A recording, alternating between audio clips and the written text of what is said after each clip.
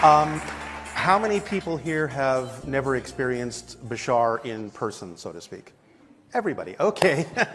This will be fun. Before we get started, just a couple of very quick announcements. We do a number of different public events, both in LA and in nearby cities. So if you would like to know where Bashar is going to be speaking next, the next one in Los Angeles will be in June. And then we're doing some in Oakland and in Las Vegas. So if you know people in those cities who'd be interested to attend, we'd love you to be able to share that information with them. We'd appreciate that. The other announcement I would like to make quickly is some of you know, and maybe a lot of you don't know, that for the last 2 years, we've been working on a documentary about how I became a channel, who Bashar is, and all that. And that documentary is now done. So it's called First Contact. And we are going to be distributing it in theaters. I think the first showing in LA will be in late June. So if you would like to know when and where that's going to be showing and how to buy a ticket, if you would go to the bashar.org website and sign up, then we will in a few weeks be doing an email blast to let people know how, when, and where they can buy a ticket to that documentary. So we would appreciate your support there too, because it's been a real labor of love.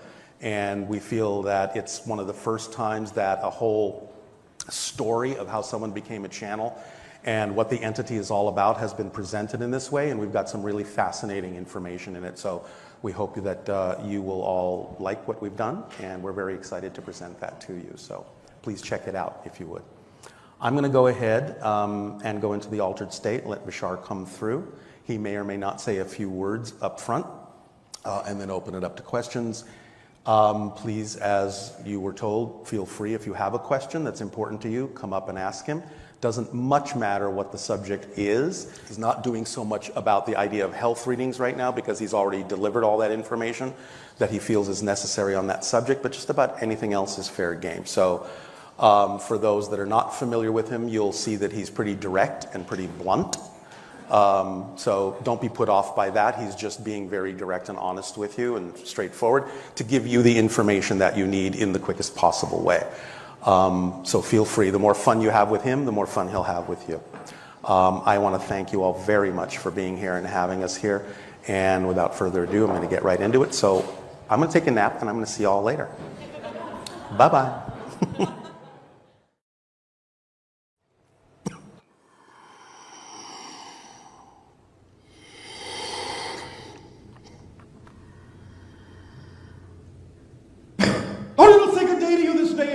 How are you all? All right. First and foremost, we would like to thank you for the co-creation of this interaction and the allowance of this transmission from our civilization to yours. Each and every time these interactions are created, it allows us an opportunity to create a link, a bridge from our reality to your reality, and in so doing, we can create more easily a new third reality in which we can more and more in every way interact and play. So we thank you for this opportunity and for allowing us to experience the gift that each and every one of you individually is and all of you collectively are, in allowing us to see that many more facets of the multidimensional crystal of creation. So in return for the gift that you are giving to us, in allowing us this experience with you, I ask, how may we now be of service to you? You may begin with your questions and comments and dialogues if you wish. Greetings, Bashar. And you good day. My name is Charlene. If you insist. Yes. And for most of my life, and most consciously the last 6 years, I have been pursuing my highest excitement to the best of my ability with no expectation of the outcome. That's the formula, yes. That's right. And the results have been marvelous. Of course. I have a question that has the potential and intention to affect every single human on the planet. Yes. And that would be what? My question is in regards to this excitement, which consists of a varying assortment of related actions and one very specific, unique, radical intention. Which is? This intention is always run on blueprints and every direction and next step has always come easily, and as of my 33rd birthday, these blueprints have run out, and I have no idea how to proceed with this excitement or an intention, and I have created a belief for the last 22 months that you will be of some assistance, whether that's guidance or defragmenting my ego. It would be an honor to receive. Oh, all right. The idea that you are unable to act on your excitement is just a matter of perspective. You may have a definition of what that means that is holding you back from taking it in the simplest possible form. When we talk about the idea of acting on your excitement because it is in alignment with your true frequency, that's what excitement is, as well as a communication from your higher mind, the physical translation of the communication from your higher mind translates through your body as the sensation of excitement. So when you act on your excitement, it doesn't necessarily have to present itself as a large-scale project, as a life-spanning career. When we talk about acting on your excitement, all we really mean, if you can think of no other way to do it, is look around at every moment for the options that are available to you at that moment, no matter how simple they may seem. And if you just pick the one that contains even just a little tiny bit more excitement than any other, and you act on that first, you will then create the accelerated momentum that will build and build and build and build and attract to you more and more and more and bigger and bigger and bigger opportunities for more expression of excitement. We will assume, and you can confirm this if you wish, that you are here today because you were excited to come. Yes? Absolutely. Well, that's as simple as it needs to be. When this dialogue with us is over, you can then look around and say, all right, what's available to me now as another option? What can I act on? What are my options? It can be as simple as taking a walk, reading a book, calling a friend, having a meal. It doesn't have to be earth-shattering. That's where many of you get caught up. Oh, what's my excitement? It must be something profound. Well, eventually it might be, but it doesn't have to start that way. Start small, start simple. If you don't know where to go, then you always know what options are available to you, and you will always be able to tell which one contains at least just a little bit more excitement than any other. If you are willing to act on that first, it will lead you through synchronicity to the next place you need to be, and the next thing that will excite you, and the next, and the next, and the next, and it will build from there. Do you understand the concept? Absolutely, thank you. Does this help? Yes, may I tell you specifically what the intention is? You may if you wish, but remember that sometimes when you use the word intention, it can be used in a pure way, but don't confuse it with the idea of insistence on a particular outcome. Absolutely. All right. I wanted to know what you would say to a human such as myself that believes on a physical, mental, spiritual, emotional level to a chemical, molecular, atomic degree that they have the ability to inspire and lead a portion of the global populace under the principles of peace, love, unity, and respect, mending race relations using two developed methodologies that create and sustain inner and world peace at the same time, resulting in a reduction of mass suffering. The first thing I would say is create a shorter pitch so that people will understand in a much simpler and more powerful way what it is you intend to do. And of course, the shortest pitch of all and the best way to demonstrate that would be simply the actions that you take in that direction. Because then you become a living example of what you're talking about. You understand? Absolutely. Does that help? Yes, absolutely. Thank you so much. Are you taking all the actions you could be taking in that direction? Are you using your imagination sufficiently to come up with what you call out-of-the-box thinking and doing things that would be representative of the example you wish to set for others so they can see in you that if it's possible for you to live that life, it might be possible for them too? Is that what you're doing? Absolutely. I do that every day. Well, then why ask the question?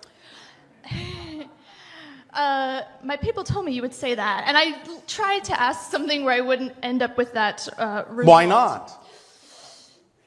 Do you think there is something missing?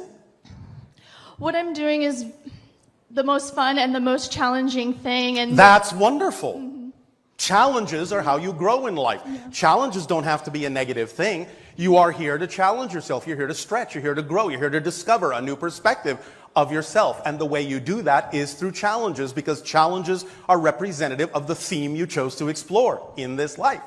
Absolutely. Challenges give you the information that you need to be of assistance to other people by going through an experience that then gives you the information you can share with them. So they don't have to go through it. Absolutely. You follow? Absolutely. So it's good that you are being challenged. That's a wonderful thing, not a negative.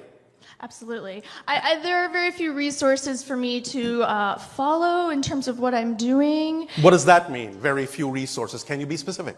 I'm not familiar with anybody else that is doing exactly what I am doing. So what? No, be the first. All right. What's wrong with that? Nothing. Create your own resources, yes? Absolutely. Well, then there you go. You'll have enough resources when you create them.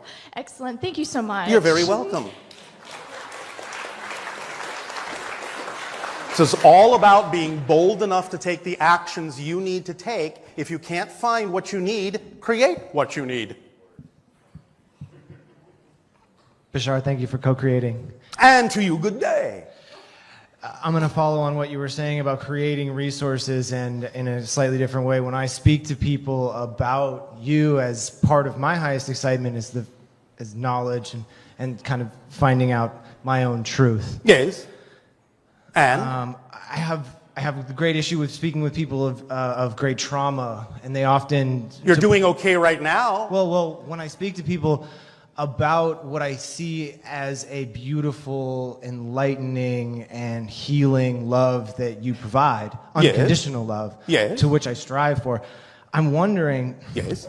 I'm speaking to people of trauma, and they often say something along the lines of, well, that sounds like a really privileged philosophy. How do I just create my own resources? Well, do you have ways of showing them?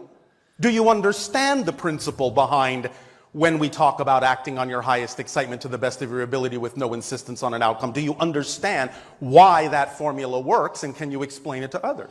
Well, it's based on it being my highest path. It's my highest vibration. The path of least resistance, the truth for you. Right. And everyone has the ability to recognize their own truth through the things that excite them the most, that they are most able to do, without insisting how the outcome ought to look. So often I would say, where's the simpler pitch to somebody who says, yeah, well, why would somebody incarnate themselves in such struggle? And I've heard you speak on autism, and I was maybe other cases. There are as many reasons as there are people, but if you want a basic answer, understand again that sometimes it's easier to know, it's easier to learn what you do prefer by having an experience of what you don't prefer. The idea is to use the polarities in a constructive way. I'll put it to you in a philosophical statement. It's easier to see the light of a single candle when it's surrounded by darkness. Do you understand? Yes. It's easier to see your path when there is so much around it that you know is not your path. So many times in physical reality, you will attract certain ideas that are not necessarily representative of your preference, that are representative of darkness and negativity, because it gives you an opportunity by comparison to know the difference between that and what you actually are.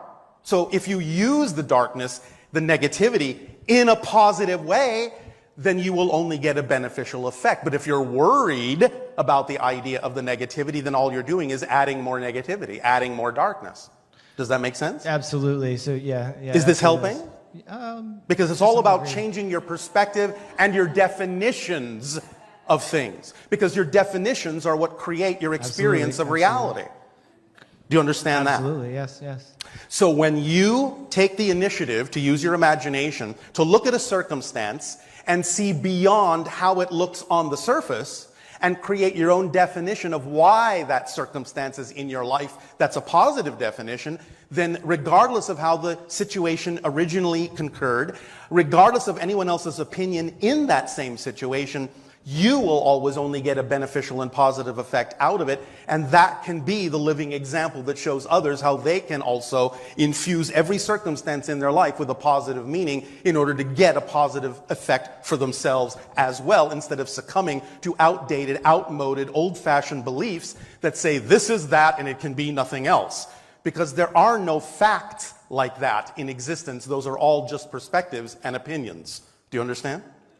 Yes. So what do you do with somebody who's fairly open and receptive, gets 10 minutes in and is... You say, thank you very much, I'll be on my way. Because right. why do you There you need go. to force anybody to learn anything? No, absolutely, yeah. Well, then that's the answer. Right, You great. share what you are able to share. They will absorb what they're able to absorb. If they wish to absorb no more, you've done your job, move on. Correct, and by being the light, you are showing the path. That's it. You have perhaps shown them everything they needed from you. Remember, we are sharing this information with all of you because this is what it excites us to do, not because we believe you have to pay attention or listen or understand anything that we're saying. We would do this anyway. That's the point. It's not about whether you believe us. It's not about whether you apply any of this. We know that you'll get a beneficial effect if you do, because from our own experience, we know that's how existence works. These are formulas. This is physics. It's energy physics. That's all it is. What you put out is what you get back. But you have to know what you're putting out. You have to be clear about the definitions that are creating your experience of reality. It all boils down to an age-old phrase of 2 words, know thyself. And the more you know yourself really clearly, you will understand what you have bought into as a belief system, as a definition that you say is true that doesn't necessarily have to be true for you. So we know that all of you will take this information or leave this information. It doesn't really matter because we leave that in your hands because we have our own lives and we don't need to control yours. No, thank you. We have more than enough life to live on our own. But we share this with you because we know it can benefit you, but you're the ones that have to make the decision that it will and apply it. And if you say, all right, well, that's enough for now, then that's enough for now. We don't care. We love you unconditionally. You understand? Absolutely. Thank you for your unconditional love and showing the way. All right. I appreciate that. I'm going to get out of the way for the next person. I just wanted to know, we often ask ourselves around the kitchen table, what's my highest excitement in doing the dishes? Well, it can be. Many people find it a very meditative act to have their hands in warm water for so long. And it puts them in the proper state where their imagination runs wild, like standing in one of your showers. Many times, many of you have said, well, when I'm standing in the showers, I get all these ideas. It's like a meditation chamber. Washing your dishes can be the same way. At the same time, do understand, we're not saying it has to be done this way, but sometimes if something is truly not your excitement, and you're just not making it seem like it's not your excitement with a negative belief system about it, you could also attract someone for whom washing the dishes is exciting to do them for you. It can work that way. I'm not saying it has to, but it can if it is truly not your excitement. Nevertheless, give it a chance. See where it takes you. You may be surprised when you actually just get into the act of being present with something like that, how it can be extremely transportive and take you places you never imagined you could go. As many of your Zen monks say, chop wood, carry water. In the simple acts of physical life, you can find deep truths if you allow yourself to go to the correct space from which to do those acts. Does that make sense? Yes. Yes? Yes. All right, thank you. Hello. And to you, good day. Hi, my name is Teddy. All right. It's a very Speak up so that Yeah, all it's, may hear what you have to share. It's a very sensitive subject. Are you sure you wish to talk about it in front of a group? Yes. All right. Yes. So we are witnessing lately a huge migration from Syria and Europe. It's millions of people are. Yes. And what's the spiritual meaning? What's? Well, there are many different kinds of sociological and political changes going on your planet. You are getting everything out on the table, mixing things up to decide what kind of a world you really want. Putting everything out on the table all at once and saying, this is what we prefer, this is what we do not prefer. You're mixing it all up because there isn't much time left in the cycle of limitation that you've been living for thousands of years. So you have to get everything out in the open in front of your face to deal with it, to change things, to shift things around in a different way. You have to know exactly what's going on with everyone. Yes? Yes. So? Thank you very much. Does that help you? Yes. All right. Thank Awesome. you. Thank you.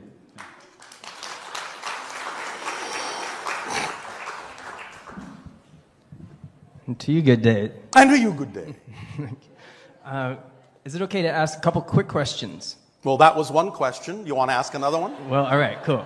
So you were introduced as Darryl being able to channel a group of beings, and Darryl referred to you as a he. We are telepathically connected to many other beings, but I am an individual. I am a male in my society of extraterrestrial beings. Awesome. Thank you. And is it possible for others to channel you? No, but for other members of my society, yes. So when Darryl leaves his body, that's going to be the last of this information? No. But the point is this information comes through many different sources, in many different ways. And by the time, in that sense, it is time for this channeling not to occur this way anymore, it is quite possible that we will actually be physically among you anyway. Cool. Is there an ideal diet for humans? Ideal diet? Diet. Whatever works best for your body consciousness. Now, we understand that many of you are accelerating your energy, you're lightening up, and therefore you don't necessarily need as much sustenance or as dense a sustenance. But if your body consciousness says that right now you do need something to keep your body going, then at the very least, make it the most natural, lightest, organic thing you can. And respect the energy and the consciousness in the food that you do consume. Have a relationship with it that is a positive and constructive one, in much the same way that many indigenous societies on your planet used to have. The idea is that you will naturally find what you need and what you feel the urge to eat, and the things that you no longer need, you will lose the urge to consume. But please also do remember that when you, in looking at it very often from a one-sided perspective, consume something from nature, you're taking it into yourself and not only making it a part of you, you're becoming part of it. So as you consume nature, nature is consuming you. It's a two-way street, not a one-way street. So sometimes it is one way to allow yourself to identify in nature as nature more strongly. But again, by simply following your natural path, your natural rhythms, you will know exactly what you're truly attracted to consume and what you no longer need. As long as, again, you are truthful within yourself, honest within yourself, clear within yourself, these things will come about naturally. You don't have to force yourself to be more spiritual. Do you understand? Yes. Thank you. Go with the flow of your natural rhythms. The synchronicity in your life will work for you in a natural way and allow you to divest yourself of what you truly no longer need, and you can streamline yourself that way through a process over time, quickly or slowly, doesn't really matter. It's whatever is perfect for you. Does that make sense? Yes. Does that help you? Yes, that's awesome. Thank you. Yes. A couple more quick points. Some respected people have been saying lately that the Earth is actually flat. Can you comment? Well, in your physical reality, I think most of you know it is a sphere. It doesn't mean that there aren't other dimensional forms of the Earth on different planes, and certainly on one-dimensional form, the Earth is flat. But only a portion of your consciousness is focused there. The consciousness that I'm communicating with right now does have a piece of themselves in that dimension where the Earth is perceived to be flat. But for the most part, as you are evolving and becoming more aware that you are higher dimensional beings, you are experiencing the reality more in a 3- or 4-dimensional and eventually 5th-dimensional way. So in that sense, your focus is not really on the flat Earth, your focus is on a multidimensional one, which represents itself in your reality as a sphere. You can see the truth of this, the example of this, anytime any of your astronauts go into space and release a bubble of water. Anything free-floating in space in zero gravity will automatically form a sphere, not a disk. You understand? Yes. So does that answer your question? Yes, thank you.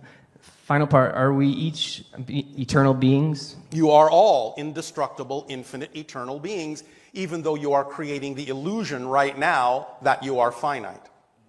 Great, thank you. Does that help you? Yes, that's great. Thank you. Thank you. To elaborate, the reason you know that is true is because if you understand the nature of existence, and obviously you exist, existence only has one quality: to be. That's it. That's its nature.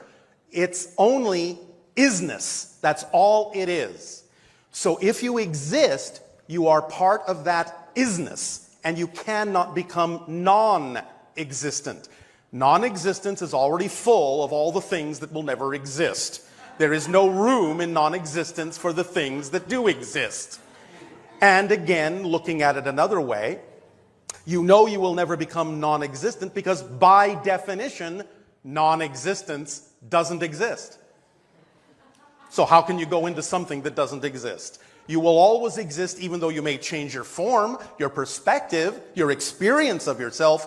The fundamental perspective of all that is that you are, the unique point of view that you are, can never cease to exist. So no matter what level of creation you're experiencing, you always experience it from your point of view. Even the idea that many of you talk about blending with the infinite, becoming one with all that is, will be experienced from your point of view. You will become all that is. You will not disappear. You will be all that's left. Does that make sense? If it doesn't, that's all right. You can sleep on it. Hello. And to you, good day. My name is Brandy, and I have a question about life purpose. The life purpose in general, if we may proceed right now. No, thank you. Hold on. Life purpose. You don't want us to proceed with an answer yet? I have a question about life purpose, and the life Yes. purpose question is, do we have one life purpose, or do we have many life purposes? Yes, well, you see, I was going to answer your question. So, would you like me to go ahead and answer it? Yes, please. Thank you. First of all, the fundamental purpose for all of you is the same. Absolutely the same. It is to be you as fully as you possibly can. That's it. That's your purpose. Now, how you go about expressing that purpose, that's a different issue. You can express your purpose in a number of different ways. Whatever excites you the most at that moment will be the highest expression of your purpose of being yourself as fully as you can. And obviously, as you know, your excitement and the expression of your excitement can change throughout your lifetime. So while there are many different ways you can express your purpose is the same as everyone's, to be you as fully as you possibly can. Does that answer your question? Yes, there's another part to it. All right. My purpose keeps on shifting I just told you it would. as a very... It's not that your purpose is shifting. The expression of your purpose is shifting, and that's natural because your excitement will shift. Your expression of it will shift as you change, as you grow, as you become a different person. You'll express your purpose differently. The purpose hasn't shifted. The purpose is still to be you, whatever that means, as fully as you can be. Okay, so I have a family now, and then I'm also a career woman. Yes. And so that shift the focus from a download that I had about creating new systems and being a bridge from the higher frequencies into the third dimensional frequencies. Yes. Allowing our planet, what we know here as Earth, Yes. to shift the economic system. So as a parent, Yes. I haven't been able to find the balance in time with family and being that my highest value. Then you may not actually be acting on your highest excitement to the best of your ability or doing the things that excite you in the most exciting way you could be doing them. Because any resistance, any difficulty that you may experience in things arranging themselves in the proper timing would be the result of not necessarily having a clear definition or a clear expression of your excitement. So you may have old, outdated definitions that are holding you back, making it appear as if you cannot do these things in proper timing or in the proper order or have time to do them. That would be a sign that there is some definition within you that is not allowing you to experience your excitement in the purest possible way. Because excitement is a complete kit by definition. It contains every single thing you need that's relevant in your life, and it leaves absolutely nothing out that needs to be in your life as a representation of your excitement. So when you talk about the idea of being excited to have a career, you talk about the idea of being excited to have a family, And you talk about the idea of being excited to bring information into the earth that can help with the transformation. All these things can work together when you have a purer approach, a clearer approach, a cleaner approach to the very idea of what it means to act on your excitement. The excitement kit, when you follow the formula, acting on your highest excitement every moment that you can to the best that you are able, taking it as far as you can till you can take it no further with absolutely zero insistence on what the outcome ought to look like, the most important factor, you activate the kit of excitement. The kit of excitement contains the following tools, automatically activated. It becomes the driving engine of your life, moving you through the life. It becomes the organizing principle, presenting to you through synchronicity the things you need to do in what order you need to do them. It becomes the path of least resistance in your life so that you experience these things in the most effortless way possible. It becomes the path that connects you to all other expressions of your excitement, no matter what form they may come in. It becomes the reflective mirror that reveals to you anything within you that might be out of alignment with your excitement so that you can identify it and let it go and add its energy to your excitement and grow in that way. And it absolutely, as we said, leaves nothing relevant out of your life that needs to be there as an expression of your excitement, because excitement is the thread that leads to all other excitement, that connects to all other excitement. So the thing to do is examine your beliefs that you've been taught about your relationship to these ideas and understand them as different expressions of your purpose, your overall excitement of being yourself, and allow yourself to develop more streamlined, more modern definitions of how to go about relating to these different circumstances so that you can clear away the chaff, get down to the kernel of each thing, and then see that there is more than enough automatic time and timing in which everything that you actually need to do that is representative of your excitement can happen in the proper order. That's how it works. Is this making some sense to you? I'm excited. All right. Thank you. Thank you.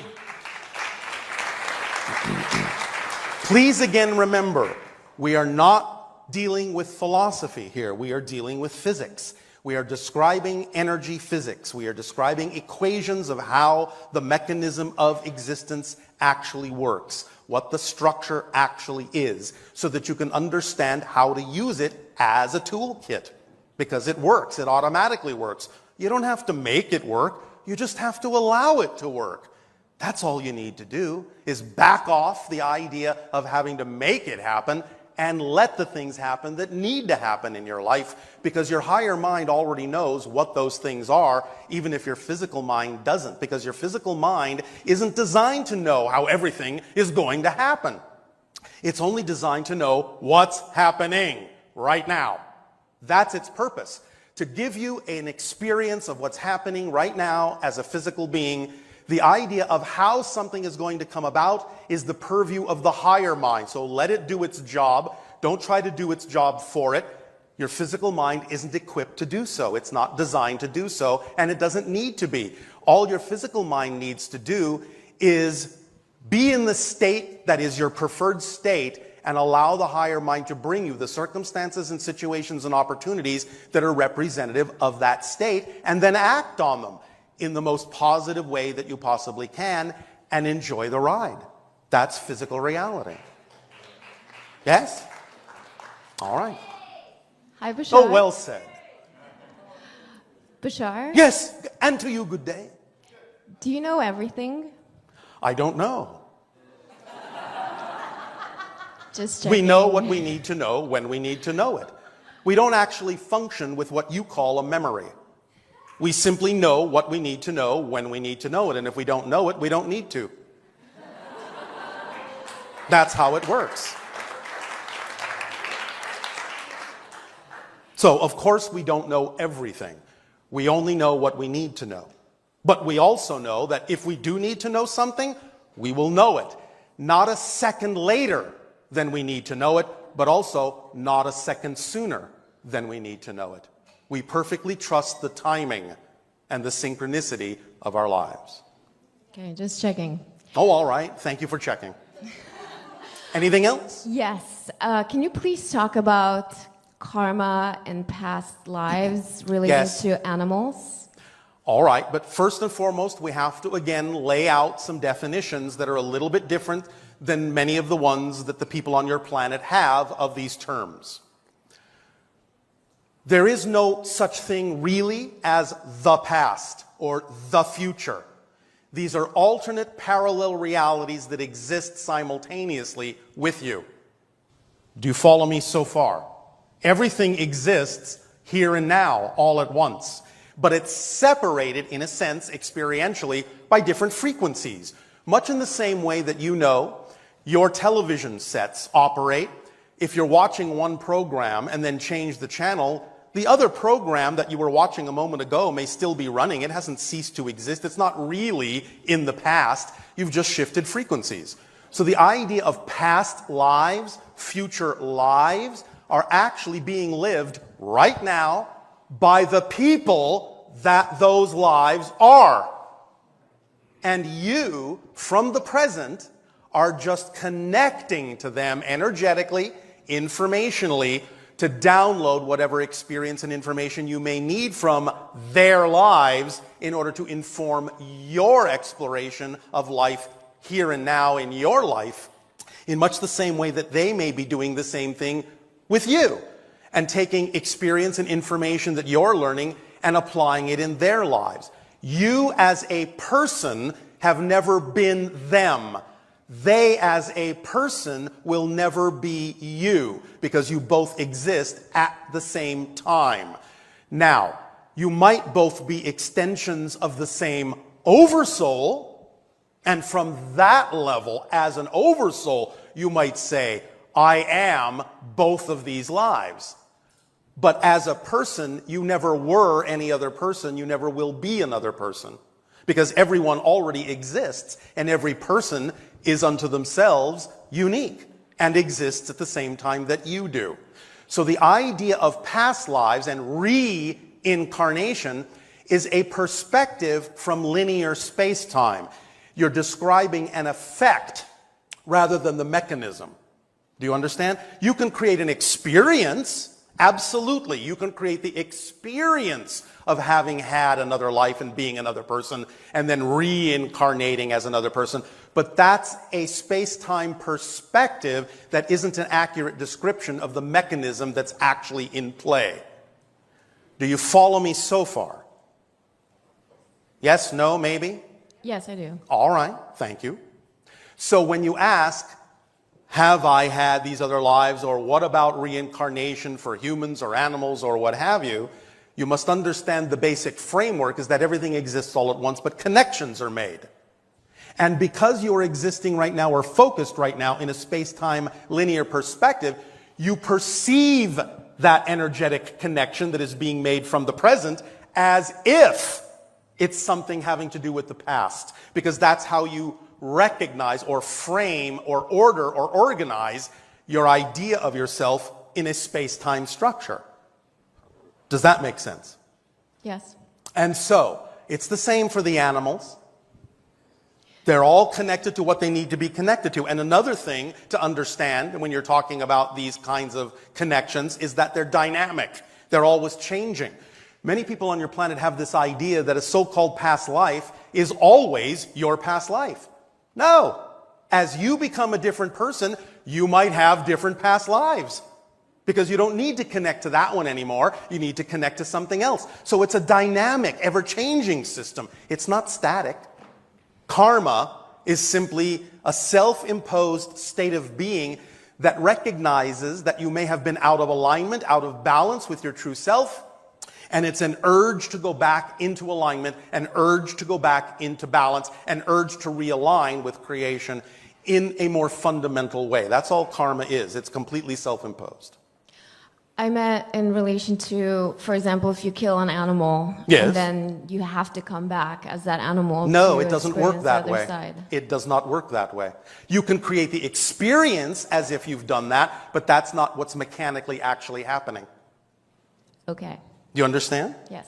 You can go to another level of your consciousness, a higher level of your consciousness, An oversoul of an oversoul, perhaps, or an oversoul of an oversoul, or an oversoul, that contains all of the connections to the human lives you have, all of the connections to the animal lives that are also part of the same oversoul of oversouls. And from that perspective, you can experience the idea of being the animal, but it's not actually happening as a personality shift. Does that make sense? Mm-hmm. Yes? Yes, Does that answer your question specifically enough? it does. Thank you very much. You're very welcome.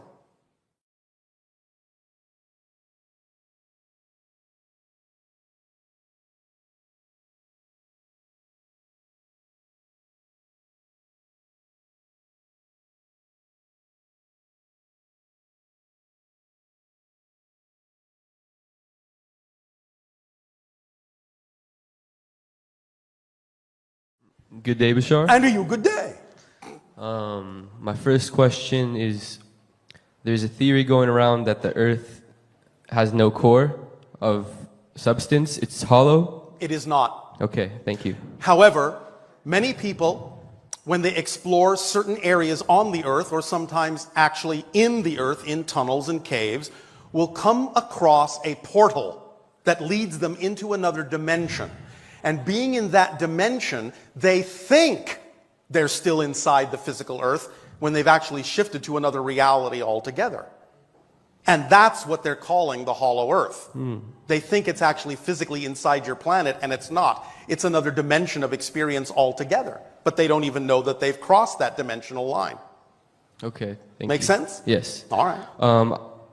What can you tell me about the history of how the humanoid beings came to Earth and how we became ourselves? All right. Well, many of you perhaps are familiar with some of the ancient stories referred to as the extraterrestrial race of the Anu.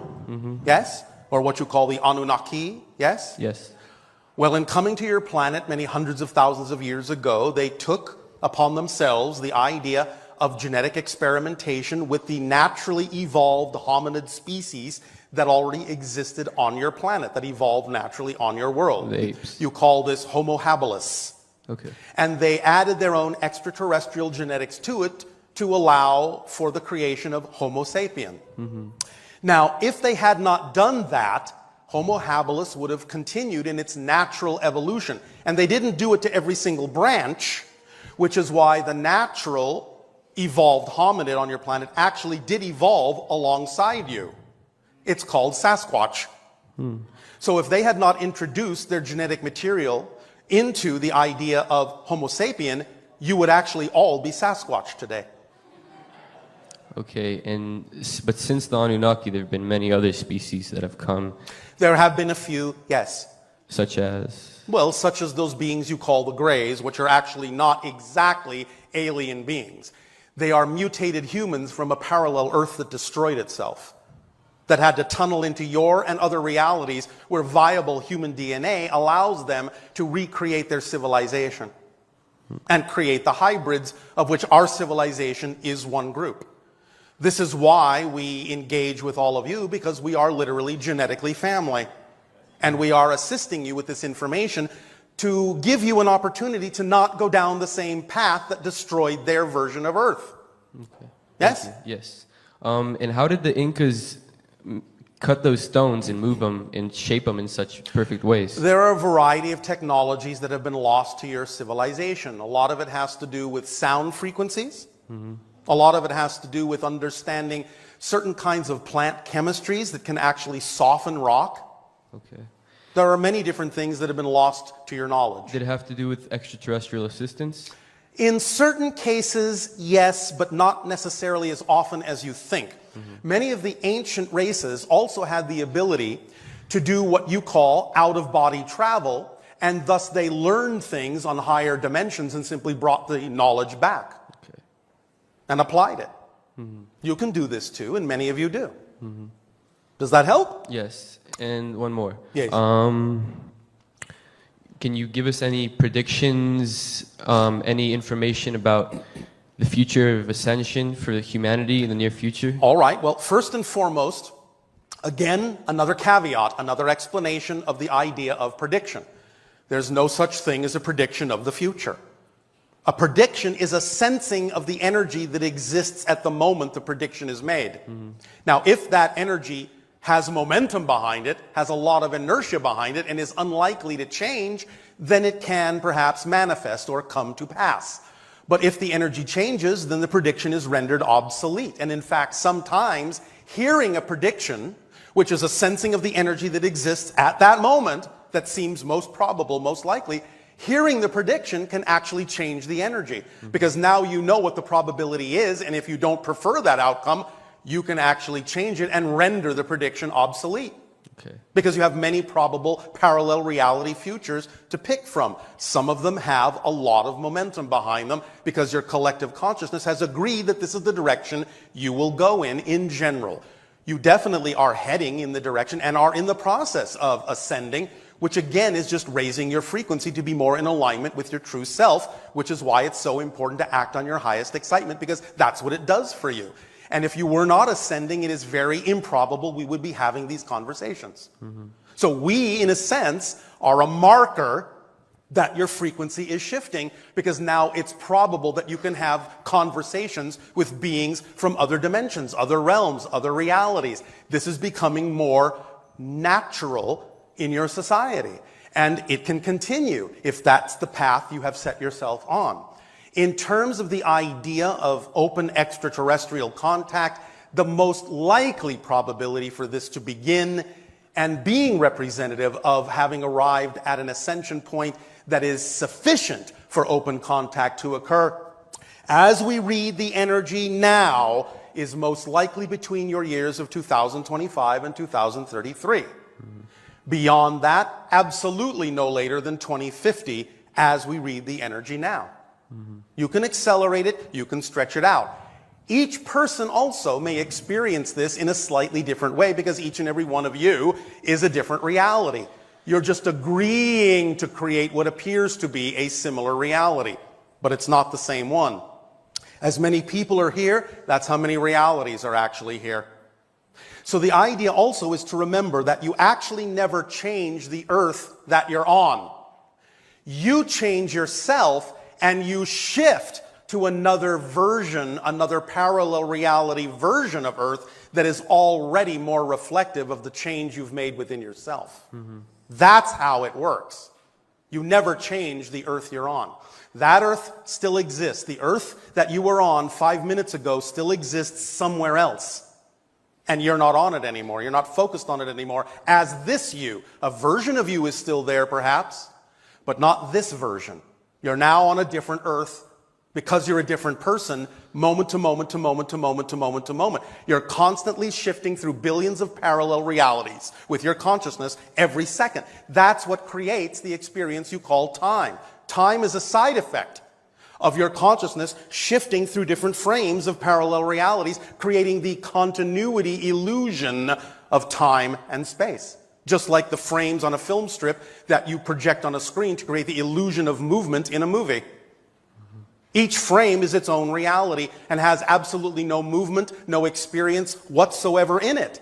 But when you shine your consciousness through that frame and another and another and another and another, like a projector light, you then are shifting billions of times a second to create an illusion of change and movement in space and time. And that's how you experience the idea of discovery and growth. But it's your consciousness experience. Okay. Does that help? Yes.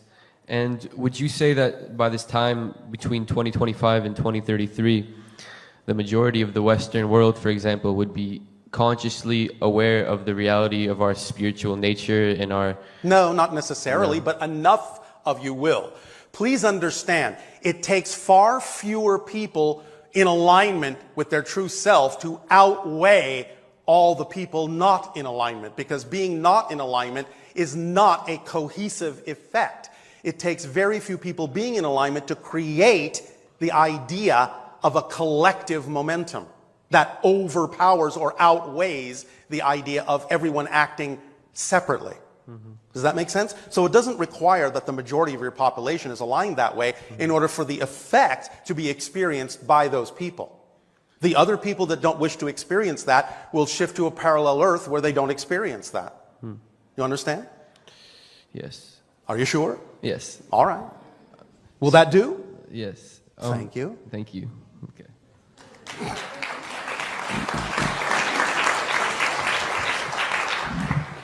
Hello, Bashar. And to you, good day. So you touched on a lot of themes that my question's about, and over the last decade, I've died and left my body, and I was struck by lightning. Oh, all right. How exciting. And for a while, it was really confusing because I started to channel different people's repressed emotions, and even started to connect to this idea that you're talking about, where these parallel realities. So it's sort of like connecting to the oversoul in a number of different pieces. And I started seeing how certain alignments could exist on our planet and locally and in people's sort of ideology. Yes. And because I've witnessed this, I feel somewhat responsible for the witnessing of this. That's all right, reality. but just please remember, the definition of responsibility is simply the ability to respond. Okay. That's all. Right. And I guess in some of the responses, I see some people in pain or in turmoil. Yes. And to me, being able to have this extra sense of... Yes. Yeah, just this extra sense, I guess. I don't even know what to really call it.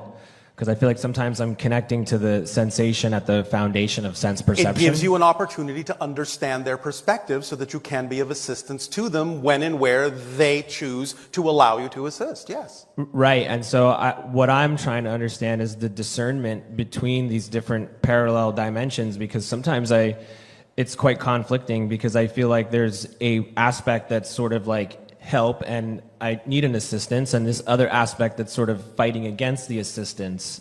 And so sometimes I feel like, am I just not supposed to do anything? Should I just keep my mouth shut? No.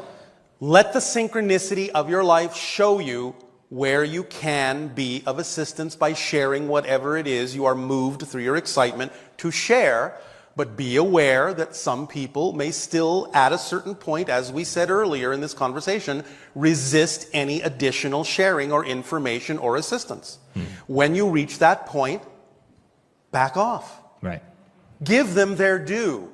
Let them show you what path they're on, because they may need to sit within whatever they're experiencing for a while. You can never be the determiner of how they need to go through their process. But you can know that if synchronicity has brought you into their lives and them into your life, that there is some reason for it, and you can simply give whatever it is you are able to give as a sharing, as an assistance, as a help, but not beyond the point where you start receiving reflections that they no longer request it. Right. It's that simple. Mm-hmm. Does that help? That does. Keep it simple, keep it clear. There is no need to be confused about it. Right. And just then see what's going on in the reality, see what's going on in them. There's no reason to push, there's no reason to force. Remember, everyone is an eternal, indestructible being. What's your hurry? Right. Yes? So I feel like one of the things I've experienced in this is that we kind of inhabit our own limitations. Of course. And there's a greater aspect, I think, maybe of probably of all of us, where we are of course these eternal beings, and it seems like the I sort of say death is a ritual that most believe in, so it occurs. All right. Well, may I let you in on a little secret? Yeah, please. Oh, all right. Just you, though, no one else. Okay. Plug your Kidding. Here's the truth. All of you, right now, are still in spirit. Mm-hmm. That's your natural state. You're dreaming that you're not. But you're in spirit having this dream of physical reality. But you're still in spirit. You never leave spirit. Never. It's not possible. You're just dreaming that you have. So in that sense, is it possible for us to create a dream where we stop going through cycles of birth and death and pain and pleasure? And yes. Okay. And that's called waking up. Right. Into more of yourself. It doesn't mean you won't still have challenges, but that doesn't have to include the idea of suffering. That's an outmoded idea. Yes? Now's the time for you to let go of the need to have to suffer in order to deserve freedom. Do you understand? Mm-hmm. You deserve it anyway by your nature. So by all means, challenge yourselves, but that's exciting, that's fun. You don't need to suffer in order to do it. You can let go of that outmoded definition. Yes? So what would you say is maybe a fundamental thing that all of us could do to be less limited? I already have told you. The formula is as simple as 1, 2, 3. Act every moment that you can on the thing that contains more excitement than anything else. Do it to the best you are able to do it within the context of the parameters of your society. And do it with absolutely zero, and I mean zero, insistence or assumption as to what the outcome has to look like. Even the idea of assuming that what excites you has to come to fruition is an expectation you need to drop.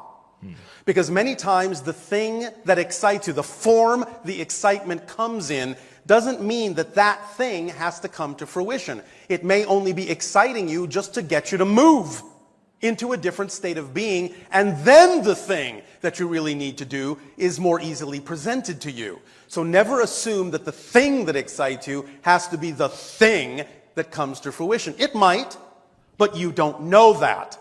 So never assume that you know that, because you don't know that. There might actually be something better to come along, and very often there is. When you understand that your visualization of what you believe to be the ideal outcome is actually a limitation on what could happen, you will start to drop the need for that outcome to happen in the way your physical mind has seen it. By all means, you can use visualization as a symbol of the energy state of the ideal outcome. Seeing an ideal outcome in your mind's eye gets you excited about the probability that that might happen. But don't become insistent that it must happen the way your physical mind sees it. Just maintain the state of excitement it put you in and drop the picture utterly. When you surrender the picture, you are surrendering to the higher mind, to all that is, to source, and you're allowing it to then fill the space with the manifestation that is actually representative of the state of being that the visualization put you in.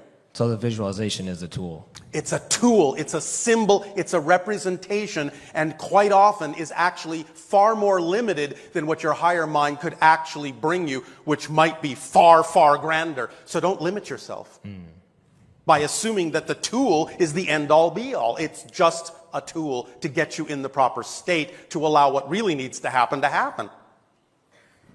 Make sense? Total. Does this help? Yes. Why, thank you. Thank you.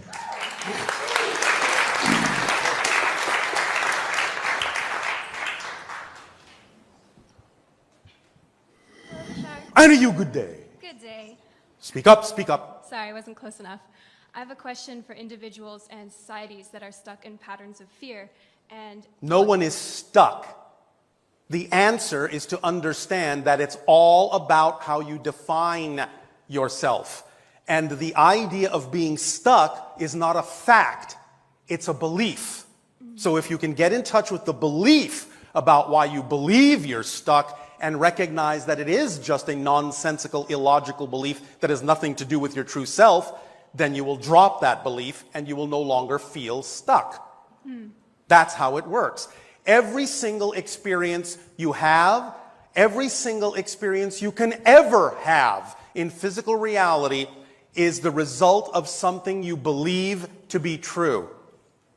yes. So when you get in touch with what those definitional beliefs are, then once you make them conscious, instead of leaving them in the unconscious mind, it will make sense why you're experiencing things the way you're experiencing them. Because everything you experience, every emotion you have, every circumstance you experience, every thought you have, and every behavior you have stems from something you believe to be true first.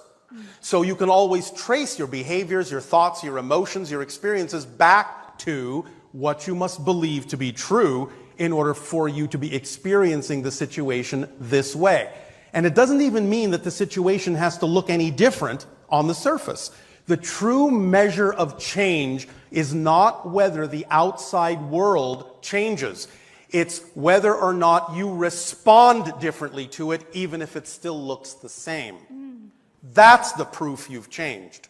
And when you truly have changed, then the outside, more often than not, will change to reflect that.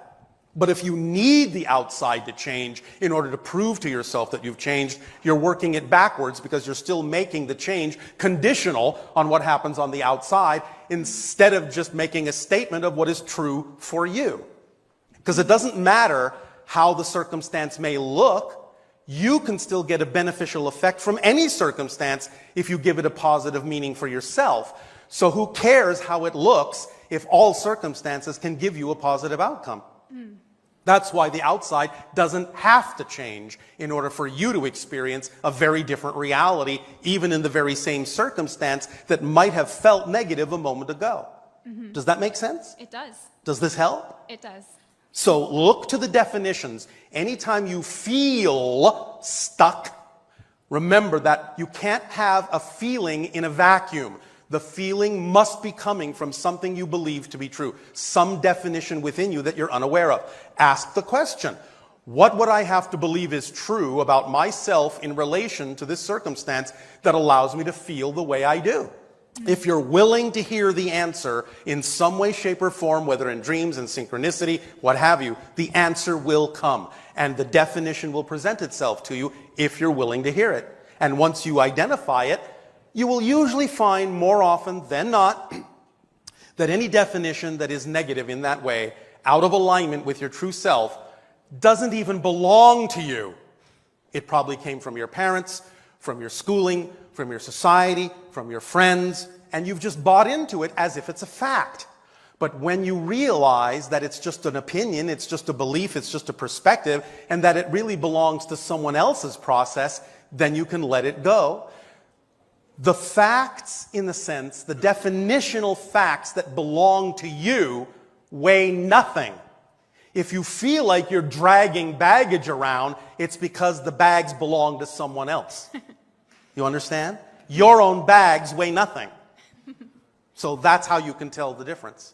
Does that make sense? It does. Thank you. Does that help you? It does. I have one second question. Yes. When somebody is in a fear vibration, how can they, in a sense, quantum leap from that into what they know is their true selves when they're redefine fear. What is fear?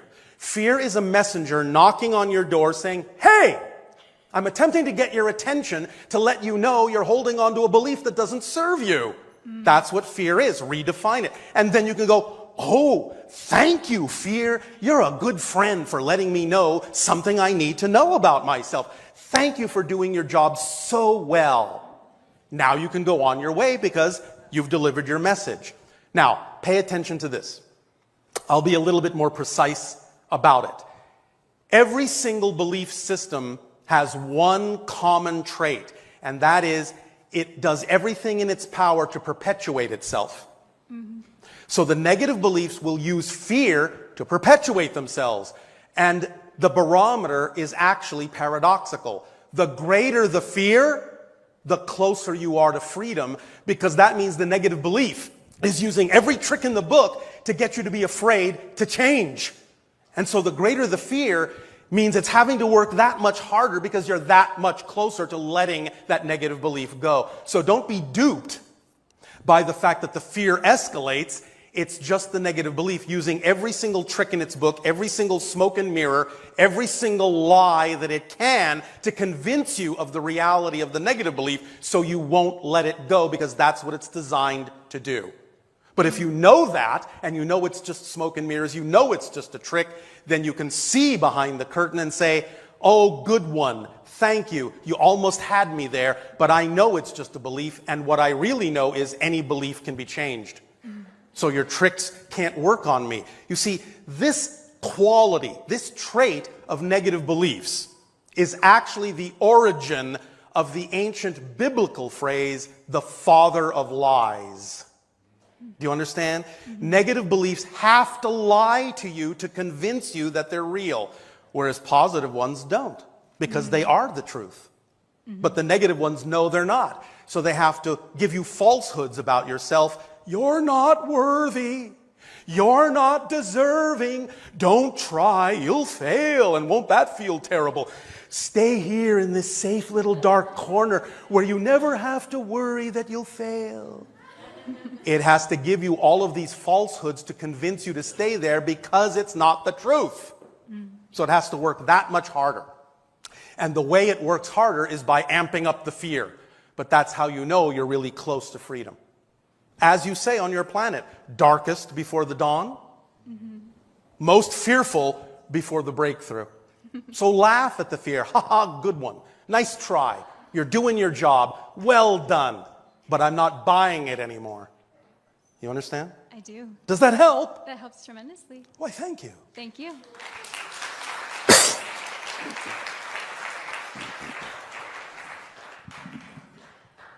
Hello, I'm Shaya. All right, good day to you. I've had a couple of questions. Yes. First of all, for as long as I can remember, I've always had this voice in my head that's always been like leading me when I had fears. Yes. Or has told me something when I'm stuck in a place. Yes. And in that line, there are things that happen to me. Like I can recall things from as far back to when I was 2 to what I was wearing to what day it was. Yes. And sometimes when I dream, I can imagine this one moment, and Yes. it normally does happen to me a while after. Yes. While I'm awake. You're and simply tapping into what we call the template level reality, where you lay out the blueprint of your physical experience. And therefore, by tapping into it and being aware of it, you can see what you've already set up for your physical life coming to pass and recognize it when it happens. Oh, well, that's very helpful. Thank you. Yes. And I would just like to know what all these things mean. Like if I have a spiritual guide, what? Yes, of course, you all have memories? guides. What you're hearing is your own higher mind and some of your spirit guides, and maybe a few other beings here and there that tap in when they need to. You all have a big support system, you know. Mm-hmm. You're never alone. Not really. Thank you. Another question I have is, almost every person I've met has said that I've had an old soul. An old soul idea, really, since you're all eternal and infinite anyway, is simply a perspective that a particular being may have connections, many, many connections of experience into a particular reality. So an old soul is someone who has a lot of experience in a particular reality. Okay. It doesn't mean you're actually older than any other soul on that level. Yeah, for sure. So it means so would it mean that I would have another soul in a different It means you are making connections to many other lives that are having different experiences that all inform you in this life, and you may be connecting to more than average. Okay. Many people might be connecting to, let's say, several hundred other lives simultaneously. Maybe old souls will be connecting to several thousand lives simultaneously. And from the linear space-time perspective, that's what makes them seem old. Because the physical human mind can't quite imagine how all that experience could happen if you weren't old. But it's just because you're tapping into so many sources of information. Thank you. Does that help? Yes. I have another question. Yes. I'm sorry. Why are you apologizing? Because I think I'm wasting a lot of time. You are not wasting anything. Okay. Everyone has the ability to learn something from what you're sharing. Okay, thank you. I've always had a connection with water. Every time I go to a beach, I would just want to live in the ocean forever. Yes, well, you have a Same very thing- strong connection to Sirius and the dolphin energies. Do you go and play with the dolphins? I actually have. I've gone diving with dolphins, and All I have right. a connection. So like you're that. exemplifying a recognition that you have a very strong connection to the star system of Sirius, to whom the dolphins are also telepathically connected, and it's one of the strong connections that you have that you're playing out in this life. Thank you. I also have the same. Well, I had nothing to do with it. I have. I also have the same connection with nature in that Yes, sort. yes. What does that mean? What do you mean? What does it mean? It means you have a strong connection to nature. No.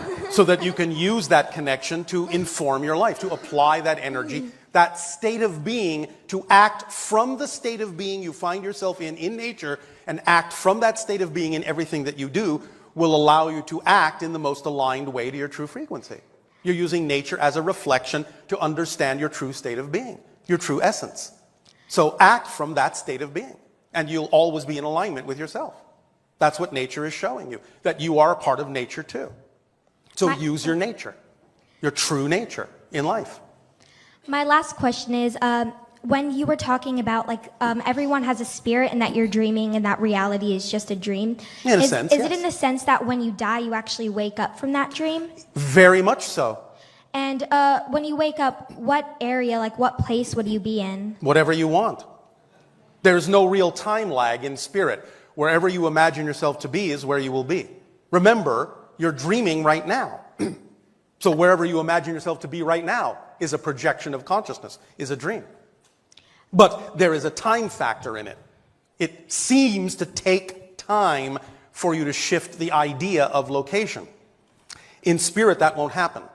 As soon as you think it, as soon as you imagine it, you're there. Wherever that may be. Yes? Yes. And I thought you said that was your last question. Well, no, it made me think of it. On track of that question, do you believe in heaven and hell? Do we believe in them? Well, no. We know that they are states of being. It is possible for you to choose to experience, but you're the one creating the state of being. Now, yes, there are archetypal levels to it because your collective consciousness says there can be such experiences. And so you can create places that may seem to be outside of you that you can go to, like heaven and hell, but you're still creating it, whether from a collective level or an individual level. You're still creating it within your consciousness. And by the way, even if most individuals believe in the idea on your planet that they might go to hell, trust me, if they actually have that experience when they die because they believe so strongly they would, the very second they don't like it, they're out of it. Do you understand? Yes. Because it is a real experience, but it's still happening within your consciousness. And the second you think you would rather be somewhere else, you are. Thank you. Does that help you? Yes. Thank you.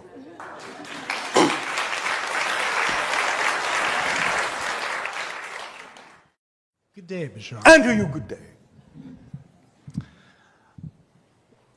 I was wondering if you might offer some advice on releasing and letting go that I could use for myself and also express to others. Releasing from what? Things that no longer serve you. Well, what keeps you holding on to them if you know they don't serve you? That would be the question.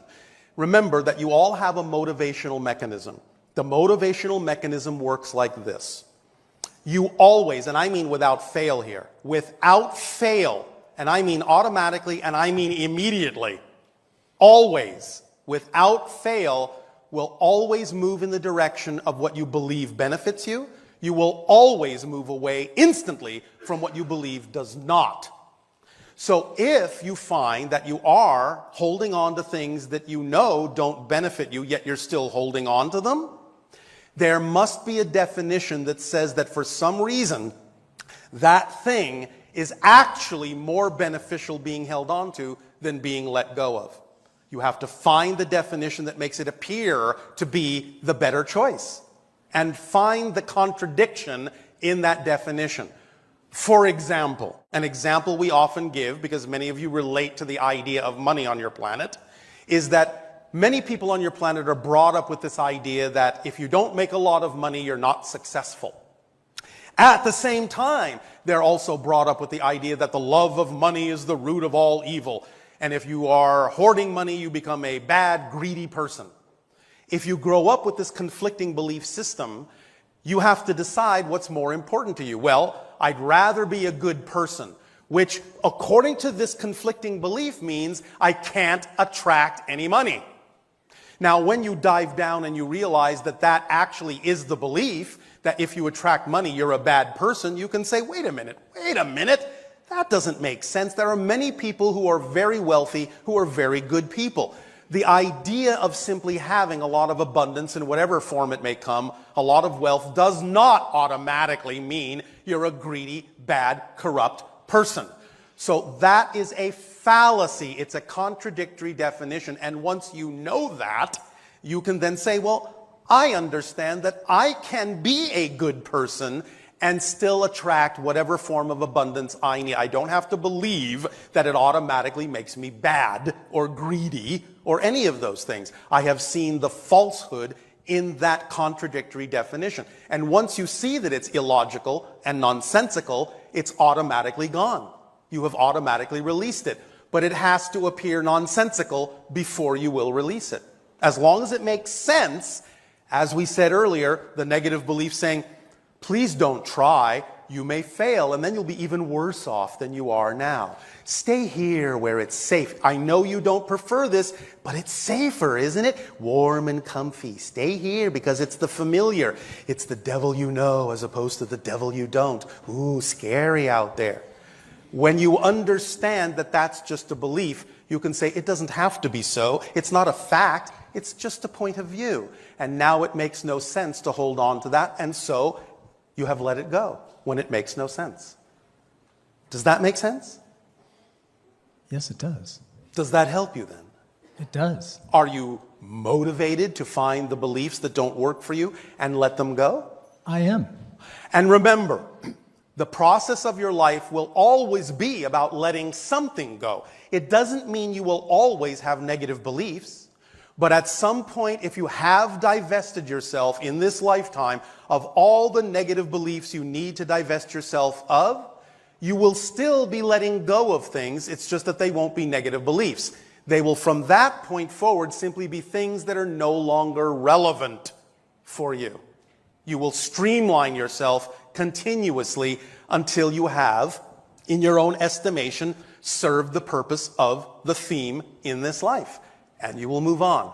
It's as simple as that. But again, remember, even if you don't, you are still eternal. You still have many, many, many options. You can still look at things from another point of view when you go into spirit.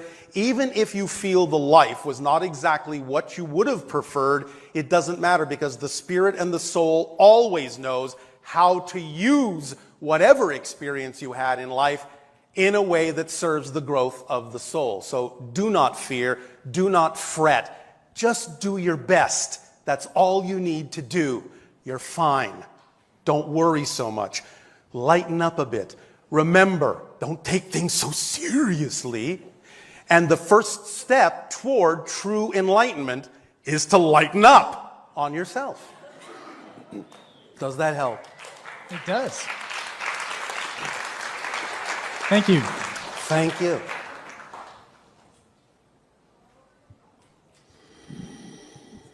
Hi, Bashar. And to you, good day. Oh, good day. So you've talked a lot today about excitement, sort of Yes. using excitement as a compass for your life. What do you say to if you can't find the excitement in your life? I already answered that. That's not possible. That takes a real will to not find it.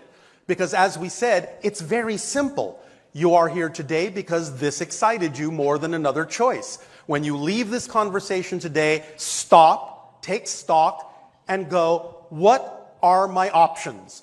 Taking a walk, reading a book, having lunch with a friend, seeing a movie, writing something, painting something, whatever it is, just pick the one that contains even just a little bit more attractiveness, a little bit more excitement in it than any other option, and do that first.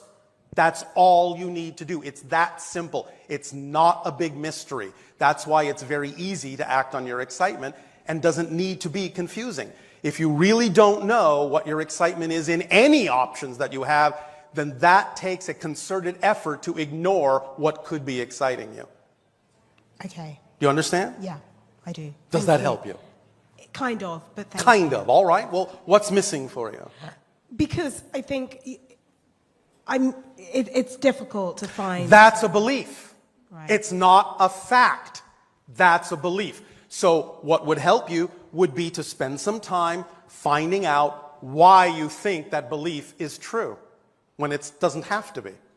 So that's one step you could do to clear the way to recognize your excitement more easily. Okay. Is let go of beliefs that make it appear to be difficult to do so.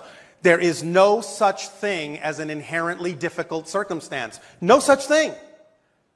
There is only your belief that makes it appear difficult. Never assume that what comes out of your mouth is a fact. It's just a point of view. It's just an opinion. There are only 5 facts that we have ever discovered in existence. We call them the 5 laws. Number 1, you exist. Nothing you can do about that. Nothing. That's a fact. Number 2, everything is here and now. There's nothing you can do about that. Number 3, the one is the all are the one. There's absolutely nothing you can do about that. Number 4, what you put out is what you get back. No way you can change that. And number 5, everything changes except the 5 laws. That's it. Those are the only 5 facts we've ever discovered in existence. Everything else, and I mean everything else, is an opinion. So when you hear yourself saying, well, that's very difficult, stop yourself. Wait a minute. That's not a fact. It's a point of view. It's a belief. And I now know a belief can be changed. Awesome. So change it to the belief you prefer. This may be challenging, but challenges are fun. It's easy because it's just a challenge, and that's what I'm here to experience anyway. Oh, joy. And then it won't be difficult anymore. It'll be something else because you've redefined the experience. Yes? Yes, thank you so much. You are so welcome. You are all so welcome. And we thank each and every one of you and all of you together for the co-creation of this interaction, the allowance of this transmission, our unconditional love to you all, and we bid you all an exciting day of discovery and play. Good day.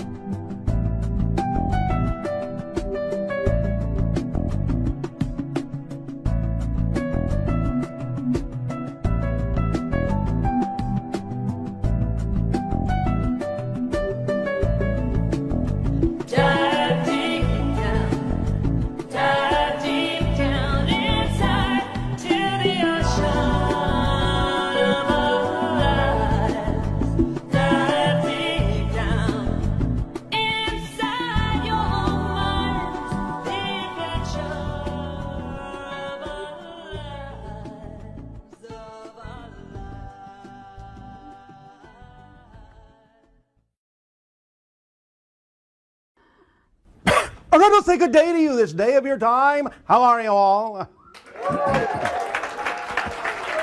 All right. All right. Thank you. Thank you once again for the co-creation of this interaction.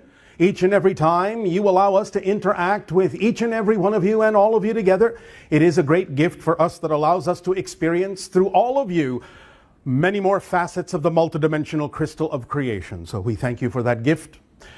This transmission has been titled the 135711 download.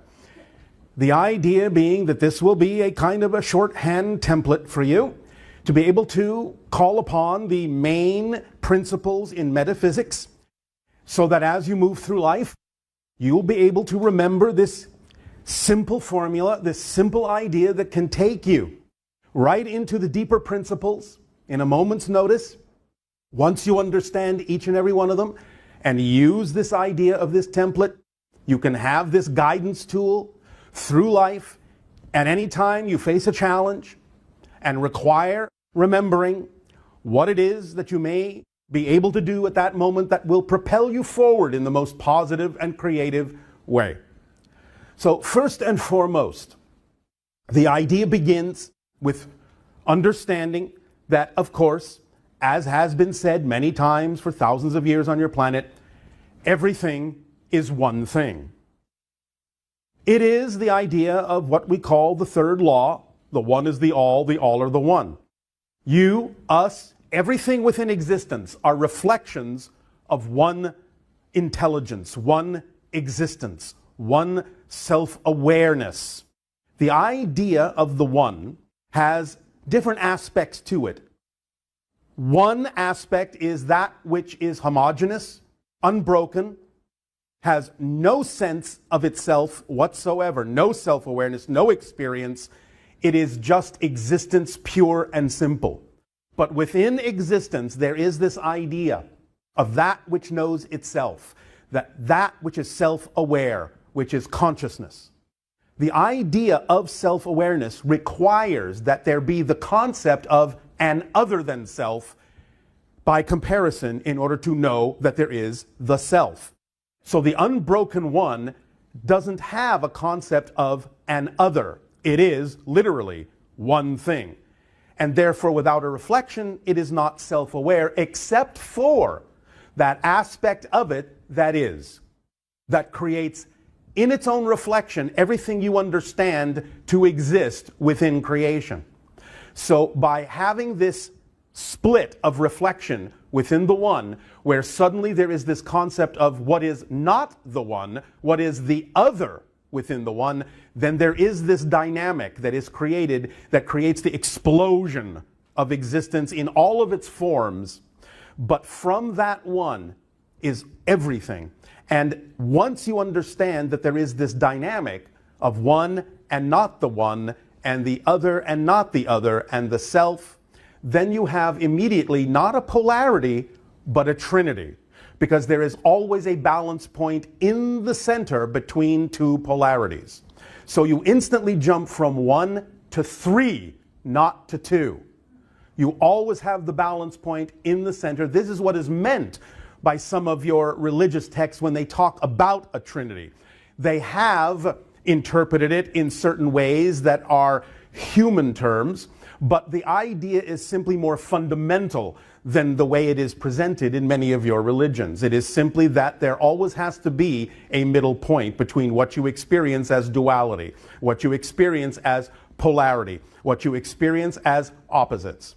And that is a triangle, which is the most solid, stable structure and is the underlying template of physical reality. Triangles and tetrahedrons form the underlying template of what you experience mathematically and energetically as your physical reality projection in consciousness. The idea, therefore, is that once you have this sense of self, by creating a sense of an other than self, and create the trinity of the balance point between the two polarities, you instantly develop and expand into the idea of the structure of existence, the nature of existence that then can perpetuate everything you experience from that point forward as reflections of all that is. This leads to the idea of the 5, what we have called the 5 laws, which are as follows. You exist. There is nothing you can do to change that. Everything is here and now. There is nothing you can do to change that. The one is all, the all are one, as we have said. There is nothing you can do to change that. What you put out is what you get back. There is nothing you can do to change that. And the 5th law is everything changes except the laws. There is nothing you can do to change that. But the idea of everything changing is that the only thing that everything changing can change into is not changing, which becomes the laws that never change. It's a circle, it's a cycle, it's a self-perpetuating loop. This doesn't change, this doesn't change, this doesn't change, this doesn't change. This changes into that which doesn't change, doesn't change, doesn't change, doesn't change, and everything changes except it changes into that which doesn't change, doesn't change, doesn't change. You get the point. So it creates this cycle, and that is actually a description of the structure of existence. The structure of existence never changes in that sense fundamentally. What changes is your perspective and your experience of the structure. That's how creation expands, because you are always seeing the single moment of now, the single point of here from new perspectives. What you consider to be different places and what you consider to be different times, different moments, are actually the same place and the same moment, but from different perspectives, different angles. And this goes on and on and on in an ever-expanding spiral, and it never, ever ends. So you can have an infinite number of experiences that are constantly shifting and constantly changing as your perspective and definition of yourself changes, but you never change the structure. That is a fundamental underlying basis for everything you experience. And if you can remember the underlying structure, then you will always have a foundation to stand on, no matter what challenges you face in life. Now, as you continue to expand from the idea of the 1 and the 3 and the 5 and understand the structure and nature of existence, now you come into this idea you call the projection or the dream of physical reality. And I remind you once again, non-physicalness, in a sense, is your natural state. I'll just say the spirit realm, for lack of a better term, is your natural state. You never leave it. That's where you live. That's where you exist. It's where you are. In whatever you want to call that dimension, spirit, higher dimension, doesn't matter. That's your natural state. Right here, right now, isness, existence itself. But the idea is that you are dreaming that you have left that state. That's what physical reality is. You are in that state, dreaming that you're not in that state. Therefore, you create this framework called space-time, so you can experience a process of change, a process of growth, so you can have different perspectives and expand creation in that way by forgetting who you are, so that through the process you can remember who you are, but from a new point of view, and that is called discovery and expansion and change. Now, when you develop this space-time framework you call the physical reality dream, then you set up parameters, in a sense guidelines, that allow you to know exactly how to navigate, how to survive, so to speak, how to perpetuate this physical reality dream. And this goes to the number 7, which are the 7 basic needs in life that allow you to experience physical reality. These things are built in, and they are literally what you need in order to experience your life physically to the fullest. They are, in a sense, ordered in the order that without them, you would die the quickest. So the first thing you need in physical reality is this concept, based on your collective agreement, of air. Without air, you will die in minutes. So breathe deeply. You are abundant with air, and you will continue to exist in physical reality because you have set that up as one of the rules of the game. You need elements that you call air in order to survive in this projection, in this dream. The second need is water. Without water, you will die relatively quickly. The next is actually not food. The next is sleep. Without sleep, you will probably go psychotic and die within about 11 days. Food is next, and with liquid, with water, you can probably last quite a while. Now, please do understand, we're not talking about exceptions. We understand there are those individuals who can alter these ideas and can exist without food for quite a while, without water for a long time. But they have made an alteration that is not necessarily what you consider to be the norm.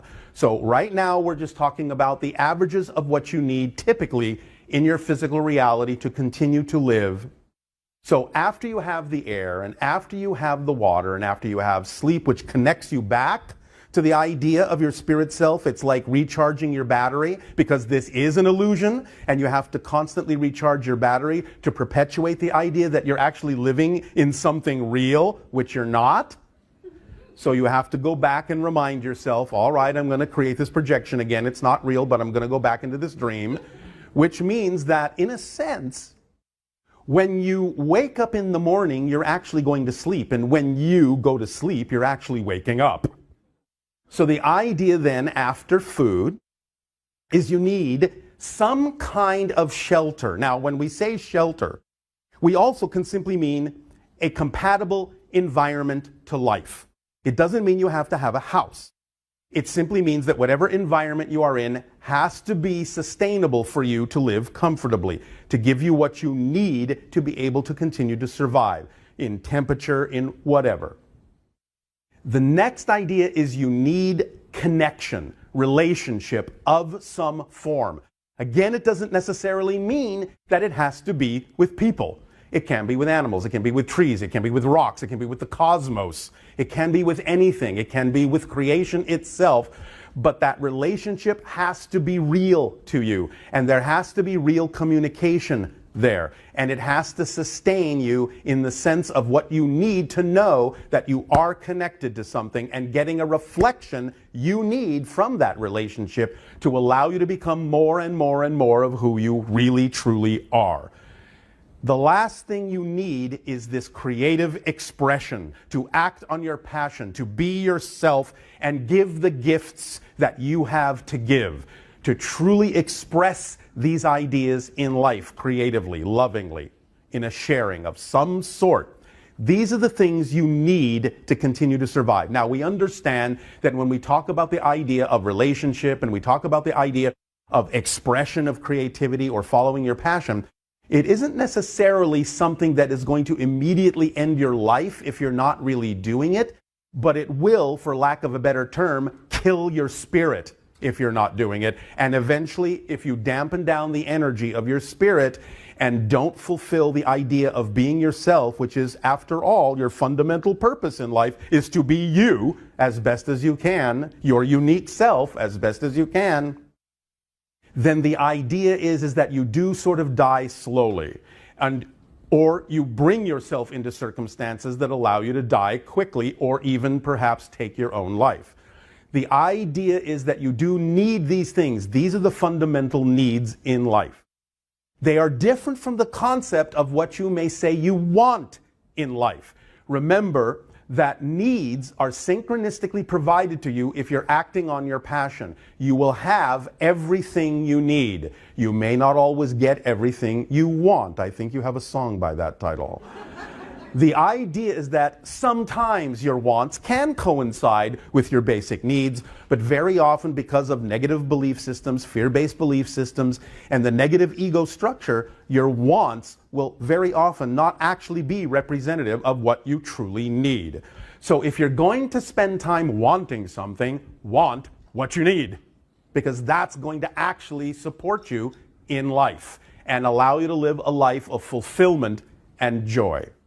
So when you have the idea then of the 7 basic needs and the final one connecting, now following your passion, to the 11, which are the 11 elements of excitement, the 11 elements of passion that we have described to you. That is the formula of acting on your passion to the best that you can, with absolutely zero insistence or assumption as to what the outcome is supposed to be. Because the truth is, your physical mind has no idea what the outcome actually needs to be. Going back to needs, what you truly need. From there, you have the tools in the kit. You have the driving engine that moves you forward in life, because when you're passionate, you just can't wait. You have the energy. You just can't wait to act on it. It becomes the driving engine that moves you through life. The organizing principle of synchronicity in a positive way starts to come up. Remember that there is such a thing as negative synchronicity.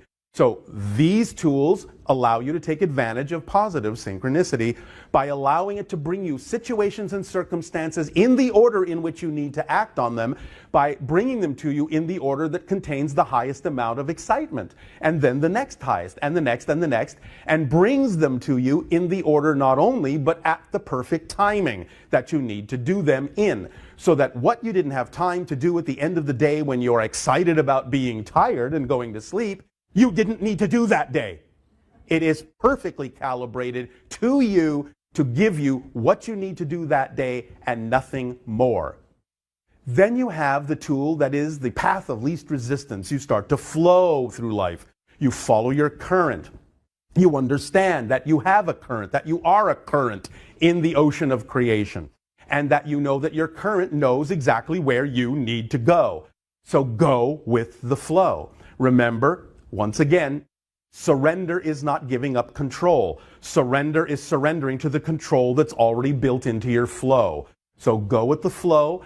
Don't resist. Don't swim upstream. Don't swim against the current, because then you will experience the idea of trouble and difficulty and struggle and pain and strife. Because all resistance is the result of resisting your natural self, and pain comes from that. You may have been taught that it's very difficult to be your true self, but in fact, the most difficult thing is being someone you're not.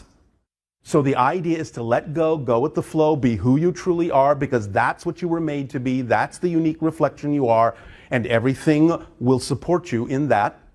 And that brings us to the next tool in the kit, which is that you always receive, when you're acting on your passion, automatically, whatever form of support you actually need to be able to continue to act on your passion.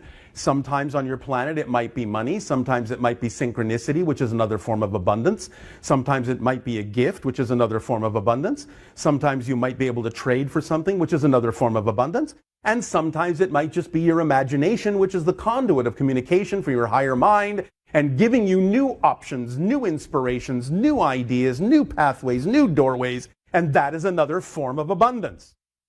And whatever form or combination of forms of abundance need to be there to allow you to continue to act on your passion will again come synchronistically to you. So don't close the doors to other forms of abundance that may actually be able to help you by assuming that only one form will work. Next, you have the idea that this is a kit that is complete. It is giving you every single thing that is relevant for you in your life.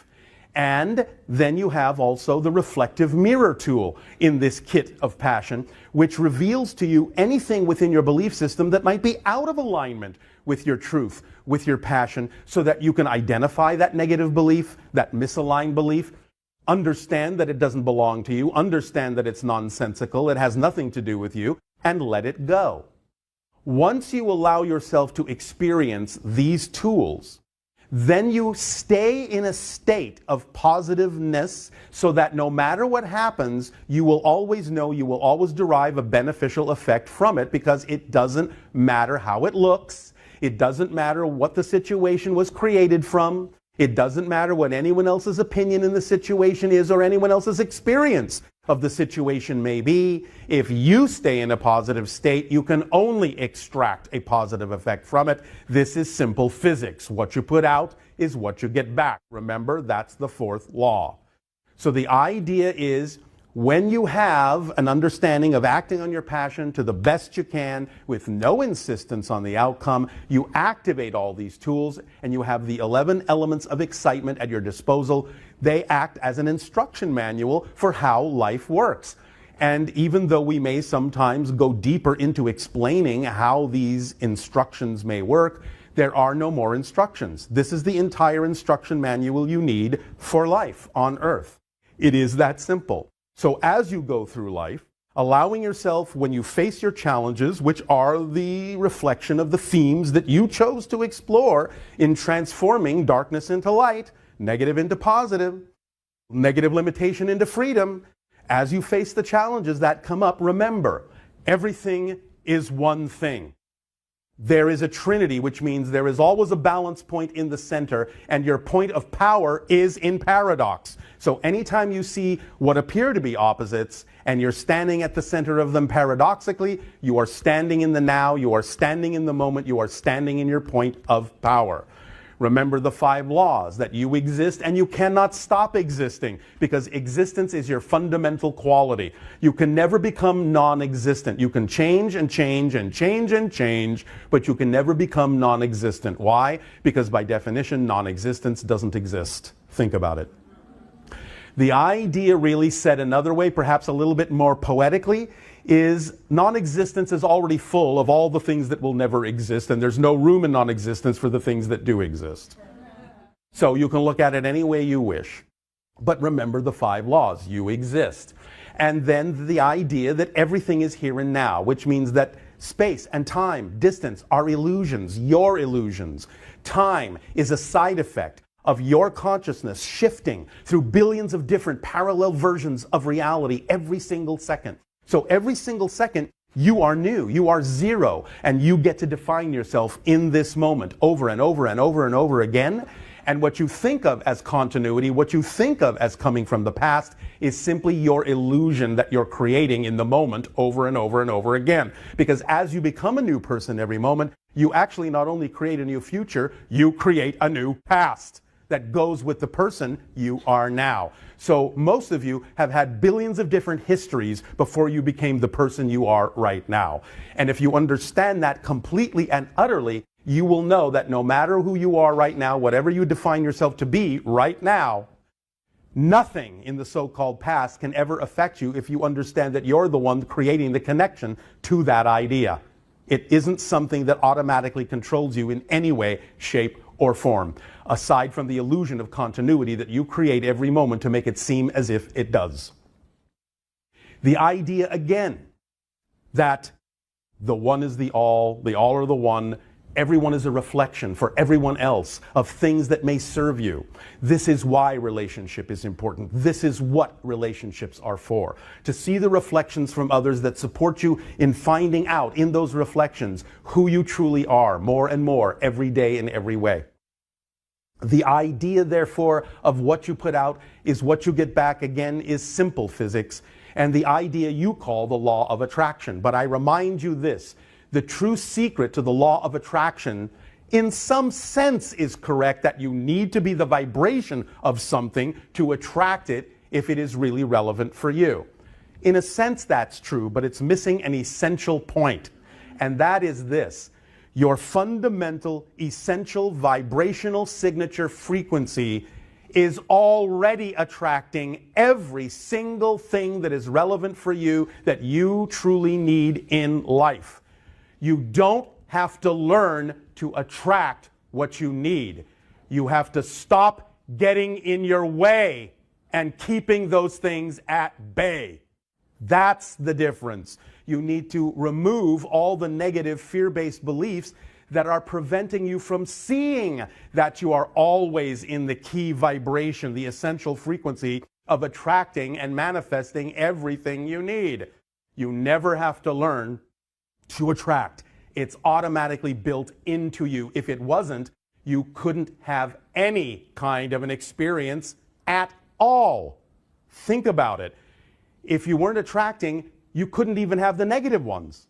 So the idea is you're always attracting something. Be the vibration that you prefer in alignment with your truth, and let go of the things that are blocking what it is that your truth is attracting, and you will flow and manifest in an accelerated way. Again, fifth law, everything changes. Everything is always changing. You're always new, as we always said. And the idea is that you get to choose how to define yourself in any given moment, no matter what you think you were, no matter where you think you came from, no matter what anyone else tells you, you get to decide with your free will who you are. Then going into the idea of the basic needs, again, know that, again, through synchronicity, everything you truly need will come to you and will support you in the continuation of your ability to act on your highest excitement so that it can continue to expand and expand and expand. And then the 11 elements of excitement open up. That toolkit works for you to your advantage because it's the instruction manual that describes how physical reality works. And that's all there is to it. This is within you.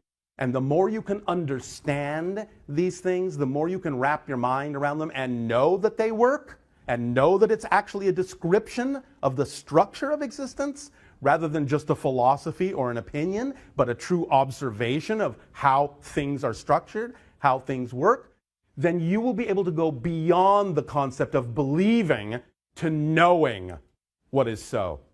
Because what you know to be true, you do. It's in your behavior. If I asked one of you to stand up and walk across the room, you wouldn't sit there and go, well, now let me think about this. Do I believe that I can do that? I'm not sure. Let me think about it a while. No, you know you can do it, so you would just do it. What you know to be true is in your behavior. You may sometimes have an intellectual comprehension of a concept, but if it's not in your actions, if it's not in your behavior, you don't really know it to be true. It's got to be, as you say, on earth in your bones. So let it sink in. Allow yourselves to know this structure inside and out, to observe it in action. By applying these principles in your life, you don't have to believe us when we tell them to you. All you need to do is apply them and see that they work. They have worked for us for millennia.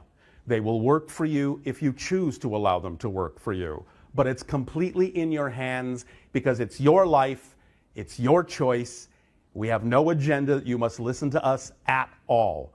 We do this because it is our passion and our pleasure to share this with you.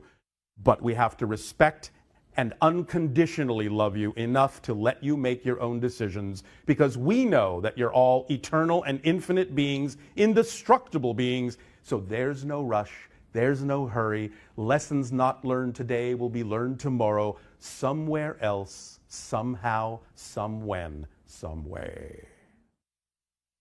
We thank you for allowing us to share this download with you at this time. Let it sink in its own way, in its own timing, and let your imagination be your guide. And in return for the gift you have given to us, in allowing us to share this with you, I ask you now, in what way may we be of service to you? Please begin with your questions and comments and dialogue if you wish.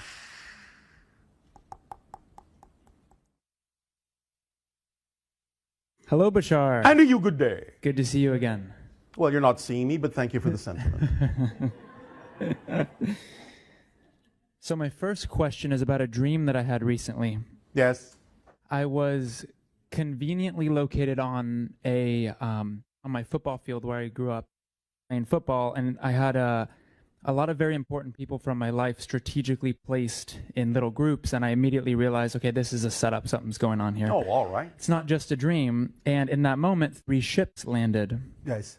And the one immediately across from me, I saw 2 beings walk off the ship. Yes. And I immediately had a telepathic connection with a blue being who I learned her name was Grace.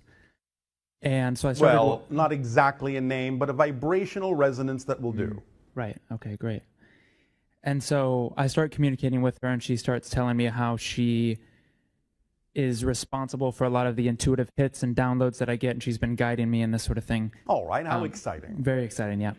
And she was with an orange being who I still haven't really received too much information about. But I was wondering, is this a guide, or because there's the aspect of the ship, so I assume there might be an extraterrestrial connection as well. And I wanted to see if you could give me sometimes, in the way that we're doing this, extraterrestrial beings can function as guides, along with your own spirit guides, because of the connections you yourself have made for this life. Right. So, is there any specific race that they're associated with? Anything you can tell me about that? What you perceived is not necessarily representative of the race itself, and they may not necessarily be exactly physical as you understand it. They appear, from our perspective of your energy, to be more interdimensional. Okay.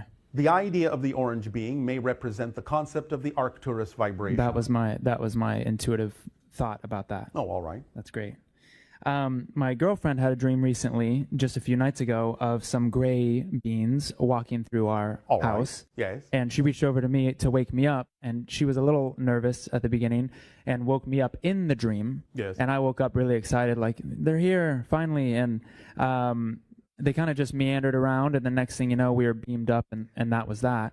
All right. And I guess I'm wondering if you have any information around that you can elaborate on. I know that I'm part of the hybridization agenda, yes. But anything from my girlfriend that's here around that dream specifically. Well, obviously she's part of it too. Oh, well, congratulations, babe. Obviously. Which means there are probably children involved. Right. And that leads me to my next question. Thank you for the synchronicity. Yeah. Beat you to it. So I've received... I've seen you and Willa in my dreams a couple times, and it's specifically encouragement around pursuing the 5 levels of mastery, specifically starting with the cryptic energy. And well, yes, that's where you start. That's where you start. And so I went to a willow tree, and I communicated with the willow tree, and I got a couple names of hybrid children, and what I received very strongly was Pearl, which I did grow up on Pearl Street, and I live across from an apartment complex named Pearl, and the synchronicity there. Yes. I received apricot and peach as well. I'm not sure if that's... Most hybrid children will take names from nature. Right. So I guess my question is, I feel intuitively that I have at least 3, at least that I'm aware of, that the genetic material is significant enough to consider them a child. 17. 17? Yes. Over 80%? Well, I'll say over 60. Oh, great. Woo! Good to know. If you say so. It's exciting. All right. And you brought through the energy of Morning Star, or you referred to Morning Star as a member of the, I believe, eventually going to be the 7th hybrid race? Yes, the Anuhet. Yes, and after you brought that through, I went home and I went to the store, and I was just spontaneously attracted to the back room, and I saw some crystals that I was really attracted to, and right behind it was this whole sign that said Morning Star and a series of other synchronicity. I was wondering if I'm making any sort of connection with Morning Star specifically. May I use a common word on your planet to respond? Yes. Duh. I beat you to that one. You did. That's great. That's great. I'm really excited about, so I host transformational retreats around the world, and the retreat centers are now evolving to retreat sanctuaries, and I was... Does that mean you give them more than one treat? That's why it's a retreat? You could say that. I mean, it's kind of the treat that keeps on giving. Yes, it is. So my question is, how can I synchronistically attract and create a sanctuary-like temple that would attract... Did you not just answer your own question by using the word synchronistically? That is exactly the answer. But I was wondering if you had anything specific that the hybrid children would be attracted to as far as the layout structurally. You'll figure it out. Okay, got it. Beautiful. Will that do? I think there's one more. Yes. Jesus Christ. Yeshua. I've had only over the last 6 months a beautiful connection with him open up, and actually just before this I was at a lunch and I was sitting with a psychic who as we were talking said, oh well, Jesus is coming in behind you right now and saying I want to speak through you and you're not letting me in. And I thought on that. I was like, why wouldn't I let Jesus in? And I couldn't come up with anything. So I guess my question is that a connection that was a projection of her own? Partially. Right. But also an opportunity for you to decide whether what you were being told was true for you or not. Right. Yeah, I see it that way. So I feel the connection to the Christ consciousness as well as Jesus, but Christ consciousness I understand is more independent of a person. Christ consciousness, Buddha nature, Krishna spirit, an aspect archetypally of the collective consciousness of your planet, yes. Yeah. Awesome. And can you tell us anything about any recent updates around what was discovered underneath the Sphinx? No. Thought you'd say that. All right. Thank you, Bashar. How psychic of you. Thank you. Thank you.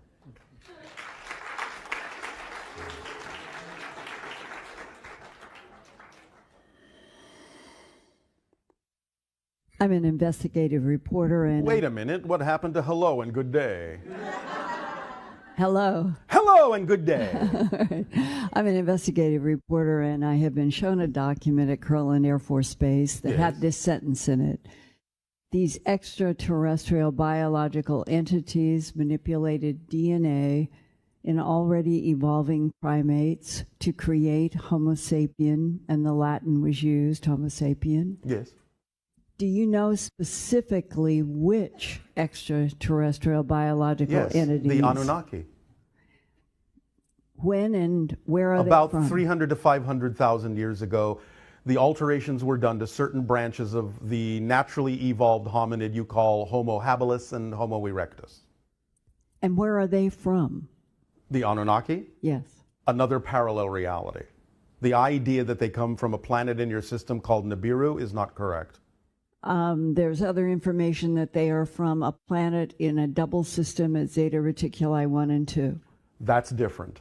Those are not the Anunnaki. Those are a different form of gray.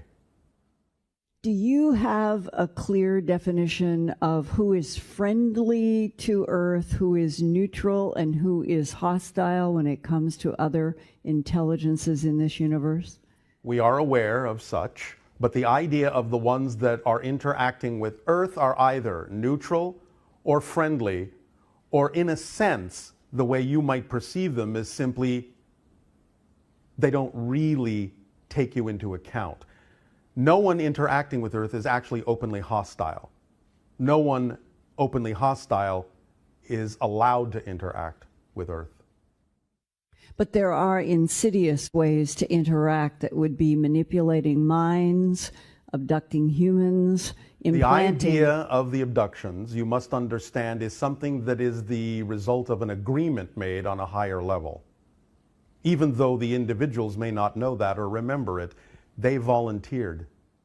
Hybridization of Earth could be interpreted by something like the Pentagon as being an invasion. Yes, because many individuals in your Pentagon have fear-based beliefs, instead of understanding that it is part of the natural evolution of your world to become the sixth hybrid race, which is part of the transformation taking place now. And what would the sixth hybrid race be from your point of view? It would be a blending of the hybrid children that will come to live among you and the humans that exist on your planet now, along with intermixing of certain other genetic traits that already exist within you and within them that will come out in more strong ways once the mixing begins. And in about 1,000 years, you will find that the majority of the beings on your planets will feel the full effect of the hybridization genetics that exist within them, because remember, being that you are already hybridized by the Anunnaki, you contain many different kinds of hybrid genetics. It's one of the reasons you actually have many different races on your planet.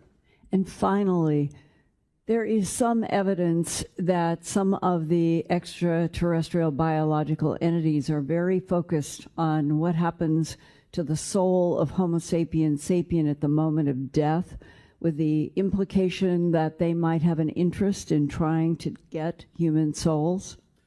Not possible. This, again, are fear-based belief systems that allow individuals to succumb to ideas that keep them under the control of those perpetuating those fear-based belief systems. For you, then, what is the greatest hostile threat to us on Earth? You are. Me personally? No, yourselves. The negative fear-based beliefs that you have all bought into that allow you to believe there is such a thing as lack, and believe that you can be attacked and not understand how you create your reality. And the idea of those that you consider to be in power, in some senses, you are giving them their power. You are supporting them in that. But the greatest power they have is convincing you through information that they have more power than they do.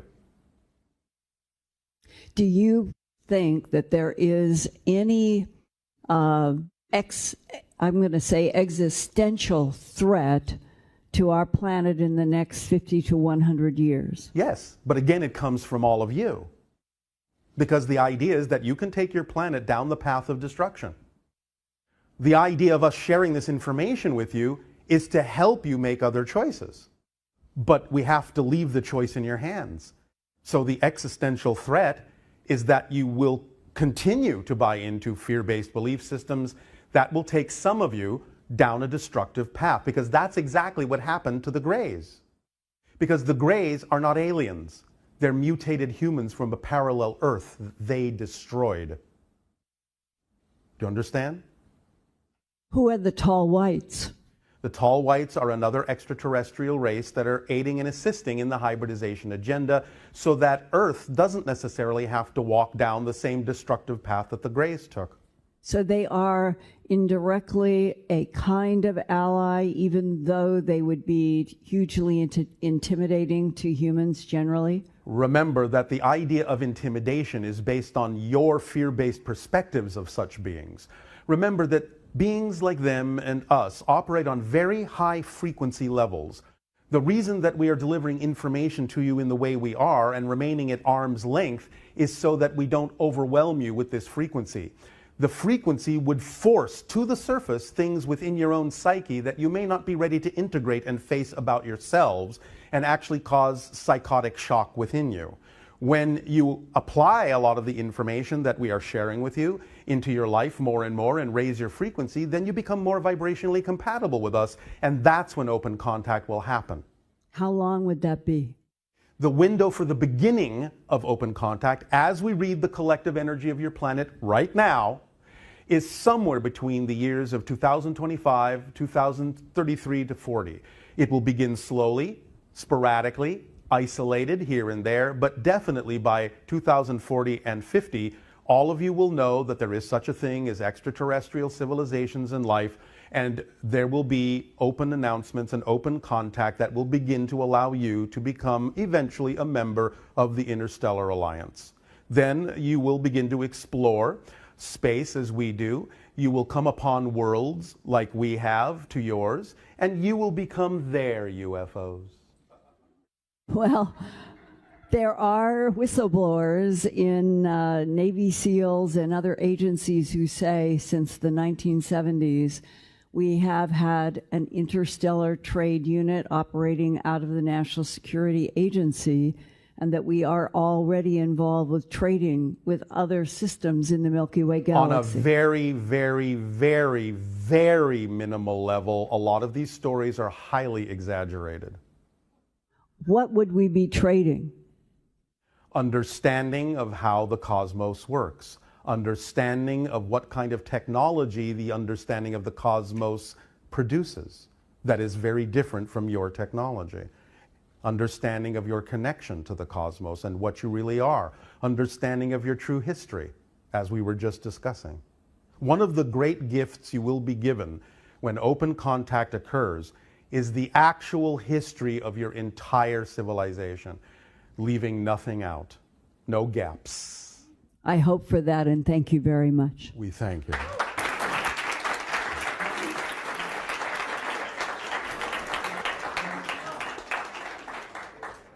Hello and good day. Hello and good day.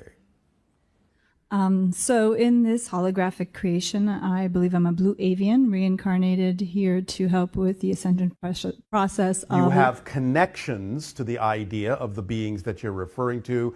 You are an Earth human. Correct. Remember that reincarnation is an experiential illusion you can have, but everything exists all at once. Therefore, reincarnation isn't really the issue. It's multiple simultaneous incarnations you make connections to draw information and experience from to aid and assist you in this life, exactly the same way they may be doing the same for you or to you for their lives. But everyone exists at once. As an individual physical being, you have never been any other physical individual, and no other physical individual ever becomes you. Only from the oversoul level can an oversoul say, that's my life, and that's my life, and that's my life, and that's my life, simultaneously. Reincarnation can be experienced as an experience, but that's simply a perspective from within the space-time framework. Okay. Does that make sense? Yes. So you are connecting to beings that you are referring to as blue avians, but you yourself are an Earth human. Right. So you answered my second question before Thank I asked you. So back to the first question. Is there a planetary system that the blue avians currently live in, and is their planet inhabitable? It is. But what you're calling a blue avian is not exactly the way that it's represented in your mind, because it's an interpretation from one dimension to another. They do have some traits that symbolize vibrationally the idea of that color and the species that you call avians. But they're not exactly in the way many people on your planet have depicted them at all. They're very different in their own reality. Can you elaborate a little bit on that? I can, very briefly.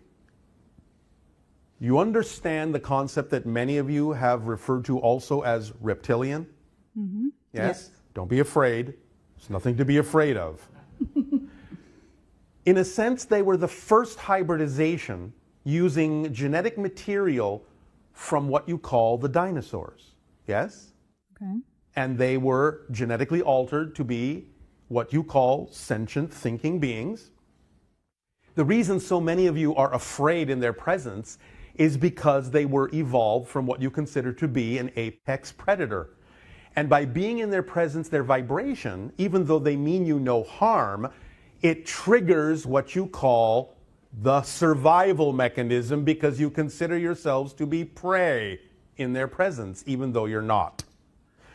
The idea of the so-called blue avians are an evolutionary offshoot of the reptilians, because if you stop and think about it a moment, you know that a branch of dinosaurs on your planet evolved into what you call birds, yes? Yes. Therefore, many scientists on your planet are now beginning to more accurately refer to birds as Dinosaurs.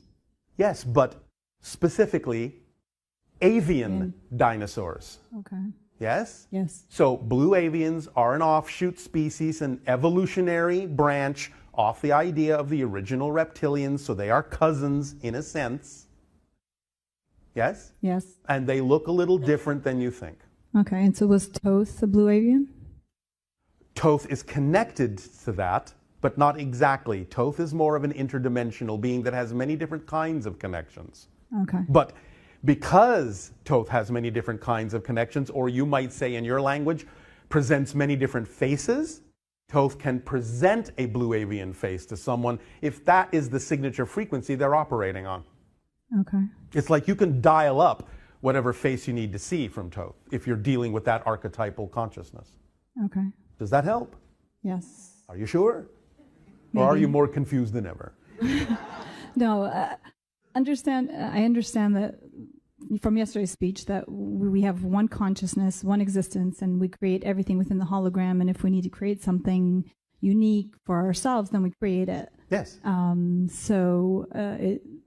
wondering why the blue avian Toth theme is in my creative Well, hologram what does now. it do for you? What does that relationship mean to you? What does it symbolize to you? What does it allow you to do that you might otherwise not do? Probably help the collective consciousness All right. raise its vibrational frequency. So that's the particular permission slip that works for the vibrational frequency you chose to be operating on, yes? Yes. Because you will call forth whatever symbol works.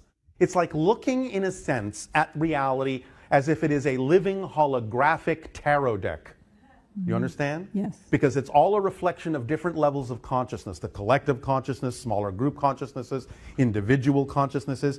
You will call forth whatever symbol represents who you happen to be at any given moment, what vibrational level you're operating on, for what it is you're accomplishing in that moment. And it will switch dynamically. Even when you consider the idea of past lives, reincarnation, it's still a dynamically changing thing.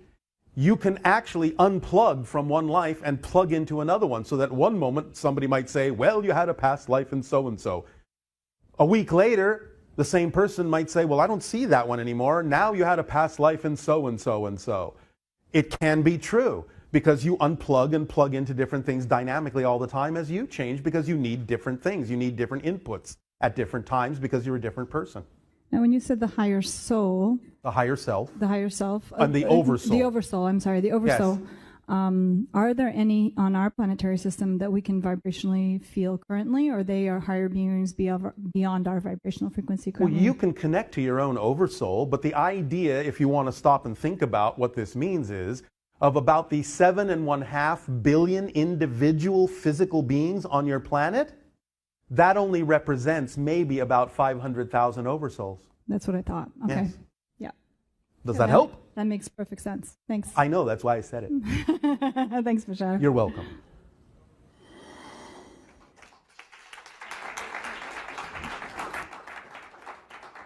Hello, Bashar. Andrew, good day. Thank you so much for being here. It is our pleasure and our passion. So, pursuant to our recent conversation about... One moment. Do we owe you a happy birthday? Yes, thank you. I'm so thrilled to share it with you. Thank you so much for recognizing that and for allowing me to share it with you tonight. We thank you for sharing it. Please continue. Thank you. So we recently talked about my high sensitivity to sound and light and some of the challenges that I've been dealing with. And I did some research and I discovered that scientists have found a temperament or a trait called highly sensitive people. And that they say... Oh, how scientific sounding. Yeah, I know. It doesn't sound it, but they found that this is a trait and that it's genetic. And they estimate that 15 to 20% of our population are HSPs. Well, aren't you unique? Well, I think I'm curious if most of the people here this weekend are HSPs because... No. No? But it could be different in the sense that they might be sensitive to different kinds of vibrations, not necessarily the ones you are calling out. Right. So I have a friend who's highly sensitive to energy, magnetic energy, and chemistry or chemicals. Yes. And she senses that she's also a highly sensitive person or an HSP. Yes, but it's not necessarily a large collective term. Sometimes your scientists are saying, well, it's for this reason that we're calling you that, not necessarily for that reason.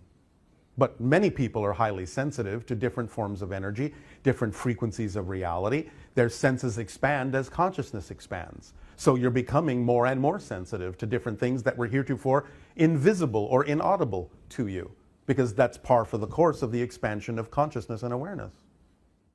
And thank you. And how does that tie into abductees or contactees?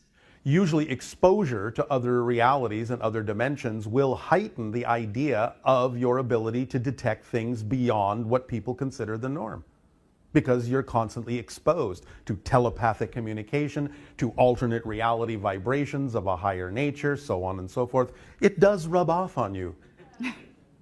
So when we've had discussions over the many years that we've been connecting, and you told me that during my childhood, I think starting at 2 or 3 years old, I was having contact. And as I got older as a child, around 9 or 10 or whatever, I would always kind of shut myself in my room and be in my own creative little world. Yes. Was that part of the abductee experience as well? It can be. It can be a response to that experience, yes. Okay. On a different topic, yes. I heard this weekend that there has been a discovery that many pyramids all around the world they've discovered that mica is covering parts of them, essential parts of them. Yes, it vibrates at a certain frequency that acts as a very, very sensitive resonator to translate different frequencies of energy and step them down into other forms of energy that are more usable in your physical reality. Excellent. And I'm intrigued by the Bosnian pyramids, especially the sounds that they're making, the music or noise. Yes. Can you expand on that? I cannot at this time. It is not our purview to do so. Someone else will give you that information. Okay. In your language, it's not our job. Right. You told me many years ago that in addition to being part of the group of women that co-created the crystal skulls, that I also sculpted the standing stones. Now again, please remember, when you say I, we're talking about you making connections to those people.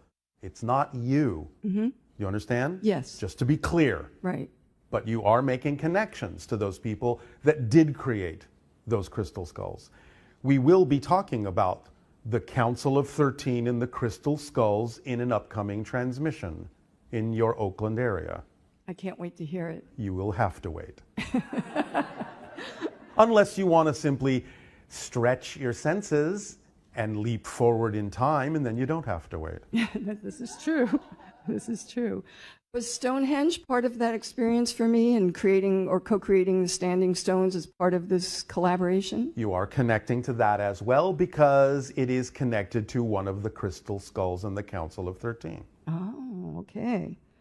And I'm curious about EMF shielding for me. Somebody recommended something called the Hedron. Can you pick up on that?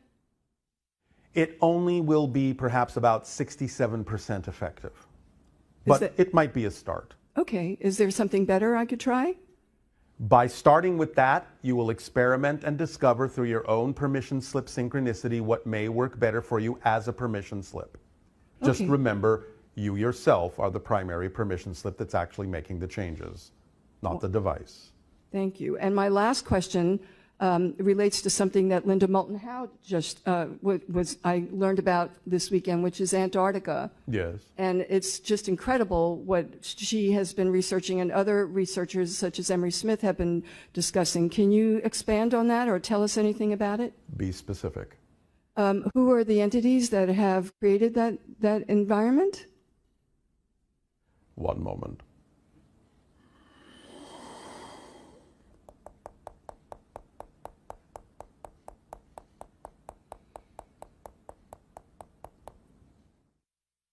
All we are allowed to say at this time is that it is a faction of a different group of beings that you would call grays, but not the grays you're typically familiar with. You have to understand something very important. When we talk about the idea of the grays being mutated humans from a parallel version of Earth that destroyed their version of Earth and stopped reproducing because of it, and had to find viable human DNA in order to create the hybrid species that would perpetuate their culture, you have to understand that they tunneled into your parallel reality, but also not just your parallel reality, which means other parallel realities that also contain different versions of grays also tunneled into your parallel reality. You're not dealing with one particular group of grays. This is one of the reasons why some of the information is somewhat confusing on your planet. They're not all homogeneous. They may be from different parallel realities with completely different agendas. Well, yes? The grays that I've been familiar with tend to be very small, and I think you've mentioned They're that different. yeah, and that part of that was genetic to adapt to their underground environment. Yes, originally. But the entities in Antarctica created 80-foot ceilings, if I'm not correct. That is for a very specific purpose that has to do with certain kinds of technology that they understand. So were they, how tall are they, or were they? They're not much taller than you. But the idea, on average, humans we mean, but the idea is that they have certain kinds of technology that demand large enclosed resonating chambers to create certain kinds of portals. Can you tell us how they created those spaces, those buildings? They were transported from parallel realities. Through sound? Sound may be a side effect of it, but no, not fundamentally. It is a different kind of energy manipulation, more electromagnetic, more electrogravitic. When did they do this? What was the period of time? About 10,000 of your years ago. And are they coming back? They have never left. So they're there, we're just not able to visibly see them? Not all the time because of the portals. They know how to shift themselves to different frequencies that are beyond your range of your senses. Will there be a time in the future or a parallel reality where we will connect with them? There will be a time when you may know of them. That is a higher probability than actually connecting with them, although there may be some incidents where some people are capable of doing so. But that's another story at another time. And finally, what's their purpose for doing all of this? That I cannot tell you. Thank you. We are not allowed to. Okay. Thank you, Bashar. Thank you.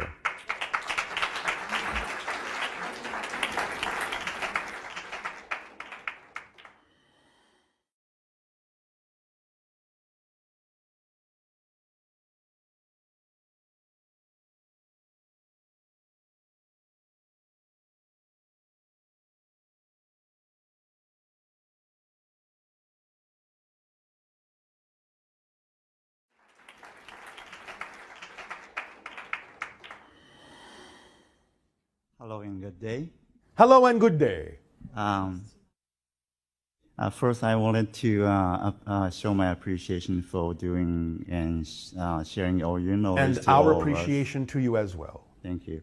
I have a question that I've been hearing you saying that we as a spirit dreaming. Yes. As a human physical. Yes. And then you just explained to us that actually we're sleeping while we're awake, and then we're awake while you're sleeping. Yes. Okay. And then in difficulty for me is that as I am, my understanding of myself is a spirit being having human experience as I am in this physical body. That's the same thing. Right. But you're not actually in the body. Your body is in your spirit.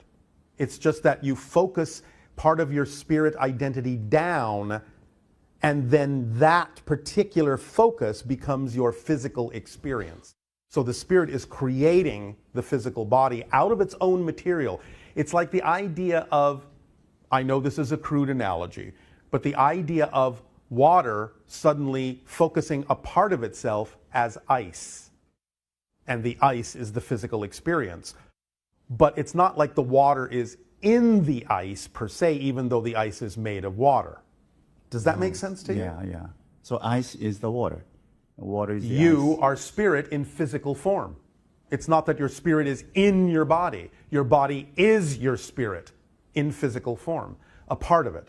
So how are we forgetting that we are a spirit? Because the idea is to forget. The focus is so strong. The belief systems that are created within the physical mind are so strong because they have to be that strong in order for you to actually have a physical experience, because physical reality isn't real. So you have to have belief systems that get you to forget that physical reality isn't real, or you can't have a physical experience. It's just an illusion. It's just a dream. So belief systems reinforce the idea through emotions and thoughts and behaviors and experiences that physical reality is actually solid, and it's not. Okay, so I understand that we are paying more awareness is shifting to the physical rather than the spirit. How do I shift that and expand and have a You remember the transition? formula? Mm-hmm. You follow your passion to the best you can with no insistence or assumption on the outcome. All the rest falls into place. That's how you raise your frequency. That's how you expand your consciousness. That's how you expand your senses to become more aware of the fact that you're creating this reality, and then space and time become more flexible, more malleable, more plastic. You begin to see that it's an illusion. You become lucid in the physical dream, and you can manifest things more consciously because it is simply a projection of consciousness. So it is a gradual shift. It's not It's like as one fast morning you or wake as up. slow as you need it to be. I see. For you. I see. Does that help? Very much so. Thank you. Thank you very much. You're welcome.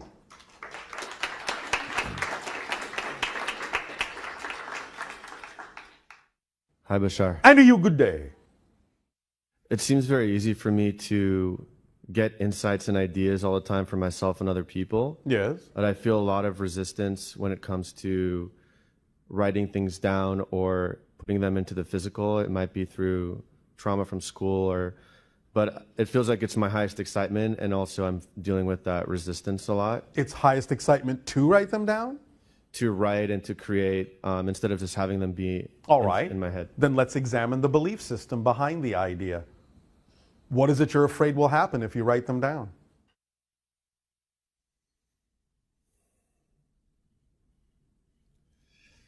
It feels like for some reason I'll get attacked. By whom?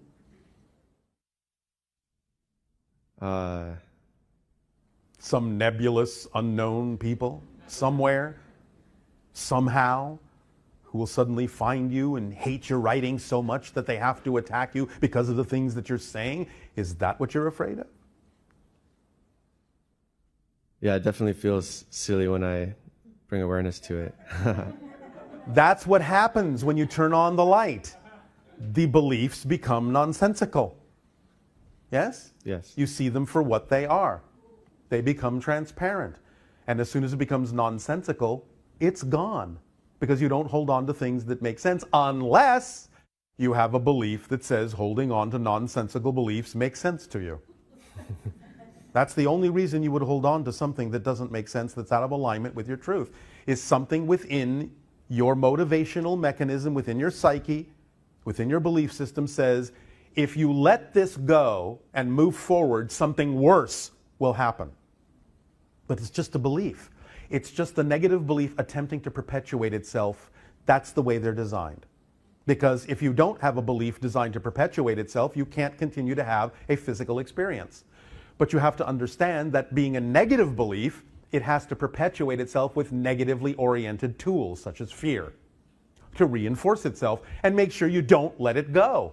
You have to see through the smoke and mirrors. You have to see through the illusion of that and know that no matter how real that fear feels, it's just the way the negative belief has of not letting you let it go.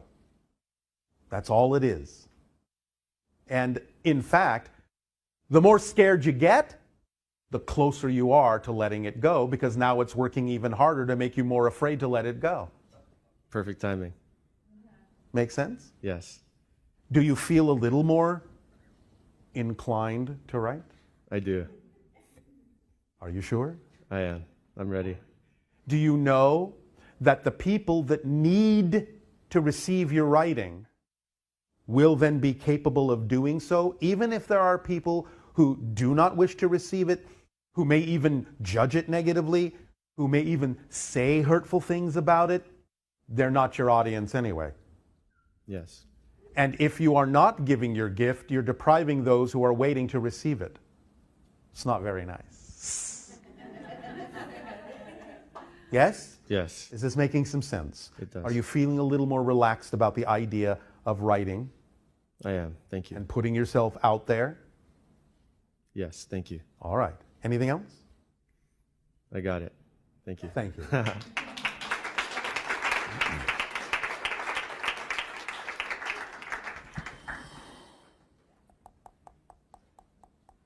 Hi, Bashar. Hi to you. Good day. I'm starstruck. No pun intended. A star struck you? Was it a meteorite? I just can't believe I'm here since I've seen you about 50 times on YouTube. Oh, all right. Well, obviously you can believe it or you wouldn't be here. So I have multiple questions about this topic. Yes. Which topic is that? This topic is about, I am part of the Saint Germain Foundation. All right. Which is the I Am activity. Are you Yes. familiar? To some degree. Well, I guess the first question I have is that, you know, the Saint Germain Foundation is based on Ascended Master instruction. Yes. And, well, that's for people who in the room might not know. Oh, all right. And now you all know, yes? All right. And I have to say that I've studied so many different things. I've been in different groups and Yes. all kinds of different things. Yes, And I would have to say that to me, it seems like the most pure teachings on the planet. Yes. For you. Yes, for For me. you. For me. Yes. For me. So part of what the Saint Germain Foundation is about is connected with America. All and it's right. about saving America to save the world and saving. Yes. So I wanted to know what your thought was about, in the teachings they talk about Saint Germain and the violet consuming flame being the authority for the next 10,000 years. Do you understand what we talk about when we talk about permission slips? Tell me. Okay. I will. Permission slips. Oh, are you paying attention? Oh, absolutely. Oh, all right. All tools, all techniques, all rituals, all objects are permission slips that your belief system aligns with in such a manner as to allow you to give yourself permission to be more of who you are. It doesn't matter what the permission slip is. It's up to you to align with it. That's why you're attracted to it, because at the moment it aligns with your belief system. But you are the one making changes. You get to interpret it in whatever way works for you. And as you said, by investigating many things, you can take a piece of this and a piece of that. You can take a piece of what we're saying or not. You can combine them into a new form that works just for you. You can be your own Saint Germain. This is exactly what Yeshua was actually talking about when he talked about the idea of I am the way. He simply meant this is the way, and that means be yourself. He did not intend to create Christians. He was telling you you're all Christs. So Saint Germain is the same idea. There will be different interpretations of this that work different ways for different people with different belief systems on your planet, or not work for them, because it's simply another permission slip given by the archetypal collective consciousness symbols that represent all the different belief systems on the planet and present these ideas in a myriad of ways so that it will work for everyone in their own way. If there was only one path, there would only be one person. Look around. So what do you have to say about ascension? Since they do give Ascension is just raising your frequency so you can start perceiving reality in a different way. You're in the middle of ascending just by exploring your consciousness. Well, they talk about purifying the body. Yes. And also being harmonious. And Yes, nothing et cetera, wrong et with cetera. that. And again, when you do raise your frequency, you will probably gravitate to do those things automatically because it will feel natural to you in that state to do so. So you don't. It's not about forcing yourself into the state. It's about allowing yourself to go into the state and then having all the different things that come naturally with that state start to feel natural to you to do. So when they talk about the Kumaras walking the earth once the access changes, do you see that that will be approaching soon? You are in the middle of the transformation. And as we said, you will find that many things will change between now and your year of 2050. But the idea is to understand this. Remember when we talked about the idea that there are multiple infinite parallel versions of Earth that simultaneously coexist? Mm-hmm. Yeah. You are now experiencing a literal physiological splitting into those parallel worlds. It's why there are more shakeups, breakups, things falling apart, old systems drifting away, all sorts of chaos going on your planet, because those parallel realities are actually now splitting, and whatever vibration you are is what determines what parallel reality you start experiencing. And in the years to come, even though you can still see people living in parallel realities on Earth that might be vibrationally incompatible with yours or different than yours, in the years to come, you will no longer see them when you are ensconced in your own parallel reality. Remember, you never change the world you're on. You change yourself and you shift to other versions of Earth that are vibrationally more reflective of the change you made within you.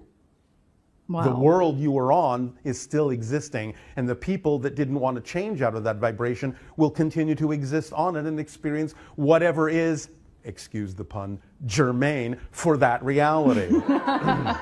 So when they talk about the millions and millions that will come into the IM activity, and yet we see like 5 people maintaining entire huge temples, what in your opinion is that, the reasoning for that? You will have to ask the people, because everyone has their own reason for doing it the way that they do it, their own belief system about what they believe they need to do in the way that they're doing it. So it's the belief systems of the collective, of the group. Yes, of course. There are, as we said, group consciousnesses, group belief systems, group agreements, but that may be the path they need to walk. That's And okay. So they also talk about the 3rd episode of Washington's Vision, Yes. George Washington's Vision. You can break these things down into whatever stories you wish. They are stories that you tell yourself to make sense out of the ideas in your belief system that work or don't work for you. It's all a story. Physical reality is a story you're all telling yourselves, that you're all sharing by co-creating it. But each of you is in your own reality. So basically the future is true. What David Wilcock says, there will be no religions. In a sense, that's true. There will be more of a direct spiritual connection to creation and existence itself, because religions really will be seen ultimately in the version of Earth we're talking about. Yes? That moves forward in that way. Religions will be seen as unnecessary, in a sense, middleman objects that don't need to exist to come between you and your direct connection to the cosmos, to creation, to existence. There will still remain Earths that experience not only the religions you already know, but even deeper, more dense ones. Yes? But you will be on the Earth that works for you. Now, you can act as living examples and share with others ideas that can allow them to also know they are capable of choosing the reality they prefer and shifting their vibrational frequency in those directions. But that's all you can do, is being an example that it's possible. You still have to let others choose what they choose unconditionally, because if you're not going to be unconditional to them, why should they be unconditional to you? Is this making some sense? Well, now I'm more confused. Oh, good. That may be the beginning of wisdom. Well, it just... Because now you are co-fused. You are beginning to see that different ideas can simply be different ways of doing the same thing. In a sense, if you really want to encapsulate and boil all this down, I guarantee you, ultimately, all roads lead home. All roads lead home. Some may take longer than others. But you are infinite, eternal, indestructible beings. There's no hurry. What's your rush? Well, I guess it was just this higher duty, like, oh my God, if there aren't people here decreeing for America, then who will be? So I guess it's like the last 15 years of my life have been completely dedicated to this. And I'm thinking, that's fine, but if you're getting tired of doing it that way, it's okay to do it another way that works for the new person that you are becoming. It's up to you. All permission slips are okay. so America won't fall on the ground if I step out. No, it won't, but the thing of it is, the America that will be the America you prefer to live in will be what you wind up in. The one you don't prefer will still go on, but you won't experience it. Does that make sense? Remember, there are an infinite number of Americas. Yes? So I just have to choose which one I want to be part You of. just have to follow your passion, and that will automatically navigate you into the one that is most reflective and workable for you.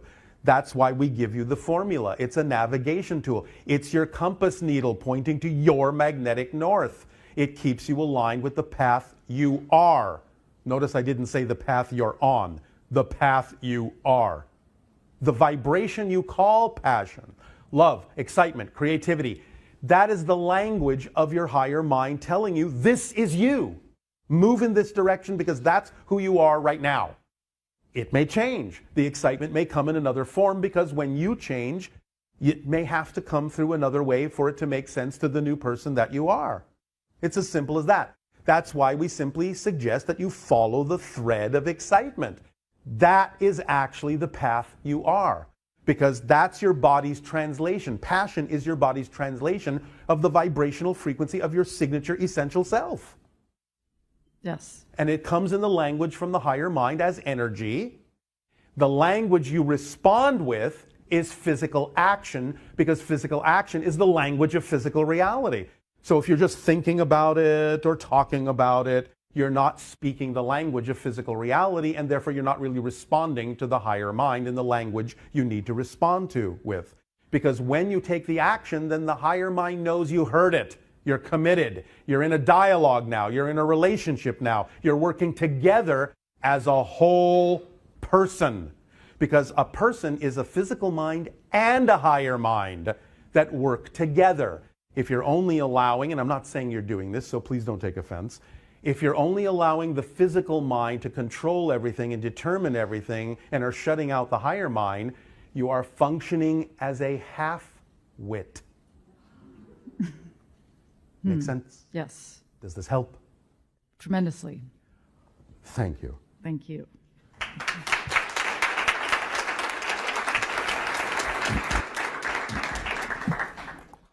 Hello, good day, Bashar. And to you, good day.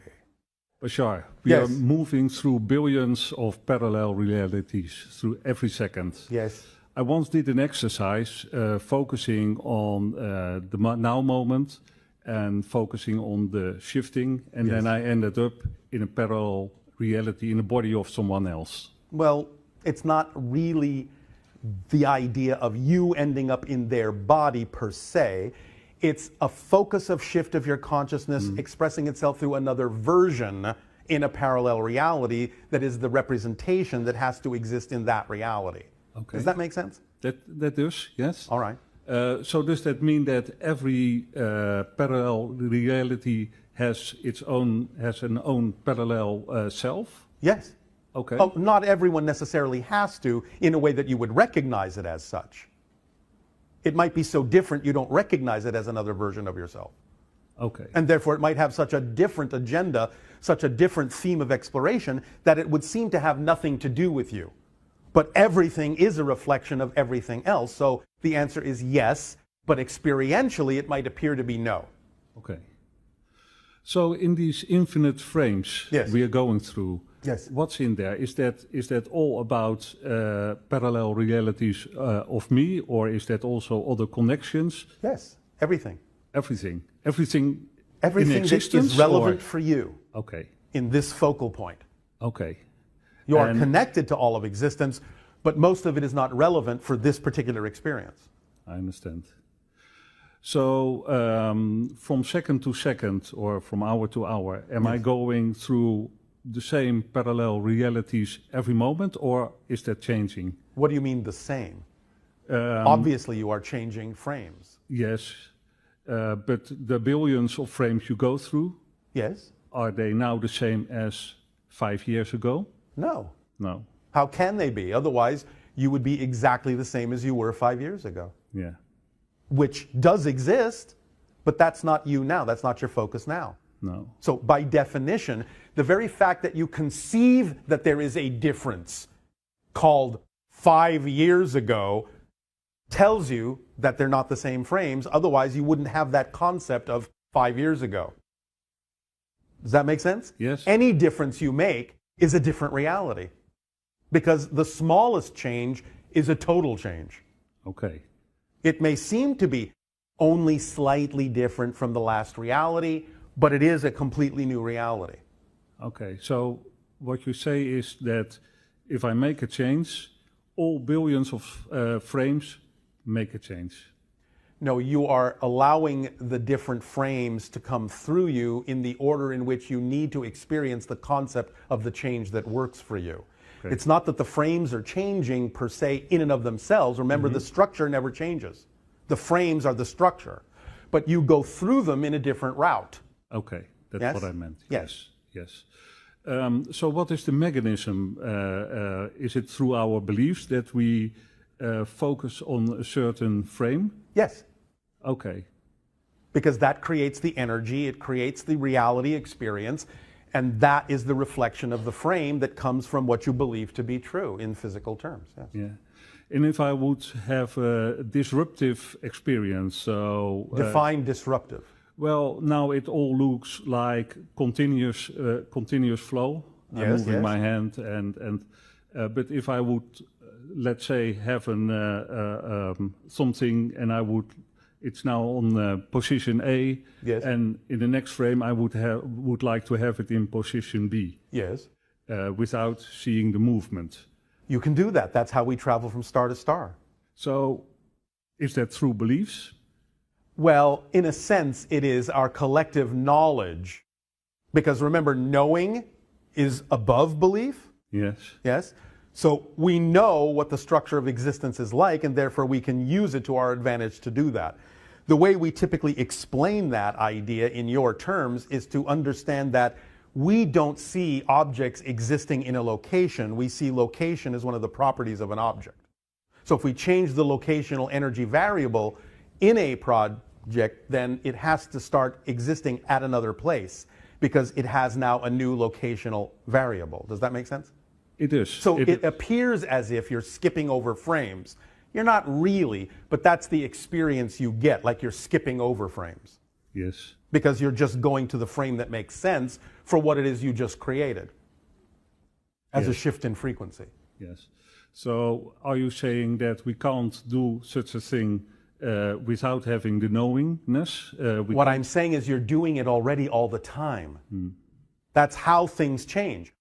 We just understand that's how it works, and therefore by understanding that you're already doing it, we can apply it in different ways on grander and grander scales. Okay. Yes, does that help? Yes, that is. Another question. You were talking about healing yesterday. Yes. So if you see a disease yes. as a message from your body consciousness. Yes, it can be. And you go to a healer and you think, well, let me get healed by this person. Yes. Does that mean that if it's caused by beliefs, that also your beliefs have changed if you are healed? Yes, because you're willing to match the vibration the healer is giving off that represents the healed state, but you have to match it. That's why a lot of your master teachers didn't ever really say, I healed you. They say, your belief has healed you, your faith has healed you. Okay. So they give out the frequency of the belief, yes. and you match it, and that you heal changes yourself. Your belief. Exactly. And heals yourself. Yes, and that's why no healer has any business determining what a person should do with that energy. It's up to them to decide whether or not to match the frequency or not. Beyond that, the healer has done everything they can do by just giving off the frequency. Yes. Does that help? It is, certainly. Thanks, Bashar. You are welcome.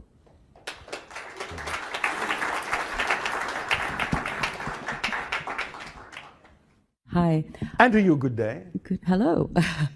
My question is there, on Earth we call them twin flames. Is that something that's real, or is that something In a sense, yes, it can be, but we understand that many humans kind of get caught up in that to their detriment because they don't understand exactly what that can be, because anyone you're interacting with at any given moment that's reflecting something to you need to know to become more of yourself is really at that moment your soulmate.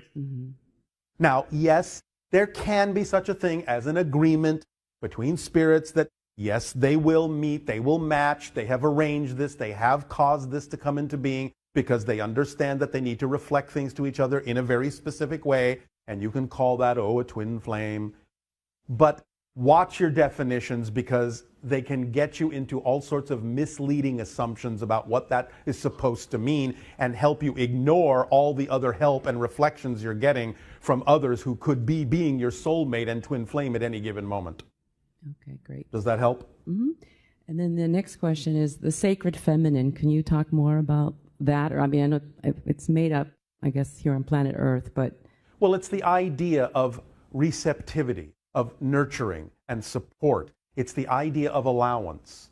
It's the idea, in a sense, of that which expands, that which grows.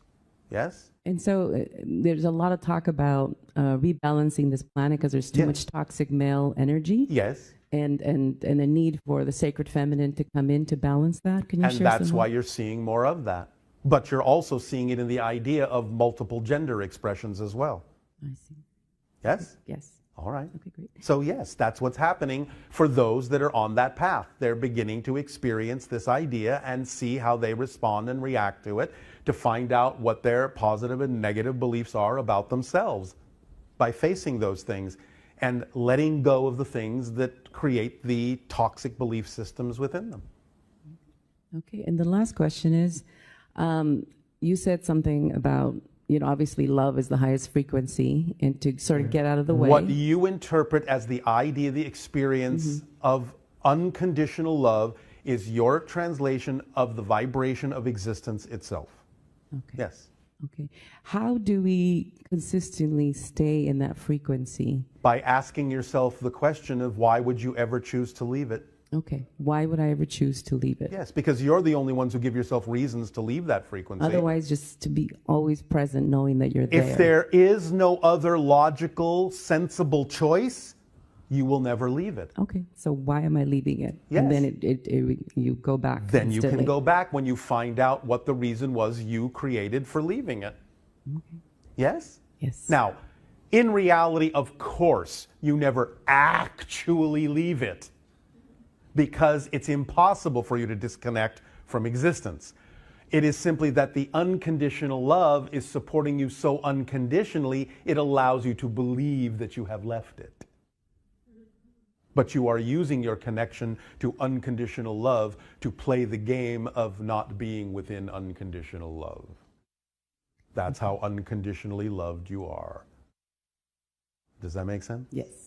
Look for the paradox in these things, and you will find your point of power. So these two extremes in the center is where the point of power. When you understand how paradox works, for example, when you feel out of control, you're controlling that. So you're in control. So it's not about having to learn to be in control. It's about choosing what you prefer to be in control of. When you feel you lack trust, understand the point of paradox. There is no such thing as a lack of trust. You have to always trust something to be true, or you would have no experience whatsoever. So you don't have to learn to trust. It's automatic. It's about what are you trusting in. Doubt is not a lack of trust. Doubt is a 100% ironclad trust in something that's out of alignment with your truth. So you never lack trust, you never lack confidence, you're never out of control. You are using control to create the experience of being out of control. You are always confident about something, even if you are confident about not being confident. Okay. And you are always trusting something to be true. There is no such thing as a lack of trust. There is only a trust in lack. Okay. Choose what works for you instead of what does not. Does that help? Yes. Very last question. Yes. You said that there's no hostile alien groups here, right? And so this idea of implants, where did that come from? Well, it does come from the Greys, but that's not a hostile act. They're just doing it to... It is an observational mechanism. It is a location mechanism. It is a data gathering mechanism. And why did they choose certain people to track? Family lines have certain genetics that make for better templates for the hybrid species that they're creating. All right. Thank you so much. You are so welcome.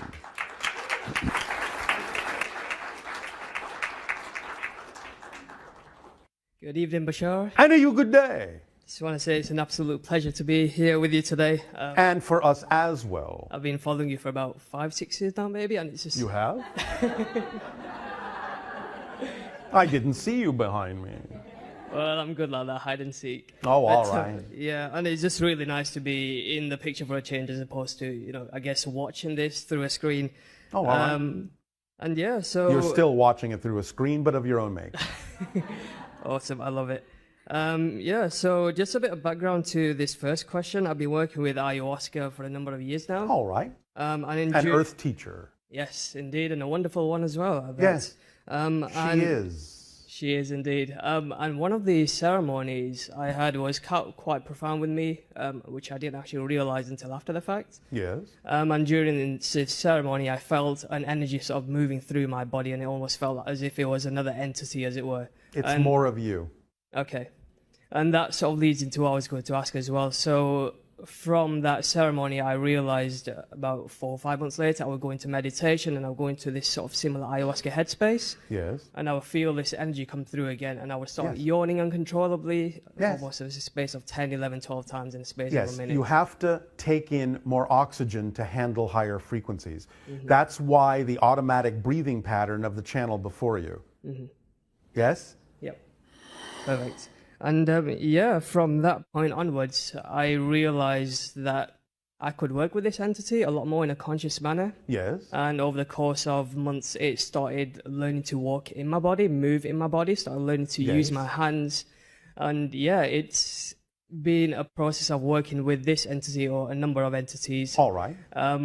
And yeah, over the course of the past year and a half, I've been working with these entities where I could sort of almost flick a switch within my brain, and I could bring these entities through, and they would start, you know, almost working within my body and moving a lot of energy through. Because again, remember, it's like tuning forks. They may be giving off a frequency that then you are choosing to match so that you mirror them with your own energy. It can feel like it's theirs, but the only energy any of you can ever feel is your own.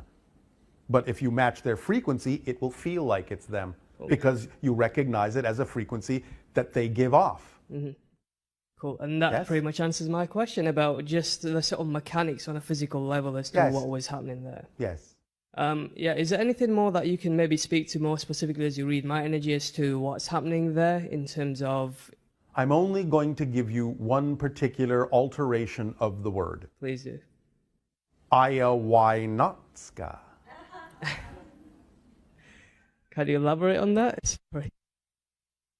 Do you understand? Ayahuasca,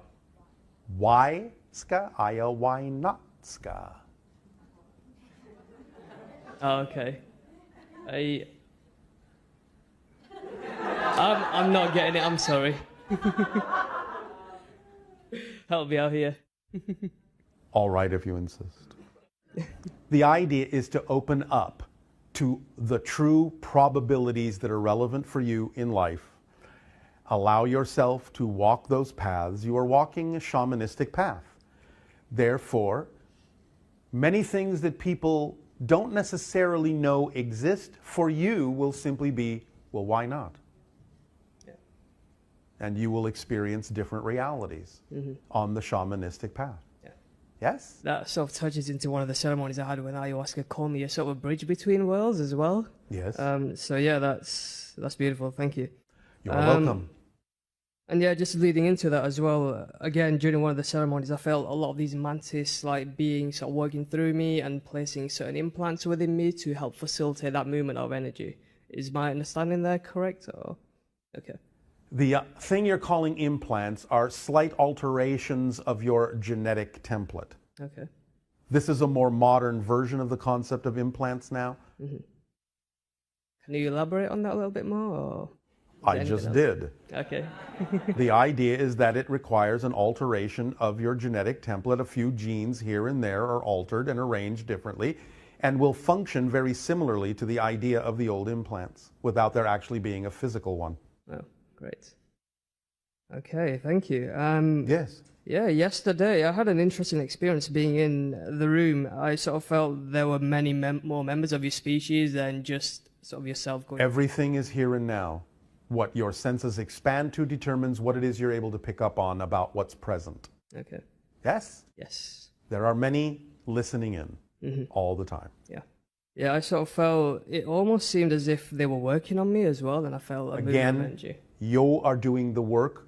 They're giving you the opportunity to do the work, but you're doing the work on yourself. Please remember this principle. We understand that you often ask for assistance, ask for help. You never really need to ask for the help. All the help you can possibly ever be given is being given to you. When you ask for help, what you're doing is aligning yourself to the realization of becoming aware, more aware of the help you're already being given. But you can't be given any more than you're already being given because you're being given everything you can be given. Always. It's always here for you. You just have to tap into it. Putting yourself in that state of grace, asking for it, is not asking for something you don't have. You're not asking for something you aren't already being given. You are asking to open up in a state of grace and become more aware of what's already here for you. Because you have everything you need. Yep. It's never held back. Right. Remember, unconditional. Yep. It's up to you not to block it. Thank you. Thank you. I'm curious, when you do your thing where you take it one moment and then you start clicking your teeth a little bit, I'm curious. Well, I don't click my teeth. Well, click Darryl's It teeth. is a bodily reaction to certain flows of energy that represent certain things we might be doing on our side. Yeah, and I'm curious about that. Can you elaborate on We are checking in with other entities about what it is appropriate for us to tell you. Okay. Because we can't interfere with your own path. We often check in with your own higher minds, and the higher mind says, nope. Okay. Don't spoil the presents. Don't spill the beans. Don't let the cats out of the bag, which I don't know why you'd put them in there to begin with anyway. But you get the point. We impose upon our consciousness in these exchanges with all of you blocks that prevent us from doing or saying things that would interrupt and intervene into your natural process. We tell you what we can that works best for you. This is the way we function with regard to first contact. Right. Beautiful. Are there any proverbial cuts? That is sufficient. Okay. Thank you. Thank you very much. So can I ask, I'm sorry, can I ask one question? That was a question, so now you're done. Okay. Like, I was just curious about the hybrid children, whether I have any. I'm just really curious about that. Yes, goodbye. Fair enough. Thanks so much.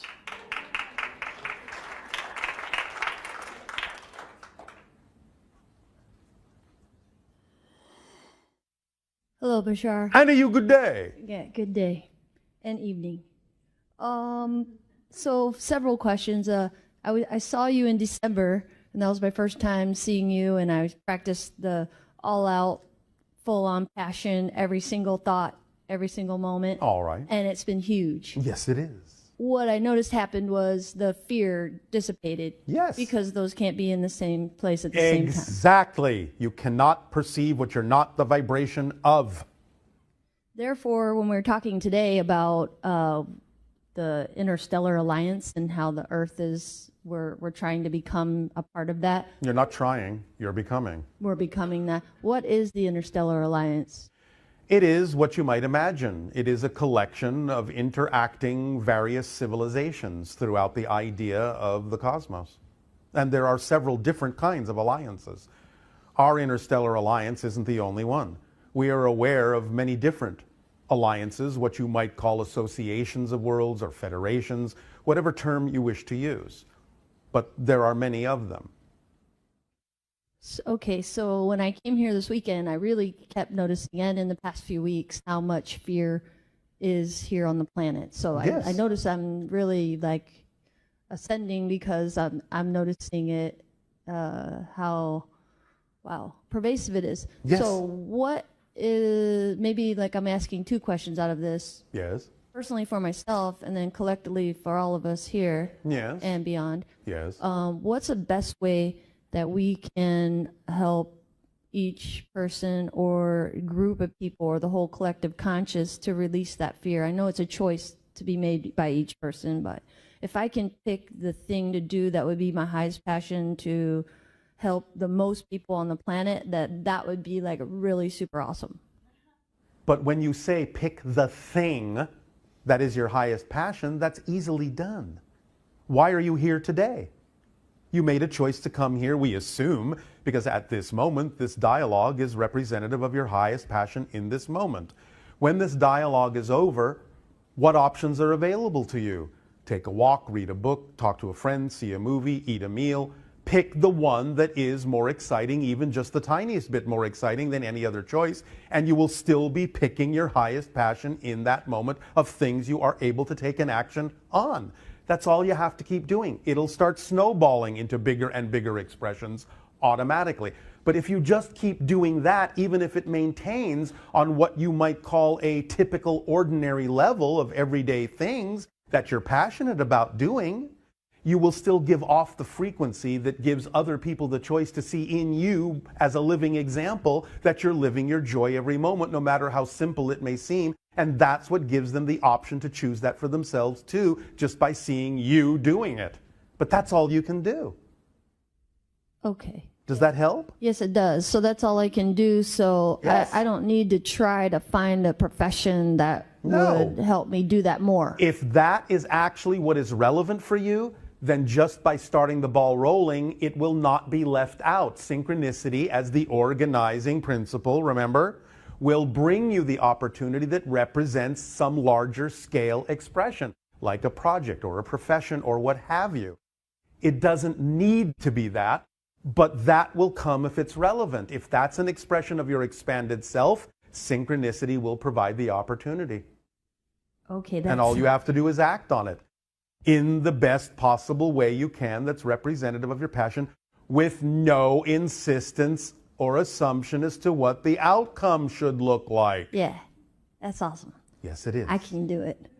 Okay, so then another question for me and hopefully the other people is, does it matter, like other people were referring to the hybrid race and where they're from and what kind of species they are? Yeah.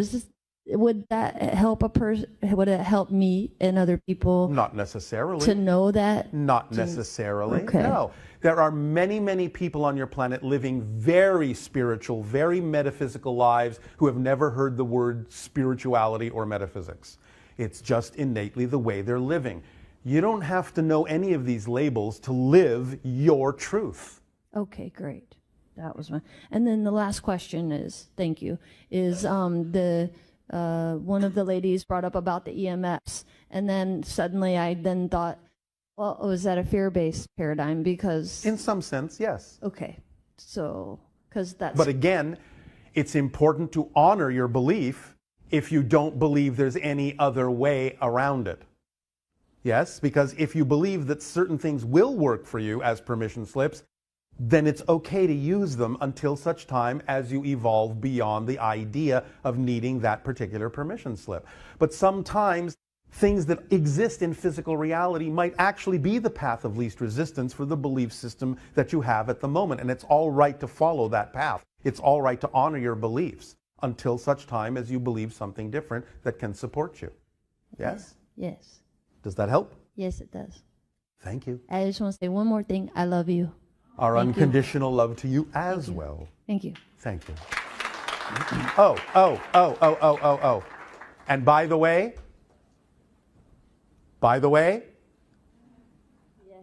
Yes. pleasant dreams. Thank you. You're going to have a visit. Thank you. Thank you.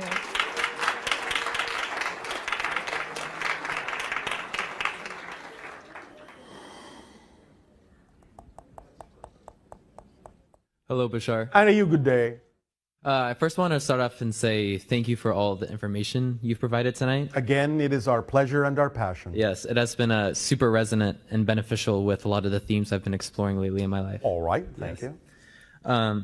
Lately, I've been connecting with Egyptian energy and Egyptian culture. Yes. Pretty intensely. All right. And I've just been curious as to what the Ankh symbolizes more deeply. Eternal life. Okay. Yes? Yes. That you are eternal, indestructible, infinite. Yes? Yes. All right. And shifting to another topic, I've recently been involved in a car accident. Oh, how exciting. Yes. Sometimes you will shift yourself very quickly in certain ways to get your attention. Yes, and that's what I wanted to experience. Like, I walked out completely unharmed, completely safe, and all right. And it was a pretty bad accident, and I just felt really blessed and grateful to walk out. All right. Okay. Again, you took advantage of your connection to the concept, the true fundamental seed concept of the Ankh. Yes. You are indestructible and eternal. Yes. And you proved it to yourself. Yes. Now, I'm not suggesting you keep doing that. Yes. Got it. But you used it in a way that showed you something you otherwise felt you may not learn any other way as abruptly or as strongly. Yes, I think that's definitely what I needed to learn from it was realizing that like I am indestructible and in a sense, yes. nothing can attack me or harm me. Not really. Yes. No. You can pretend, you can play that game, and it's all right to have that experience. Yeah. If you learn from it, it will benefit you anyway. Got it. Because again, remember, it's not about what happens Yes. that matters. It's about what you do with what happens that matters. Yes, thank you. Yes. And? I've also been really fascinated and attracted to the number 8. Oh, all right. And so I was just wondering if you have any information that's about... Did we not just talk about infinity? Got it. Yes? Yes. All right. And then lastly, I've heard you speak about the rubber band analogy before. Yes. If you pull back farther and farther and farther and farther into darkness, when you finally let go, you will fly that much faster and that much farther into the light. Yes. Like a rubber band. Yes, thank you. I just wanted to hear it again. I really like it. Happy to oblige. Yes. Thank you. Thank you.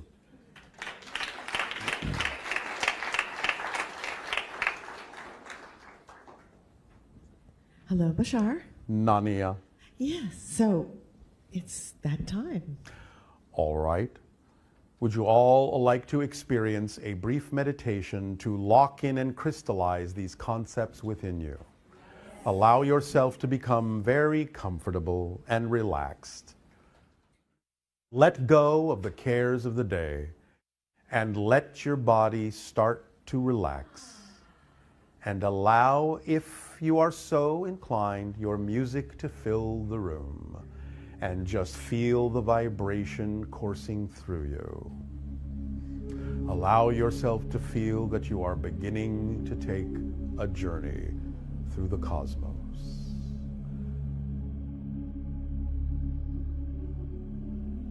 You are explorers within yourself, and the deeper you go within, the farther out you can explore. The bigger the reflection can appear. Allow yourselves to breathe deeply and easily, knowing that you will absorb all the information exactly as you need to, in the way that is correct for you. You will allow yourselves to get in touch with the belief systems within you and all the reasons for which you have created the experiences of your life and how they can serve you no matter how they appear. For everything is neutral until you give it meaning. And when you give it meaning, that is the effect you will get. Positive in, positive out. Negative in, negative out. Nothing has built-in meaning. You are designed to give life meaning. As you journey through existence together now with us, allow yourselves to touch in to the idea and the concept of the One. All is the One. The One is the All. Allow yourselves to recognize the reflection of the other that allows you to know you are the self. For this is the seed of self-awareness. This is the seed of consciousness. And as your consciousness begins to recognize this reflection, it experiences that center point in the Trinity. Between the two, the point of power in paradox. The center from which all things issue. Deep within your being. Deep within your soul. Deep within your consciousness. And as you continue to expand inward and outward on this journey, you recognize and can begin to observe the actual nature and structure of existence, represented by the 5 laws. You exist and always shall. Everything is here and now. The One is the all are the One. What you put out is what you get back, and everything changes except the laws. It is your perspective and experience that expands creation. For through your eyes, all that is gets to experience that much more of what it is, because each of you is a unique reflection of all that is. And as you continue to journey, drifting along the current of creation that is your unique flow, floating freely, currents of the cosmos, you know that the currents not only take you exactly where you need to go, but also bring to you everything you need in perfect timing. Trust the unfoldment. Allow it to support you. Allow it to serve you. Form a relationship with the higher mind, so that as you receive its language of passion and energy and love and creativity and support, you respond in kind, in physical terms, with action, boldness, directness, authenticity, and transparency, so that you may know yourself more completely and determine for yourself who you truly are as a child of creation. And as you continue to expand inward and outward on this journey throughout existence, you begin to realize that existence is within you, that there is no outside. And you experience the idea of the crystallization of your consciousness as physical reality, as simply a set of instructions that you can work, tools you can hold in your hand and use with precision and expertise and experience, and touch them lightly into your life. For the greatest power requires the gentlest touch. Anything that needs to be forced is something that is not truly believed to have power. For the greatest power requires the gentlest touch. And being a living example and beaming that frequency of life, light, and unconditional love outward in an electromagnetic bubble to all upon your world and out into the cosmos, will give everyone the opportunity and the choice to match the frequency in their own way, on their own path, that allows them more reflections and opportunities to be themselves, their true selves, and operate in their signature frequency. But it is unconditional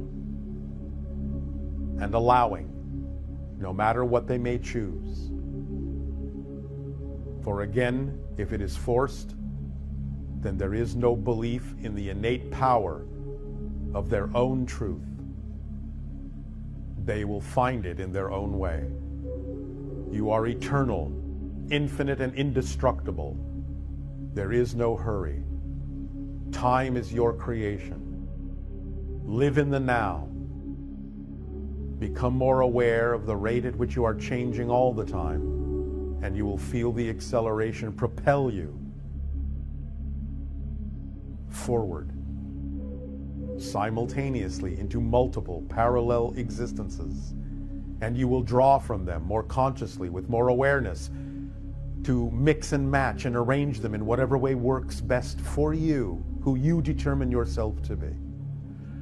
Continue to breathe deeply, gently, and easily, and feel the warmth of this vibration coursing through you, rearranging your pathways so that you know that every single change, no matter how small it may seem, is a complete and total change of your entire reality. That you truly are a new you, a new person, whatever you define yourself to be, and whatever is what you need to be. For nothing appears in your life that has no reason for being there. Use it. Use it to your advantage. Even if something manifests that you objectively don't prefer, know that it must be there for a reason. Use what you don't prefer in a way that you do, if only because being shown what you don't prefer makes it that much clearer what you do prefer. And therefore you can have appreciation and gratitude for the manifestation of what you don't prefer, because it made what you do prefer clearer. You are always given what you need. You are never alone. You always have assistance. You always have guidance. You are always given unconditional love. There is no reason other than the reasons you create to withhold that unconditional love from yourselves. For you are worthy by the fact of your existence. For creation does not make mistakes.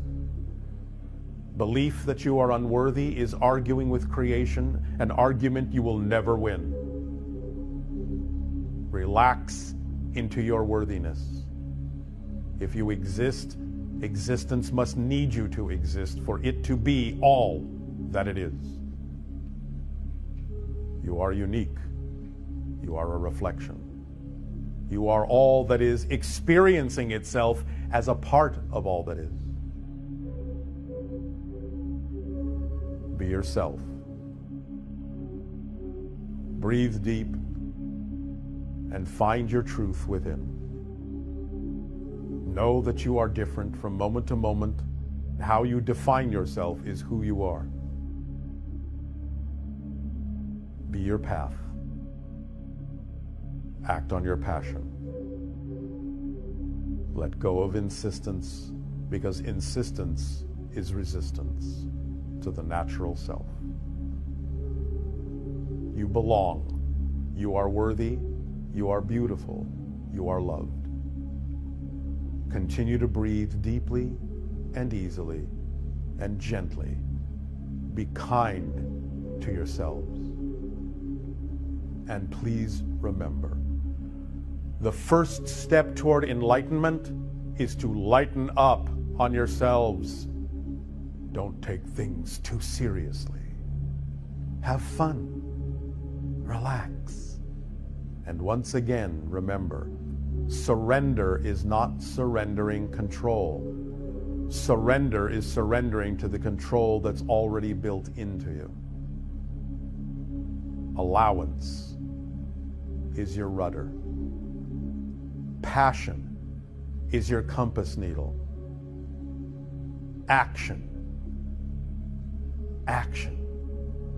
is the wind in your sails, carrying you across the cosmic sea, having adventures and journeys of imagination and wonder and mystery and discovery, forever and ever and ever without end.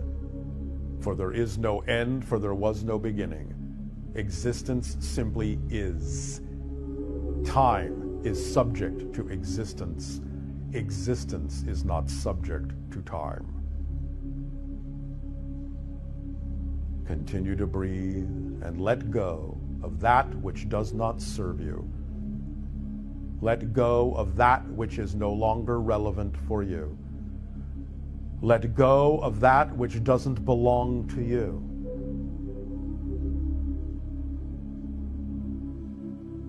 Be uplifted. Be free.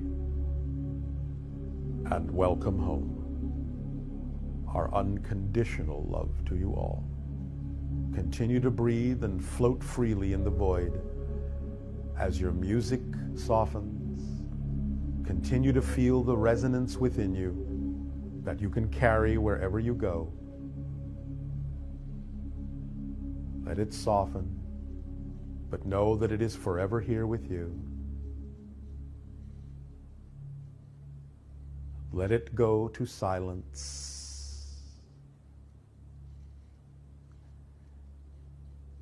And let that silence speak volumes within your heart, your mind, your body, and your soul, and your spirit.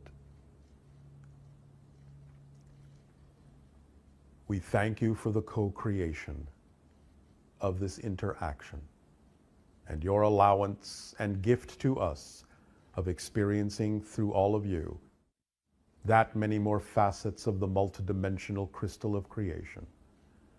Once again, our unconditional love to you all. Good day.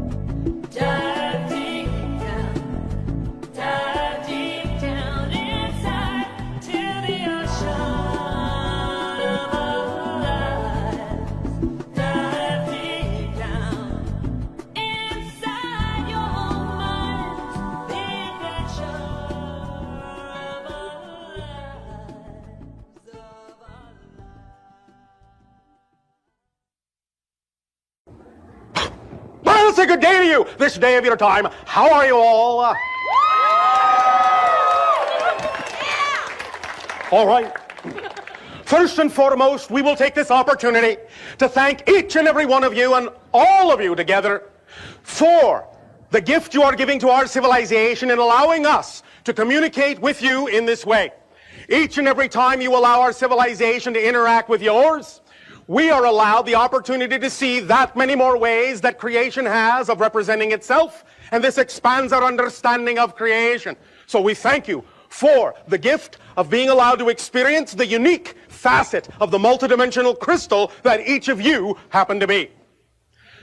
As we begin this transmission, allow us to go right to the heart of the matter, right to the cutting edge, right to the idea that is most paramount as to why each and every one of you have attracted yourselves to this gathering today.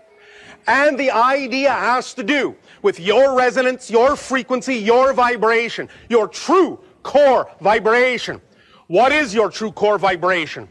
The core vibration that resonates, that shines, that glows, that burns within each and every one of you is the idea of translating in your body what you call excitement, passion, joy, love, happiness. As your body feels those emotions, feels those sensations, that is your physical translation of the vibratory energy that represents your true core signature frequency. Whatever it is that excites you the most, whatever it is you're most passionate about, that is your magnetic compass needle pointing to your true north. Follow it, act on it, because it is a complete kit that will support you. It is the essence of your being. Many people on your planet now have begun in their expansion of consciousness to talk about the idea of the law of attraction, what we term the third law of creation. The first law of creation is that you exist. You can't do anything about that. You cannot change that. Because when we talk about law, we mean with a capital L, something you cannot change.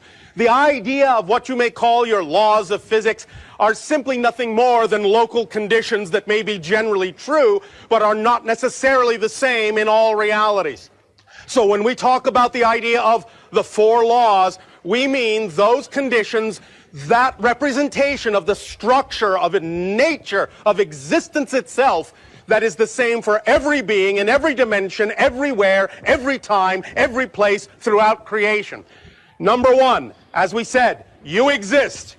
You will never be able to change that. You may change your form, you may change your expression, but if you exist now, you always will. Existence only has one quality: to exist. That which exists can never become that which does not exist. Those things that don't exist already fill up non-existence, and there's no more room in non-existence for the things that do exist. So there is nothing you can do about that. You will always exist if you exist now. Law number two, the one is the all are the one. That which we call all that is, which you may call by any name, God, Goddess, creation, all that is, it doesn't care what you call it, because you are an aspect of it. So all it's doing is naming itself through your unique perspective. You, all of us, all beings in creation, make up the all that is, and the all that is makes up all beings in creation. There is nothing outside of it. Everything, everyone, everywhere, and every when is made out of all that is, because there is nothing else from which to make anything. So each and every one of you are a different perspective, a unique point of view that all that is has in experiencing itself in a new and unique way, and that is why you were, in that sense, created. And believe me, if you exist, which obviously you do, then all that is has a need for you to exist, because if you didn't exist, all that is couldn't be all that is.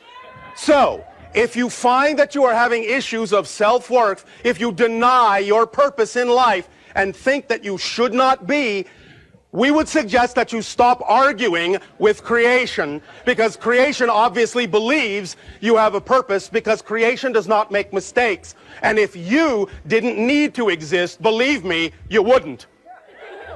So if you do, you have a reason for being, because without you, all that is would not be all that is.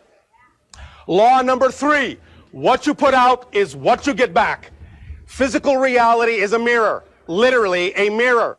Whatever vibration you give off is the experience that you get back. And what you call the law of attraction, in many ways, it is correct to understand that it is your vibration that creates your reality. But there is also something else that we would like to add about that concept that many of you are missing or overlooking. Because while it is true that whatever your vibration is responsible for what you experience, many of you think, or have been taught to think, that you have to work to create that vibration that would attract what it is you prefer. And in fact, you do not. your core frequency, your core true signature vibration is already attracting all the things that are representative of that core vibration. If those things that are representative of your true core, loving, creative, natural vibration aren't manifesting, aren't reaching you, it's not because you're not attracting them, it's because you're keeping them away. That's the difference. Because everything that is representative of that core frequency is doing its best to get to you. If it can't reach you, you're keeping it away with your definitions, your beliefs, your ideas about not being worthy of those things. Everything that is not compatible with your vibration is doing its best to get as far away from you as it possibly can. But if it doesn't leave you, if it's hanging around and it's not what you prefer, it's not because it can't, in that sense, represent your vibration. It's because you're holding on to it.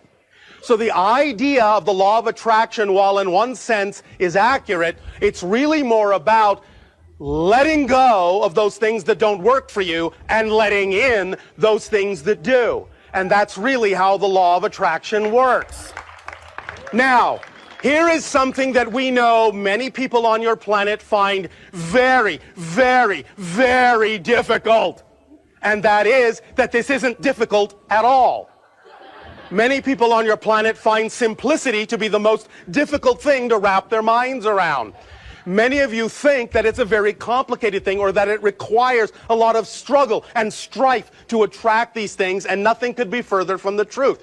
You automatically already deserve these things or you wouldn't exist. So this journey, this process that you are experiencing in your physical reality on Earth is all about letting go of those beliefs that you've bought into that don't belong to you, that you may have picked up along the way from someone else, your parents, your friends, your society, that are simply out of alignment with your true core vibration. And if you are traveling through life carrying beliefs that belong to someone else, that makes you a belief thief. Don't steal other people's beliefs.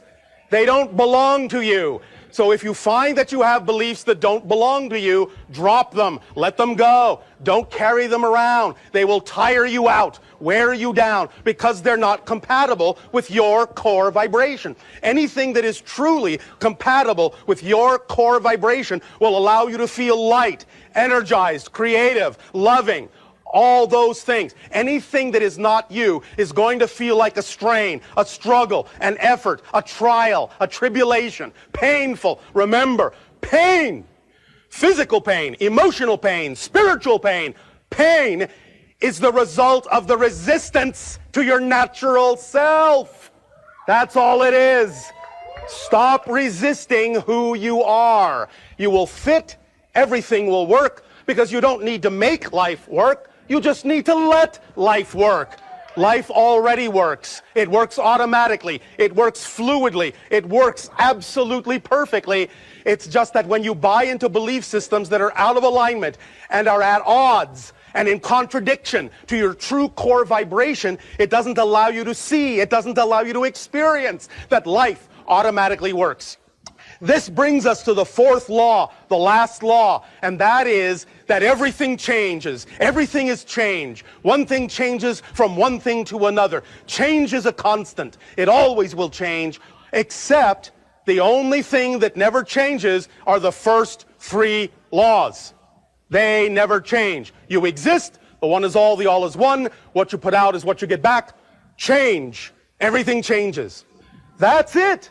That is all that all of creation is built on, based on. That is the underlying nature of the structure of existence. And every single experience you have ever had, are having now, or will ever have, is based on some combination of those four laws. So it's really up to you to decide how you wish to experience the combination of those four laws. And the easiest way to allow yourselves to experience a combination that is most representative of your true core vibration is to always act to the best of your ability on your highest passion. But listen, listen to the entire formula, because we know we have discussed this idea with many of your people, and we know that many of your people have discussed this idea amongst yourselves, but many times when we perceive the way you discuss this idea, we hear that many of you leave certain parts of it out. The whole formula. Oh, are you paying attention? Yeah. All right, just checking. Make sure there's someone on the other end of the telephone. The whole formula is act on your highest passion every moment that you can, to the best of your ability, taking it as far as you can possibly take it until you can take it no further, with absolutely, here it comes, zero expectation for what the outcome should be. Why? Why the zero expectation? I'll tell you. Thank you. You have basically, being a physical being, split yourself into two main components: a physical mind and a higher mind that is non-physical. You need to work together.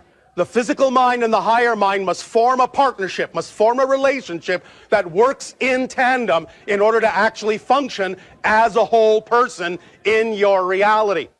But when you allow the physical mind to think that it has to do this, and it has to make this happen, and it must know how something is going to happen, and you get it to focus on all these details, you are giving it more than it was designed to do.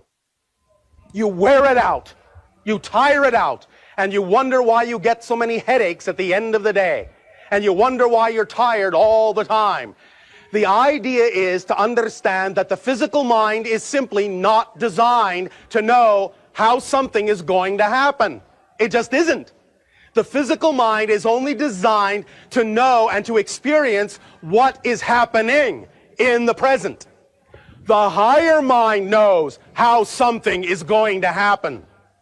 When you allow the higher mind thus then to know that and to work with you, the higher mind will know how to bring the manifestation to the physical mind for the physical mind to experience.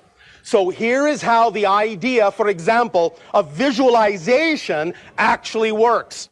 The physical mind is capable of conjuring a visualization of your ideal preferred reality. And when you see that visualization in your mind's eye, you get very excited about that manifestation, about experiencing that reality. And the excitement is good, is exactly what you need.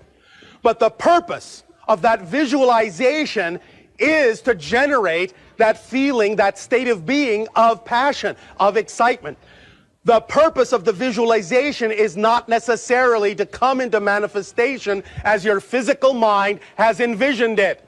Because your physical mind, what it may think is the most ultimate representation of that reality, what it may think is the absolute top, what it may think is the absolute ceiling, to the higher mind is just the floor, just the beginning of what could manifest. And if you simply stay in the state that the visualization generates within you and then let go of the actual imagery and hand that energy over to your higher mind will actually then bring you the manifestation that is actually representative of that passion state, even though it may look nothing like you imagined. It might, but it might not. So the idea is to use the energy state to work with the higher mind and allow the higher mind to bring you what it knows you really need that is truly representative of that energy state, so that you can be open and willing to accept that no matter what manifests, it is all part and parcel, all a representation of your joy, and never will be defined or labeled as an interruption in it or an obstacle in it or a stopping of that joy. Because your physical reality, as we said, is only a mirror. And whatever you define it to be, whatever you believe is most true, is what you get. So it's very important to pay attention to those beliefs and those definitions, for it is those and only those that create your physical reality experience. Because nothing in physical reality has built-in meaning. Nothing has automatic meaning. Everything is fundamentally without built-in meaning. The greatest gift, and I know this sounds strange in your language, The greatest gift creation has given to all of you is that life is fundamentally meaningless. That means it has no built-in meaning.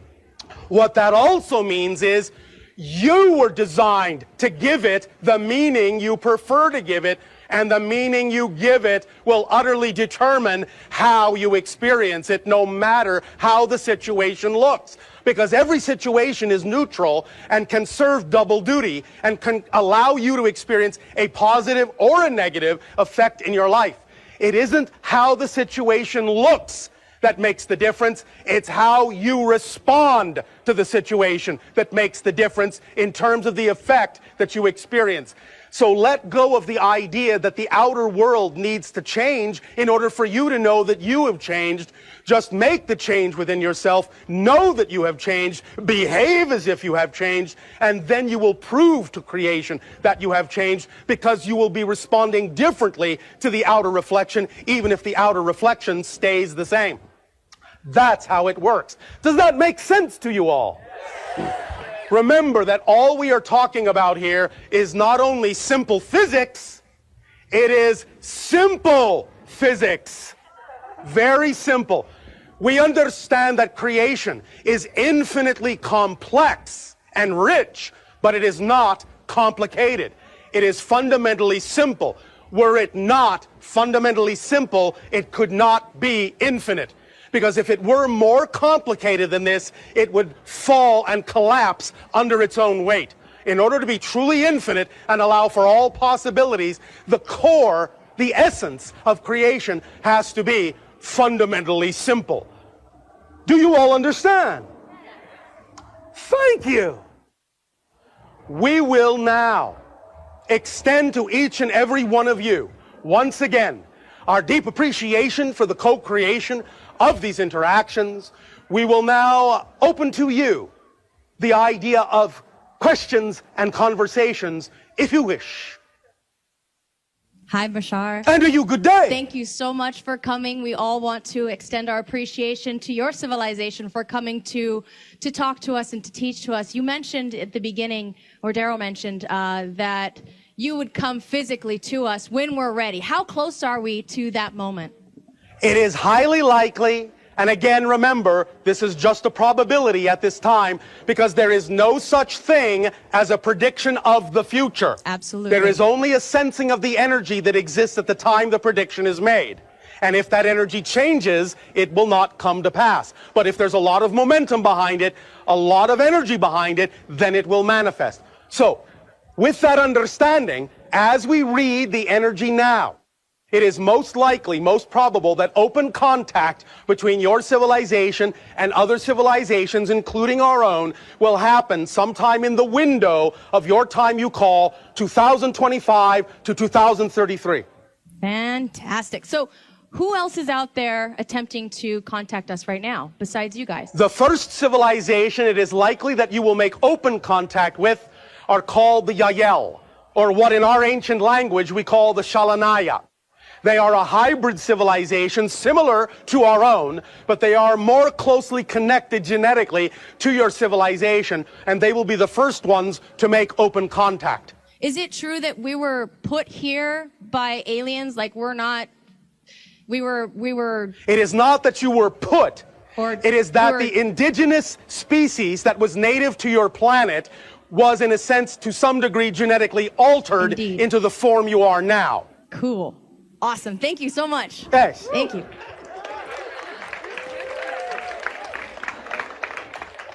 Hi there, Bashar. And to you, good day. I have a question. Are you a breatharian? We no longer eat. We no longer sleep. We, in a sense, almost don't even breathe.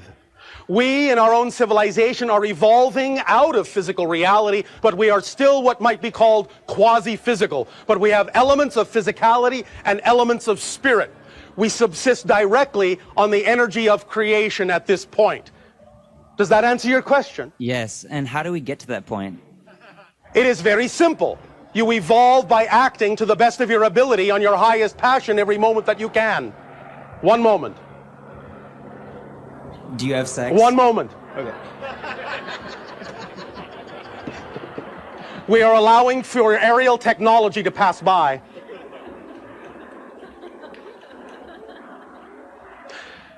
We have evolved from the idea of more physicality. We were, in a sense, once more similar to your species. The idea is that we did at one time sleep and eat and procreate in much the same manner. Now, if we wish a new life form, the different beings create an energy bubble in which a new life form simply automatically manifests.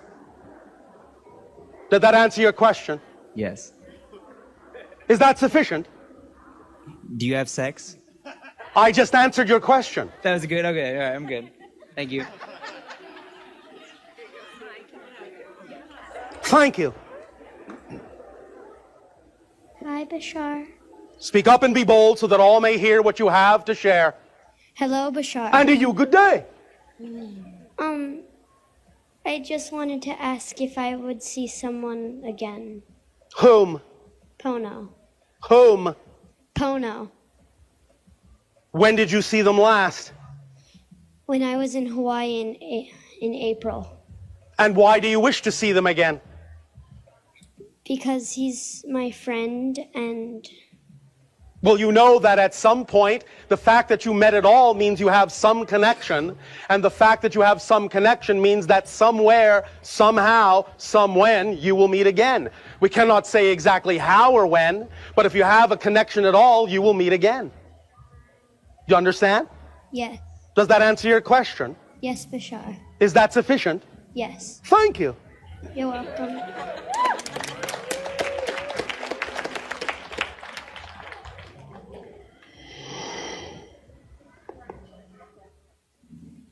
Hello, Bashar. And to you, good day. I have a question. Yes. I want to know, how do we get to the point where we're manifesting like enlightened people like Jesus or Speak up, or speak up, Muhammad? speak up. How do we manifest, like, how can we get in the in-between state and stay that way, where we're manifesting like Jesus did when walking on water? Well, remember that when Yeshua, or who you call Jesus, talked about the idea of him being the way, what he simply meant is, be like him. Be that vibration. In other words, the Christ consciousness did not want the idea of Christians. The Christ consciousness was saying you are all Christs. So if you can simply exhibit the idea of that vibration by acting on your highest passion and acting from highest unconditional love, and by the way, look up the word unconditional, it means without condition. Many people on your planet say, yes, yes, I love you unconditionally. Well, except for these conditions. Unconditional love. The energy, thus then, of that unconditional love acting from your true core vibration, acting on your passion without reservation, knowing it will support you, will allow you more and more in every way, every moment of the day to shift from parallel reality to parallel reality that will be more and more and more reflective of you giving off the vibration of the Christ consciousness, the Buddha nature, the Krishna spirit, doesn't matter what you can call it. It's all the same idea. It's your true core vibration. And the way you exhibit that is by acting on your passion without reservation, with no expectation. Does that make sense? Yes, thank you. It really all does come down to that simple idea. I know that, again, sometimes that sounds too simple, but that's really the key. That's all there is to it. Does that help? Yes, thank you. Thank you.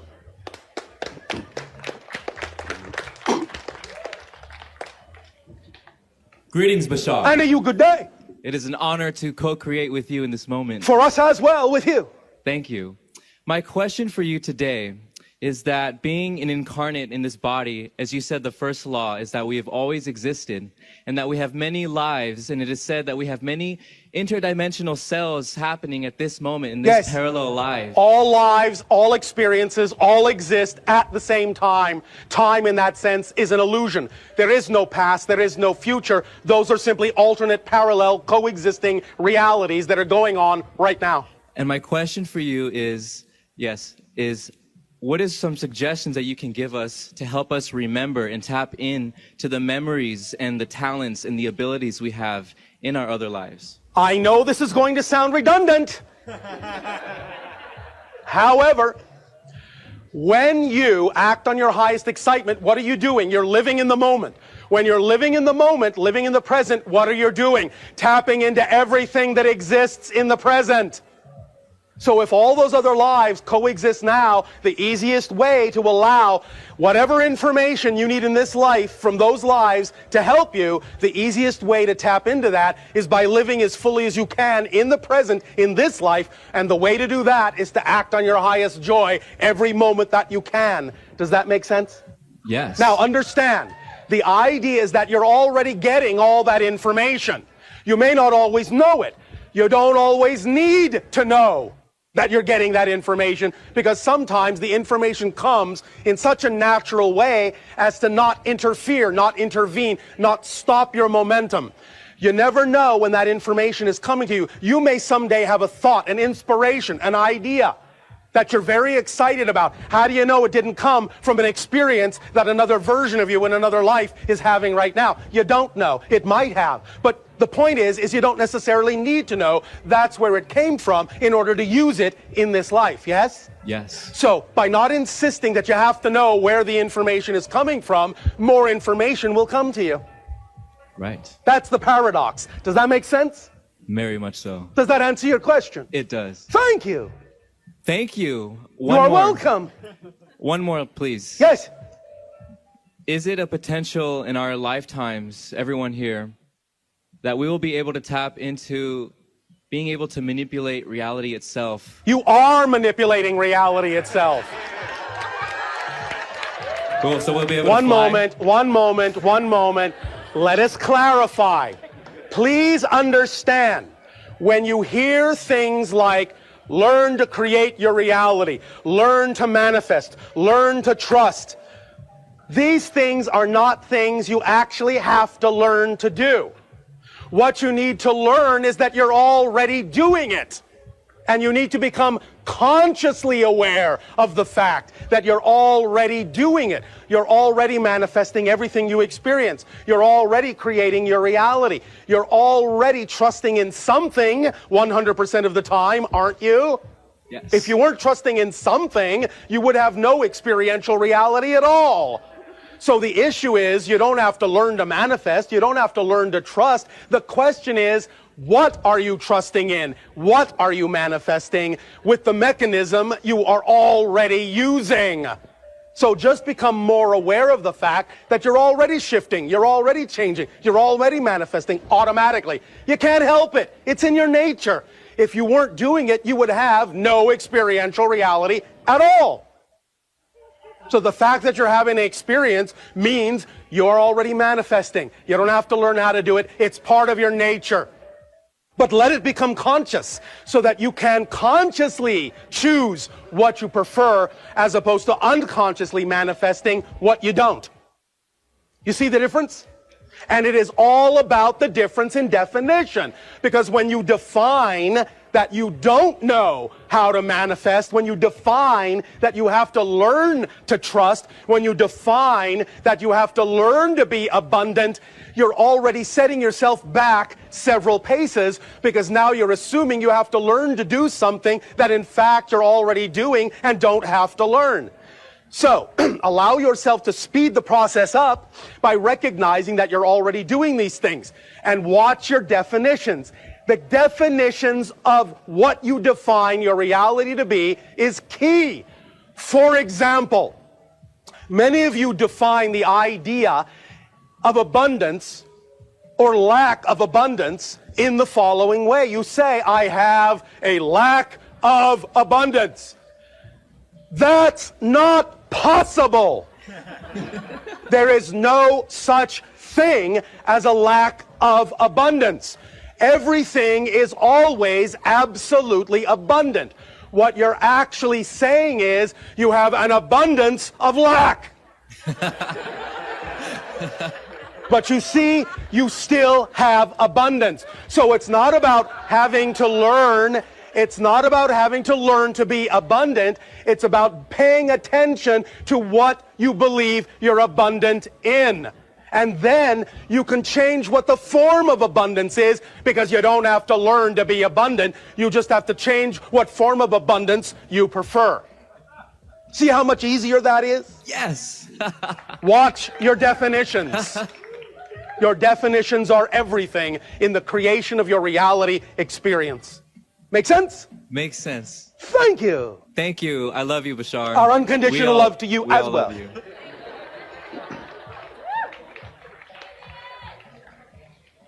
Hi, Bashar. And you, good day. I had 2 questions. Oh, all right, if you insist. I can't remember what they are. Congratulations. You must be living in the moment. I really am. Are all channels like... Oh, the question came back fast. Yeah, it's coming back. Are all channels feeling sometimes like they teach kindergarten when they come here? Do you mean entities? Sure. Please pay attention to this idea. It's very important for you to understand. We understand that many times you may think of yourselves as a kindergarten class. And we don't mean that you're not learning new things. Of course, everyone does. But from our perspective, the very fact that you chose to manifest or incarnate in a reality with such an amazing amount of limitation, and know that you can transform that limitation into freedom and transform the darkness into light, from our perspective, makes you a master graduating class.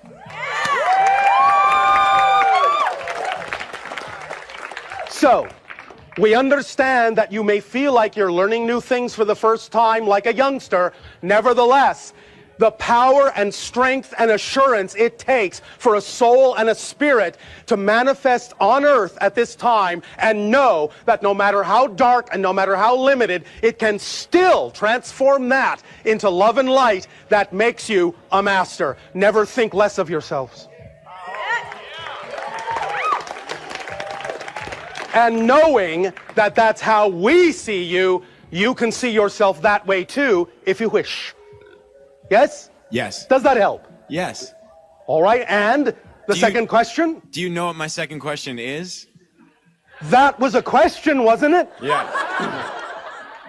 Okay, so my third question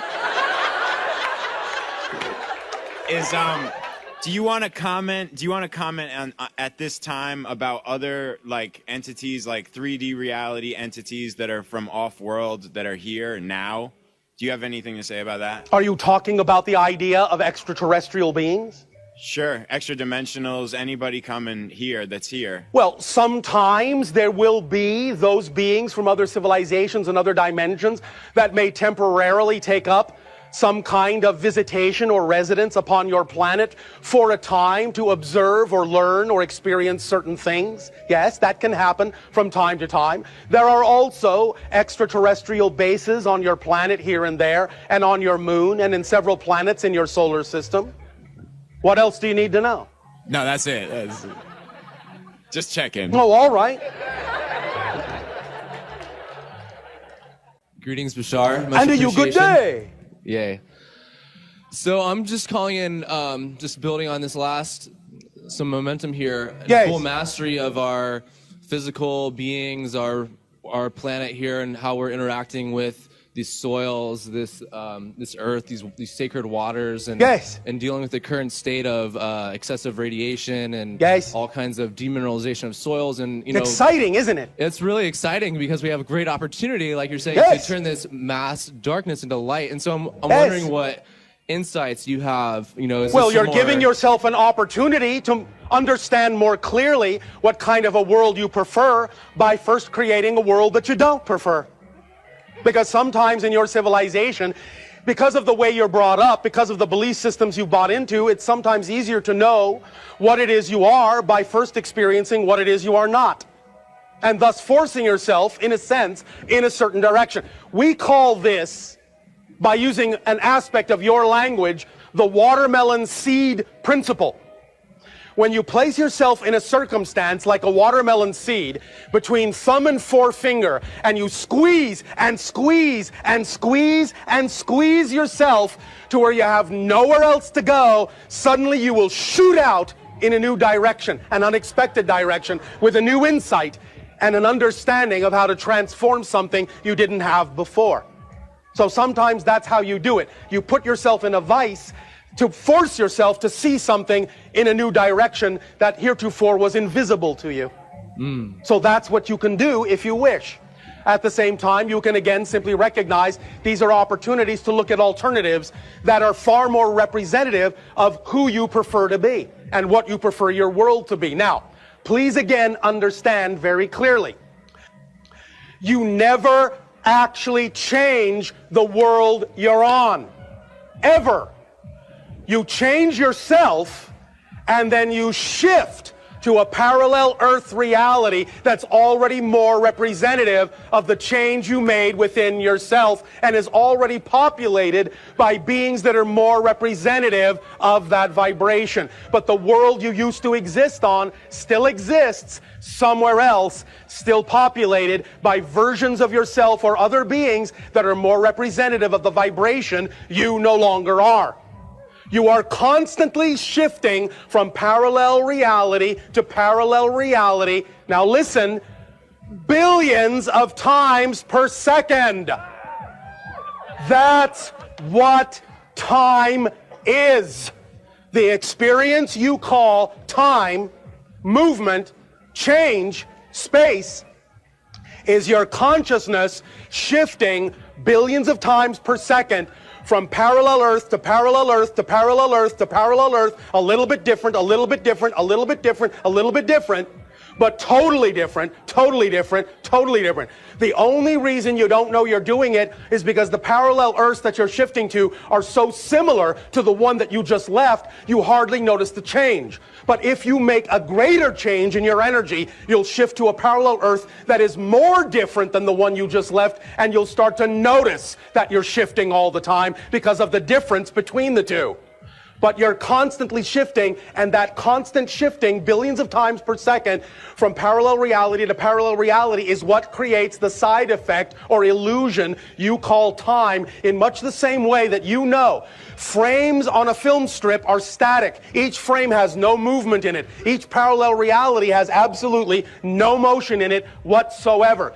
But when you move the film strip in front of the projector light and the light goes through the frames in sequence, it creates on your theater screen the illusion of space, time, and movement. Physical reality is exactly structured that way. When you keep shifting from parallel reality to parallel reality, you are literally shifting through all those realities billions of times a second, but there is no motion at all in any given single parallel reality. That's how time works. Does that make sense? Sounds great. I just have, so basically what you're saying is, you know, like you were saying before, our reality is like Play-Doh. We just play with it. There's no need to be worried about, oh my gosh, this news is that, the other thing, we're contaminated, it's all... Unless you are excited about being worried and excited about having difficulty. Yeah, I know. I am not going to take away your ability to choose to have pain and suffering if that's what you prefer. No, we prefer sustainable We are bliss. simply telling you that you don't have to choose that. It's up to you. We're telling you it's up to you. All choices are open to you. Let me put it to you this way. Understand the unconditional support and unconditional love that comes to you from creation. Because if creation has been willing to support you unconditionally in realities you don't prefer, why wouldn't it support you in realities that you do?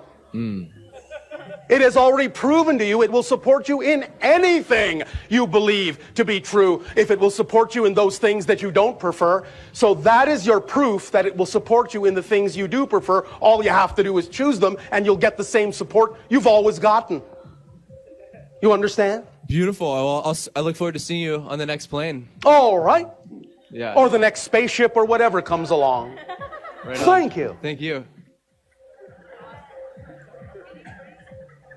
Yo, what's cracking, Bashar? How you doing, dog? All right, to you, good day. Nice, nice, nice.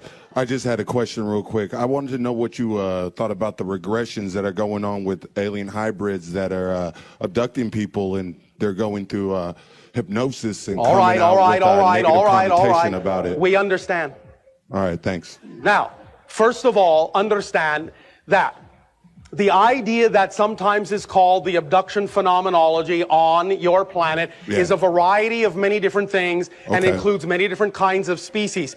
The species that most people on your planet often report seeing in those scenarios, you typically call the Greys. Yeah. Understand the Greys are not an extraterrestrial alien species. Well, I know. One moment. Sorry, sir. I'm getting there. All right. The Greys are a mutated race of humans from a parallel Earth. They have destroyed their reality and have no ability to reproduce. Therefore, they are coming into a parallel Earth reality, yours among others, where there is still viable human DNA. They use that human DNA and mix it with their own to create a hybrid race of beings. There are, to our awareness, 5 hybrid races, of which our civilization is one. That is the result of that program.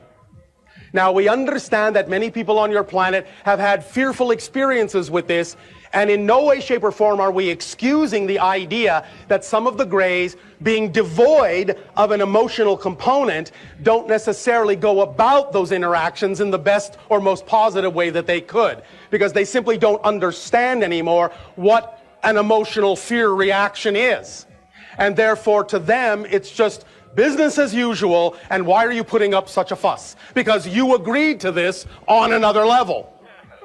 And many of the beings that humans interact with in those scenarios are actually another version of the same soul in another incarnation. So they're interacting with themselves anyway and have set this whole thing up for the purpose of helping to create these hybrid species.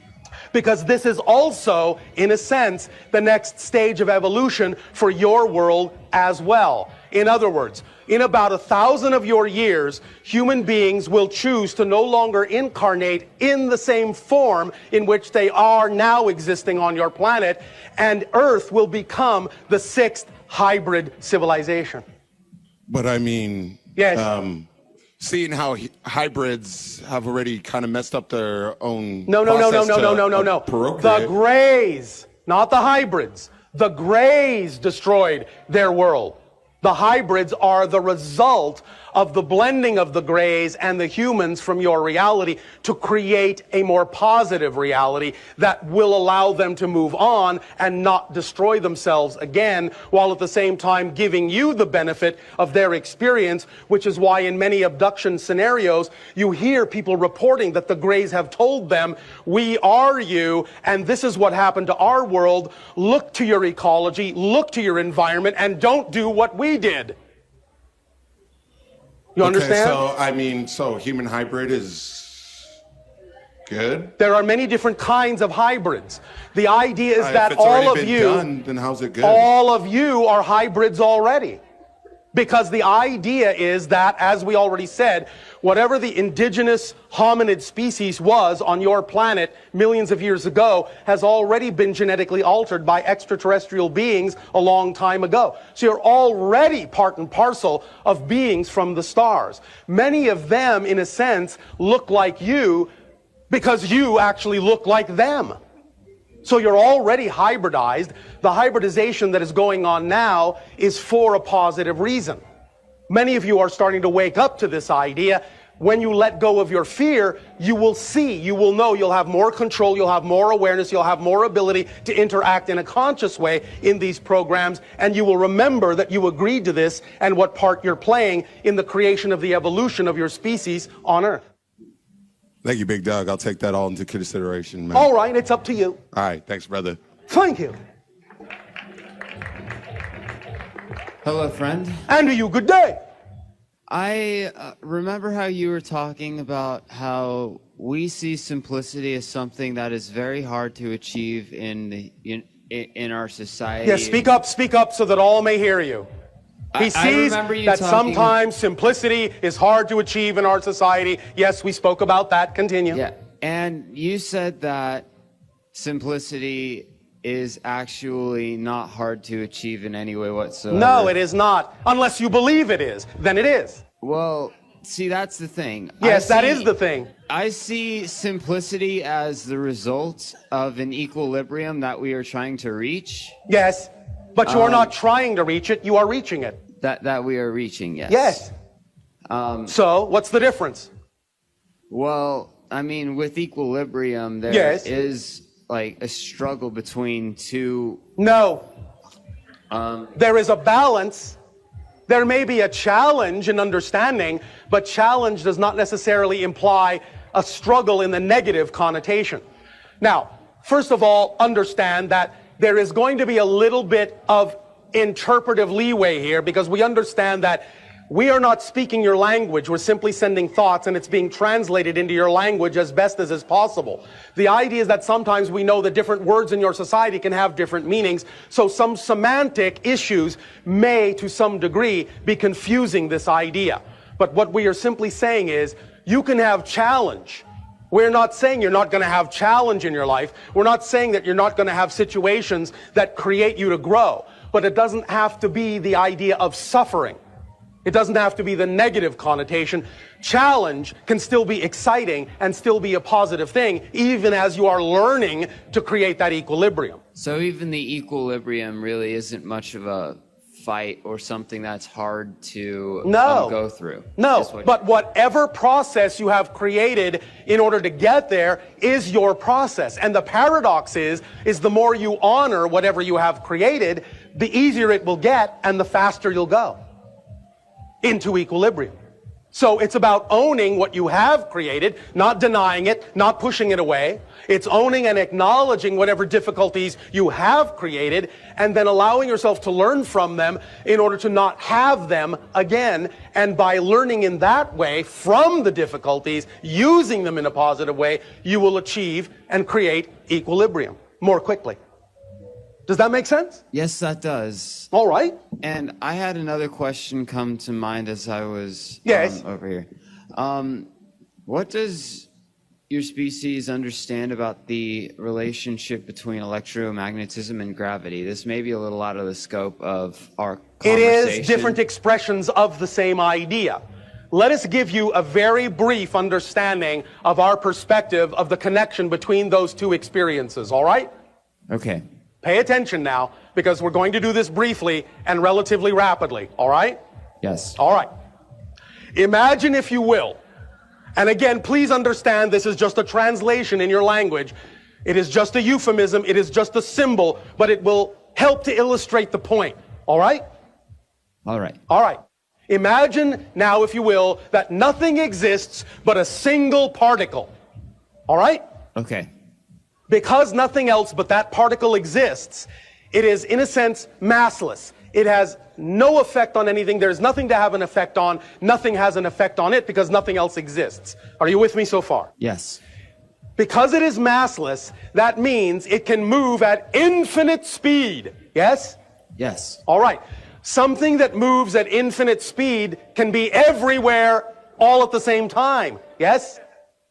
Yes. Therefore, what might appear to be this particle and that particle and this particle and that particle can thus then be understood to be all the same particle moving so fast that it appears next to itself at the same time. Yes? Yes. You with me? So, when this particle moves, it moves in certain geometric patterns that are indicative of certain energy waves, energy frequencies. Mm-hmm. The different patterns in which that particle move cause the particle to cross its own path again and again and again in certain ways. But in certain places, it will cross its path more, and in other places, it will cross its path less. Where it crosses its path less, it is less substantial. Where it crosses its path more, it creates what you call different forces, different material expressions. But the idea is that the path itself is like a net, like a web. And in a sense, that web and the different phases of where that particle crosses itself, the different realms in which it solidifies or crystallizes itself, all the way from the infinite down to physical reality, represent the different layers that you call electromagnetism and gravity and physical matter and so on and so forth. Does that make sense? Actually, your metaphor does, it makes sense, and it does provide food for thought. All right. Thank you. It is simply another way of looking at the idea of the substance you call water. You have water that can be steam, you can have water that can be liquid, you can have water that can be ice. It's still all water, but you get the different effects based on the different resonances and the different frequency states in which it exists. It is the same for all of creation. The different frequency or resonance states create different effects that interact in certain ways with each other based on your perception of them. Does that make sense? Yes. Thank you. That answers my questions. Thank you. I'll let the next person go. All right. Hi, Bashar. And you, good day. Oh, my head is spinning. All right. That sounds like fun. Yeah, I decided to come up here because I'm a mother, and I have a 9-year-old son, and I'm having some stuff come up with him, but I think it relates to like a lot of bigger questions that I have about. All right. What I'm hearing from you is that the key to life is to show up with passion. Yes, to act on it. To act on passion. Because you are physical beings, and if you don't act on it, you're not grounding it like a circuit. Right. You have to act on it so that the energy coming through you that is representative of your passion will actually ground and flow into the physical world. So I want to talk to you about karma, and the way I interpret karma is like what you're talking about, the watermelon seed, like being under pressure to be able to change and transform. Yes. And I feel that that transformational process is a relational process Yes. often, that we are in relationship in that transformational experience. Yes. And I'm really curious about how you perceive the relationships between family, like mother and son, and where there's like a karma, or like where there's an opportunity, and like how you All can right. speak to me, because my son, and I see so many youth, and I experience this myself with my own family, rebelling, you know, and pushing up against, and I'm saying to my son, what do you love? What do you believe in? Focus on it. And he's like, I want to play video games. I'm bored. And so how do I, as a mom, like, all right. Yeah. We get it. Okay. First of all, karma is, of course, completely self-imposed, as you say. It is simply the recognition of a balance and equilibrium, as we already just discussed. But the idea you are talking about has a lot to do also with the ways in which you communicate with different members of your society, including your children. Understand that when you teach your children how to act on their passion, but when you are also acting on your passion in a way that allows you to invent, allows you to create ideas that you know they need to learn, and hand them those ideas according to what excites them, instead of forcing them to fit in a box, then they will eagerly learn new things if you create the scenario of learning those things in the language that excites them. Does that make sense? It does. If you find out, if you find out, yes, if you find out what excites them, and then you use your own creativity, use your own imagination to create scenarios, interactive scenarios that do two things. Create an idea that contains the information you want them to learn in a manner, in a style that is representative of what excites them, then they will be excited about learning that thing. At the same time, what you also need to teach them is you need to let them experience the consequences of their choices. Do you understand? Yes. The idea is have them act out, play with them and act out what they believe the consequences of their choices actually might be. Let them actually experience in a safe environment the consequences of the choices that they're making.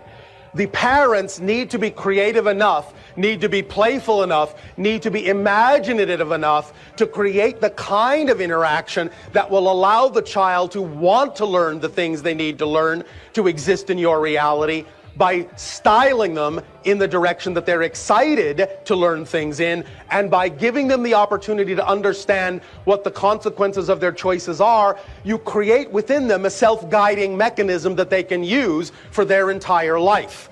but the parents and the teachers have to be equally clever and equally on top of acting on their passion in order to be capable of conceiving of the things that you can share with your children that will accomplish these ideas. Does that make sense? It does. Thank you so much. Does that answer your question sufficiently? It does. All right. Thank you. Thank you.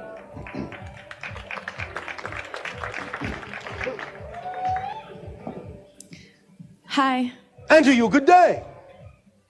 I have a question. Yes. How would you describe love? Love is, in that sense, unconditional love is the natural underlying core vibration of existence and creation itself. Is love unconditionally like... Unconditional love is the vibrational frequency of existence itself. My question is, our interpretation of love is not always necessarily love. Right, exactly. Can you elaborate on that for us? Well, any condition, now it's not always bad to have certain kinds of limitations. They can form a framework for certain kinds of experiences. So we're not saying that certain limitations are not always in that sense negative.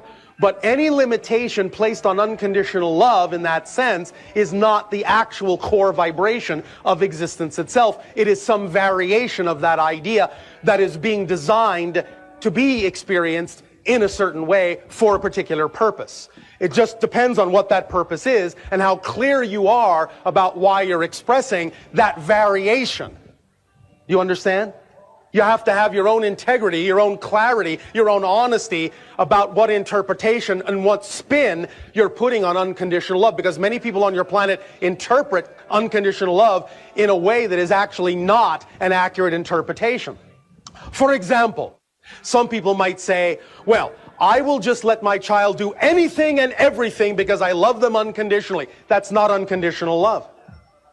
Unconditional love is actually being a guide for them to allow them to know what will actually work best for them and help them understand what does not work for them. And sometimes because you're the parent and you have experience they don't have, that may mean that you have to share with them that certain limitations and certain prerogatives and certain priorities must happen in order for them to be best guided into their best self. So that doesn't mean that just because you're putting those ideas on them that you are not giving them unconditional love. And it doesn't mean that just letting them do anything they want is an expression of unconditional love. Do you understand the difference? I do. And my question is not so much how we raise our children. It's more in relationship to what that human piece is that prevents us from really like embodying unconditional love. Fear. The confusion. Fear. That might happen. Fear. Okay. Fear in that sense.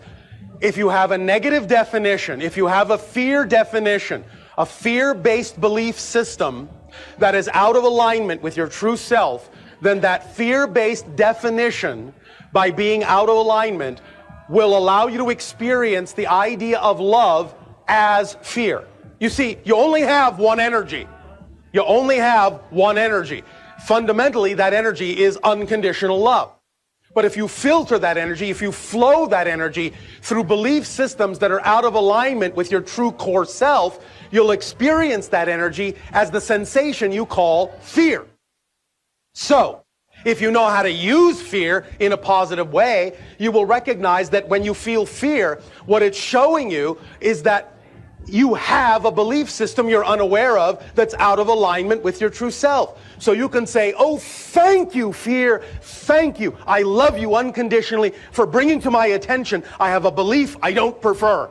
And as soon as you make fear your friend, it will dissolve into unconditional love, passion, and excitement. You understand? I do. So that's how to use the polarity of unconditional love. Yes, yes. How, in a universal sense, is love perceived? It is perceived in many different ways. It depends upon the being perceiving it.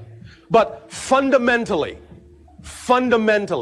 it is perceived by most beings in creation as what you simply would express as absolute support. Absolute knowingness that you belong. absolute awareness of your existence in the present. Does that make sense? Yes. Does that answer your question? It does. Thank you. But it's different for everyone in terms of your interpretive spin. Yes? Yes. All right. Thank you. Thank you. Our unconditional love to you.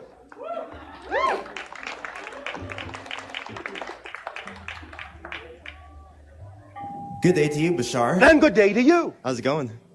Perfect. And you? Great. 2 questions. Yes. Speak up so that all may hear what you have to share. Oh, all right. So in the Bible, where does it talk about, if you can give a few examples of extraterrestrial contact and UFO activity? Ezekiel. Is that the only place? No. Okay. And was Jesus a hybrid extraterrestrial? Jesus was a hybrid being, but not an extraterrestrial in the sense that you mean that he was from off planet. But he is a hybridized being that became very aware of his true full connection in that sense to Source, and was attempting to demonstrate to all that you all have the same connection. Remember, he didn't want followers. He was attempting to reflect to you that you're all leaders. Yes? Yes. And? One other question. Yes. It's about cats. Cats, yes. How much more psychic are they from humans? It isn't that they are more psychic, it's that they're more consciously aware of the fact that they're psychic than many humans. How much more of the brain do they use than... No more. But all of theirs is focused in a different way. Understand, we know that you humans, and again, here is where it comes in as a perfect example. Watch your definitions. Many humans on your planet say, oh, we only use 10% of our brains. That is not true. You use 100% of your brain, but you're using 100% of your brain to make it seem as if you're only using 10%. There's a difference. When you know you're using 100% of your brain and start acting like you are, you will see that you are and experience that you are. Yes? Yes. So, it's not that the animals are using more, they just know they're using it all. Most of you don't. Make sense? Yes. Does that help you? Yes, it does. All right. Thank you. Thank you. For a perfect exchange. Meow, meow.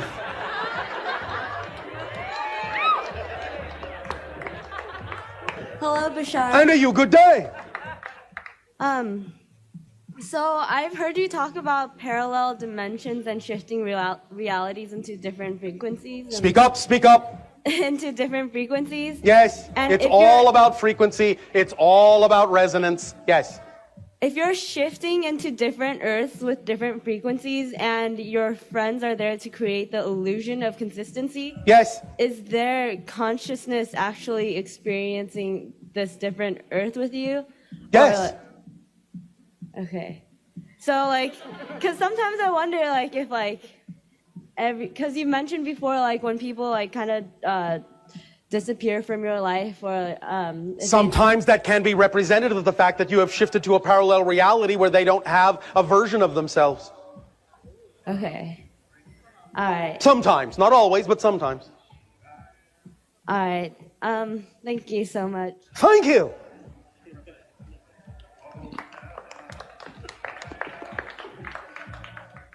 Hello, Bashar. And you, good day. I have a question, and, well, I started listening to you about a year ago, and since then, like, a lot of things have changed within me, and I've been able to manifest really powerfully. Congratulations. Thank you. Thank you for that, by the way. And well, I had nothing to do with it. You made the choices. True. Well, there was one time when I was listening to you, and I had an experience that I could only refer to as nearly like psychedelic, and all right, where I could imagine my pineal gland being, it was like vibrating, and like I was in this state, and I saw waves of energy. I was wondering if you know what was happening to me. Yes, the pineal gland produces the substance many of you are familiar with called N,N-dimethyltryptamine, or DMT. DMT specifically is the chemical receptor in that sense, the chemical component that is vibrationally linked to the idea of being capable of perceiving other dimensions and other levels of consciousness. So as you amp up your frequency, very often you will amp up the vibrational resonance of dimethyltryptamine production in the pineal gland, which allows you to see into other dimensions. Awesome. It will become a more common symptom the more of you ramp up your frequency of energy. Thank you. Thank you. I have one more question. Is that okay? Yes. With the thought of there being twin flames and soulmates, yes. I was wondering, are there families of soulmates? Like, because I felt intense connections with multiple people. Yes. There are many different kinds of families and relationships that you might call variations of soulmates. But understand, soulmates can express themselves in a variety of ways, not always in the way that you might think. Thank you. Thank you. There will be a brief amount of time remaining for this transmission. Please continue within the time that remains. Hello, Bashar. I know you. Good day. I actually had a question of my own about DMT. Yes. What should we take from the visions and experiences that mean so much to us when we take DMT externally? Any teacher or any teaching tool is there to show you what vibrations and abilities you already contain. Thus then, you don't necessarily need the substance again. It is telling you that you have the ability to trigger that frequency within yourself anywhere at any time you wish. How would we go about doing that? I just told you. If you remember what it felt like to be in that vibration, you are in that vibration while you remember it. Yes? Yes. You're creating that vibration. The only thing that makes you think you have to do something extra is that you have a definition that remembering the vibration is not the same thing as being in the vibration. But it is. Yes? Yes, absolutely. All right. One last quick Was question. that too easy? No, it's perfect. All right. One last quick question. Are we going to be able one day to be able to interact with other humans who are taking DMT externally? Why not? Fantastic. Remember, if it has relevance to your life, you will experience it. Thank you. Yes.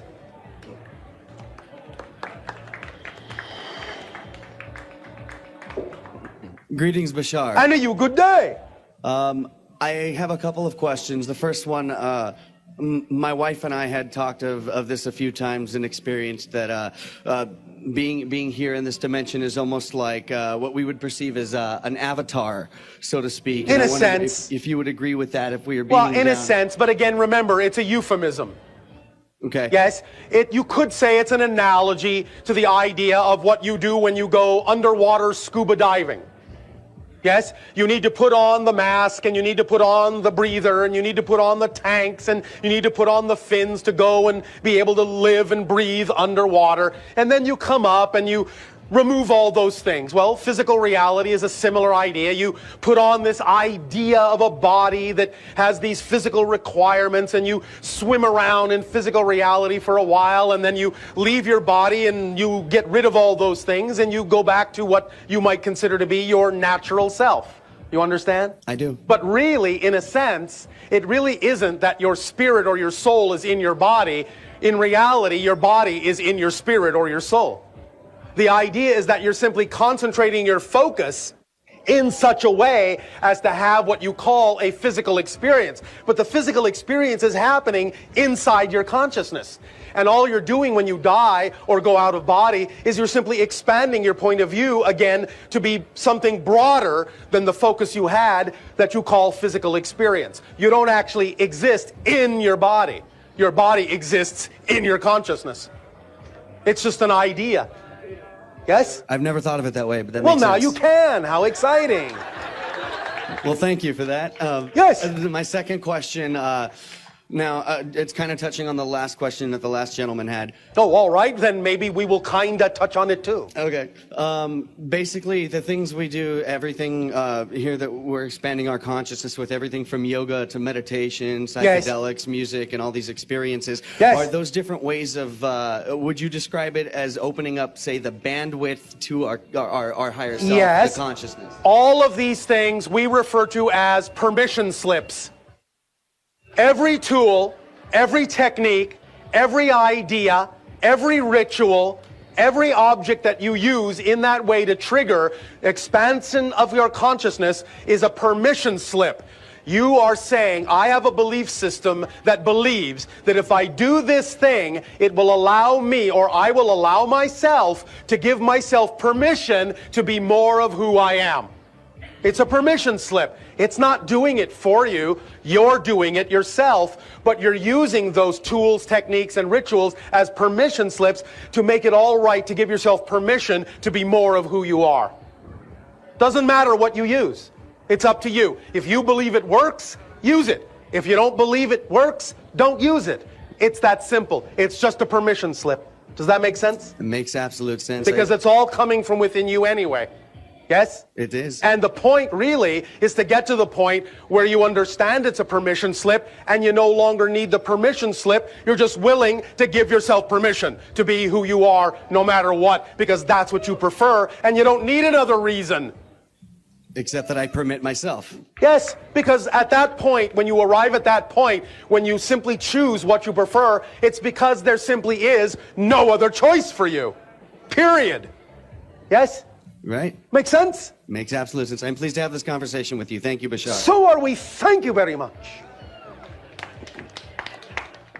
Hello, Bashar. And a you good day.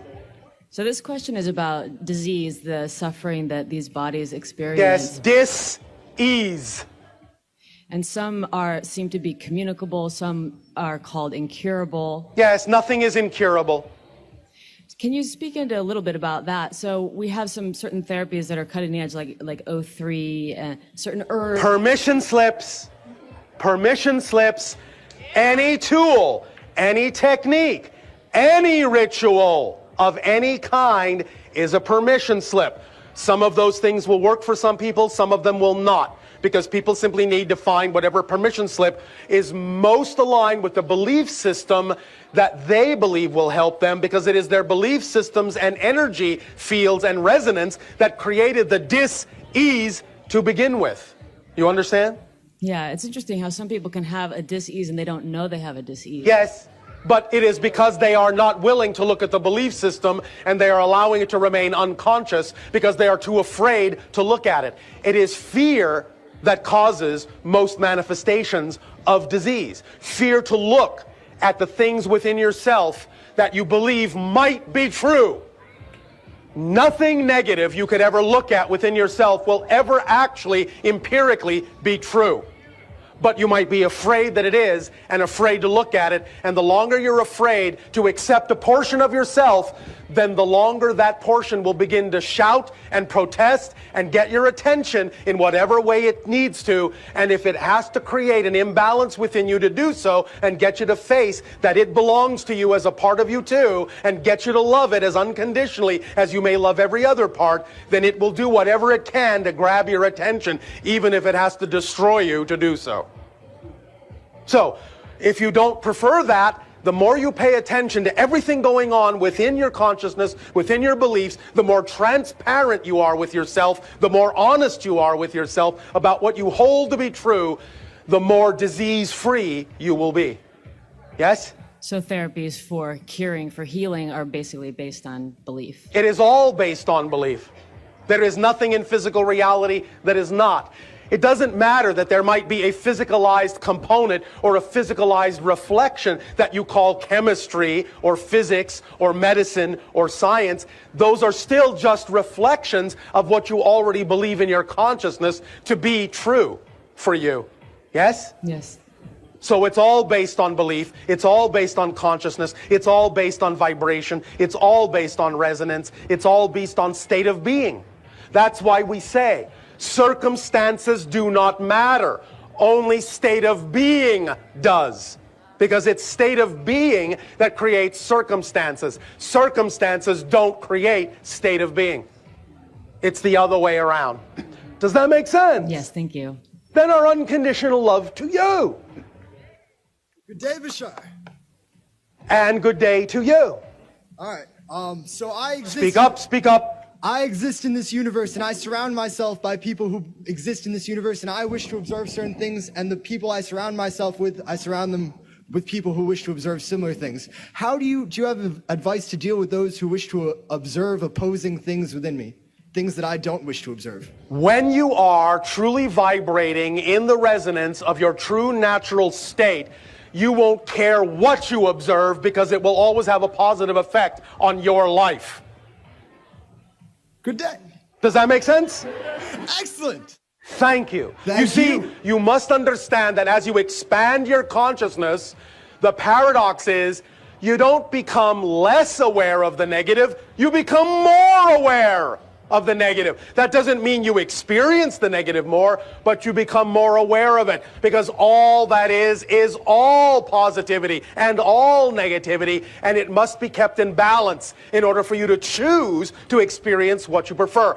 So if you invalidate the negative in any way, you're actually putting energy on it and making it more likely to manifest. If you simply let it be as equally valid as any other positive choice you could make, then you are free to be in equilibrium and free to choose what you wish to experience without invalidating that which you don't prefer. It's all about balance and acceptance and acknowledgement. It's not about exclusion. It's about inclusion, integration, not segregation and separation. You can't run away from anything. There's nowhere to run away to. There is nothing outside. It must be that you must allow and accept and acknowledge that everything is a part of you as all that is, and thus then by allowing and validating everything, you are able to thus then have the power and the freedom to choose to experience what you prefer out of all of those choices that are simply equally valid choices, no one or the other having any more or less importance or need to manifest than any other. And then you are in your center point, your place of perfect power, your place of perfect passion, your place of perfect peace. And that's all there really is to it. We will, at this time, extend to each and every one of you and all of you together collectively once again our deep appreciation at the co-creation of this interaction. We will bid you an absolutely unconditionally loving, ecstatic, and passionate good day.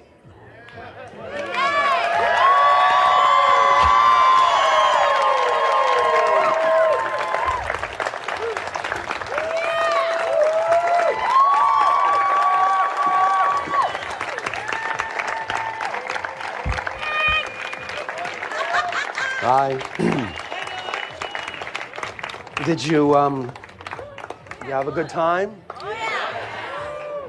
Thank you. Well, again, thank you all very much for being here today. I hope you had a good time, and we'll see you sometime again. Thank you.